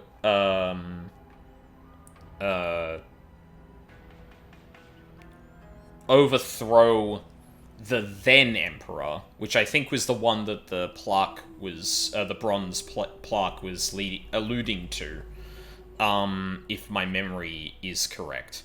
And it was called the Purity Rebellion specifically because I think the Emperor, I think it was, I want to put a name to it just to, in the future if it comes up. I think it was Chittus Parandus. Was just very avaricious. So Purity Rebellion being like, no, like, we're not going to be greedy or sinful. We're going to, yeah. We'll probably talk about we're going to be talking about the Purity Rebellion even more, but not for now. If I knew how to cross the river safely, I'd be wearing Gravicia's head on my belt. Damn, okay. Be well. Big woman. I'll miss a boy. He was always up for a laugh, whether it was at his expense or not. But I wouldn't miss that Clarissa more. Argan's the name, by the way, and it's my honour to welcome you to dirty old Sarn, the metropolis of opportunity. The opportunity to make something of yourself, or the opportunity to have a very messy death. Victario was a poet what ended up leading a rebellion, right under the nose of Emperor Chittus. But here's what really interests me. Our wordsmith was quite the talented larcenist as well. Pulled off the heist of the century, in the name of the people, of course. 3 finely crafted platinum busts, commissioned by Chittus for his favourite trio of generals. Victario and his coppers hold up in the sewers. Now that you have Clarissa's keys, perhaps you'd be inclined to search out those heroic busts for me. I'm sure I can make it well worth your while. Oh boy. I was Clarissa's guardian angel back in Oriath. Put food on the table in return for a bit of light work. I try to keep her out of trouble as best I can here, but Sarn's full of secrets, and Clarissa's full of curiosity. How did you end up here then, if you're both from Oriath? Were you actually exiled as well? She's just so ample, is our Marimor. In my mind, you'll find no saucier specimen of womanhood. Bro! It's the tattoos and that fancy talk she does. Intoxicating. She's a cool one, though. I mean, I don't disagree, but, like... Ugh. The slums are east of here. Used to house the unwashed of the Empire a couple centuries back. Now it's home to the walking ulcers and sores of this poor city. Gravicius is the mailed and bloodied right hand of Dominus. And I thought the Templar were meant to be spiritual men of deepest humanity. You notice the sarcasm in my tone, right? Yeah. Had to smuggle a fellow out of Theopolis once. Got a bit too friendly with Gravicius's wife, he did. Every blackguard was out on the streets looking for him. So I had to think lateral-like. We took to the drains and didn't put our heads above the pavement until we sniffed the sea. A grubby bloody job it was, but worth it for the coin he paid. You want a piece of Gravicius? Sometimes the only way up is down. I'm no history scholar, but I know that Emperor Chittus was overthrown by Vol of Thebris in the so-called Purity Rebellion. But Vol had the shortest reign of any internal emperor. The Cataclysm sort of that. Oh, nothing on the Cataclysm? Really Okay. something nice, huh? Not yet, at least. I no longer dream when I sleep. I have a nightmare. The same nightmare over and over. The mirror. It's never my reflection looking back. The first time that mirror appeared to me, it was Cole I saw. A rapist from Oriath I had the displeasure of sharing a pen with in Gravicius's stockade. Piety took him for her experiments, and that night I saw her handiwork while I slept. This time it was Tolman, flesh dried to leather, organs shrunk to husks, blood trickling through his skeleton like red dust in an hourglass. It's Piety's gift to me, that mirror. At least I won't be seeing Clarissa the next time I look into it. Make sure it's not you I see either. I walked halfway across this forsaken continent because of an ode. Of jewels and eternity, it's called. For twinkled promises of jewels and eternity, the Gemling Queen gave her heart and body to the King of Shades for one more day in the sun. The last day in the sun. That's but a portion of the full epic. The Gemling Queen lived, and she's the enigma behind the fall of the Ezomites and the Eternals both. Look to the Solaris Temple to the northeast. Find the Gemling Queen's remains before piety does, and destroy them. Gemling is kind of worrying considering what we know about gems. Oh dear. Maramoa's sure of herself, and that kind of surety gets you killed in Sarn. You and all those around you. Hagen's got the right idea. Don't believe in anything that you can't trade or eat.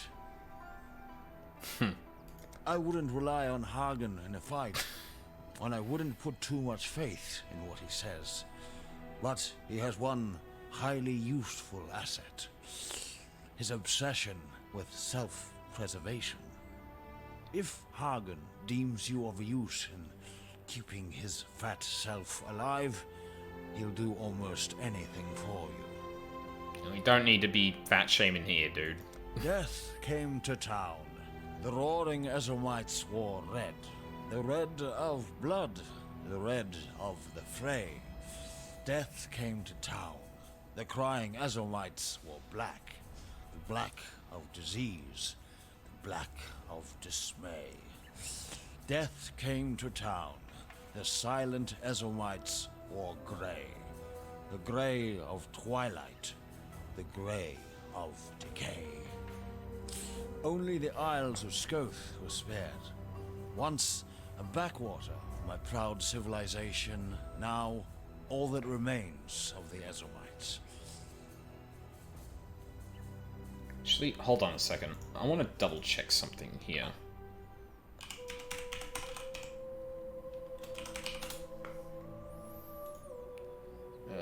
Ezomites are a race. Izmir, landmass to the west of Sarn. Worship the first ones. Culture was primarily focused.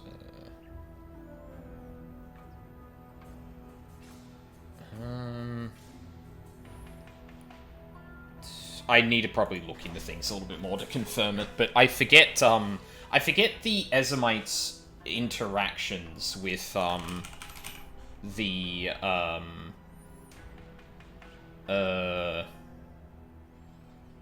with like the Eternal Empire and that. Victario, a fellow warrior of words. He wrote many entreaties to the Ezomites, begging our assistance in helping High Templar Vol depose Emperor Chittus. That was centuries ago. Victario's words held much power then. I imagine they still do. I tried to penetrate the Solaris Temple in the northeast. Almost got myself killed by the bloody ribbons that guard the place. Bizarre, floating tapestries they are. Creatures of cloth and thaumaturgy. Fortunately, a few legionnaires got in the way. While the ribbons eviscerated them, I ran straight into Gravisius. He dragged me over the bridge to the Lunaris Temple in the west and put me in Piety's tender care. Didn't say a single word to me the whole time. I was nothing but a spoil of war to him. Goodbye, Exile. Alright.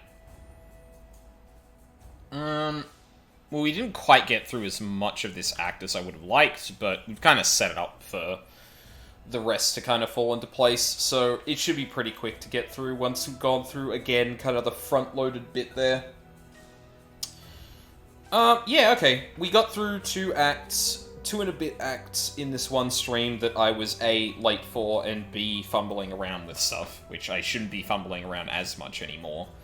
Actually, while I'm talking, I should look at what I can put on from the gear set I've got. Oh, just Abaraths. Yeah, I can't even have Namahu's sign yet, which I probably wouldn't be using until later anyway. But yeah, this is a level we can start doing the silly shit I want to do. We need level 41 and 85 intelligence to be able to do it. And the reason we want to use this is because it's got a modifier on it called Battle Mage, which says, gain added spell damage equal to the damage of your main hand weapon. So what that does is it adds the damage of this weapon to any spells I use. And Abarath's Hooves gives me Abarath's Fury, which basically means that every time I step, I deal damage.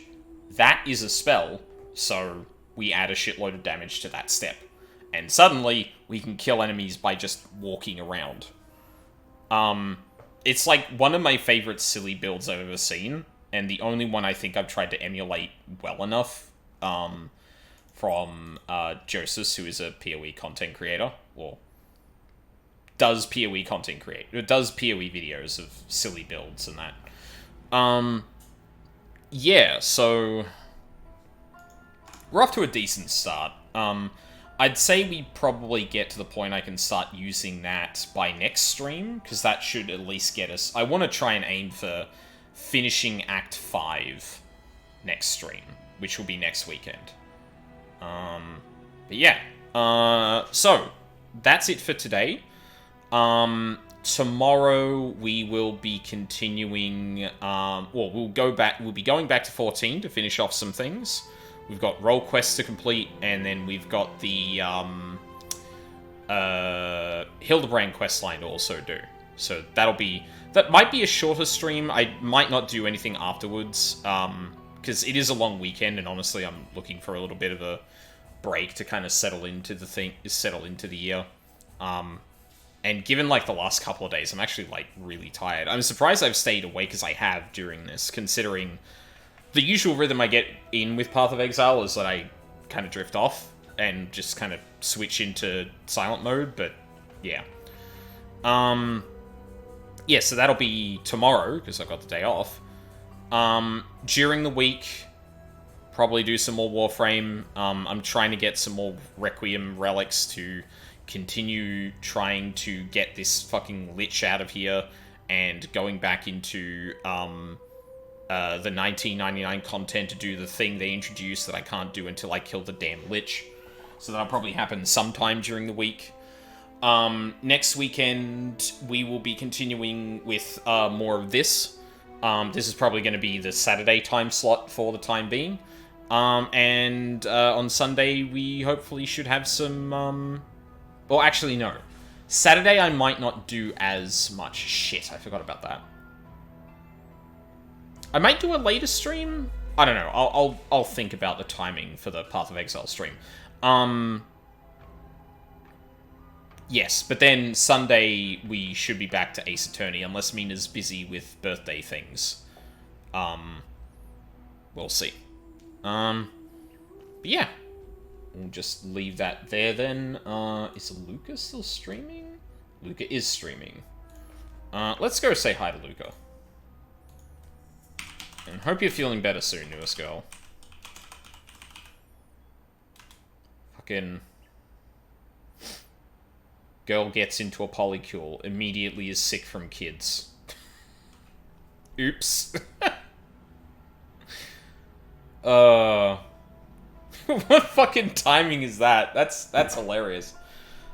But yeah, I guess regarding this real quick, I may do a little bit of reading up on, like, some very specific Act 1, Act 2 things, just to, make sure I'm keeping up with stuff I'm missing.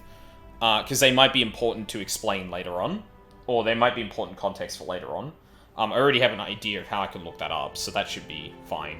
Oh yeah, Kitten Cat Noodle. I'll probably link their YouTube channel next time once I've actually looked at one of their videos, but the most comprehensive kind of layout of PoE lore I've seen. And she's starting to do PoE 2 content now, which I'm not going to watch because I want to go in unspoiled. But, yeah. This is a very indulgent kind of, like, thing for me to stream. But, fuck it. I'll indulge on stream. That's perfectly fine. Because, yeah. Also, context. I need to know it. So, thank you very much for watching live or on the VODs. I really appreciate it. Hope you all have a lovely day, and hope to see you all next time.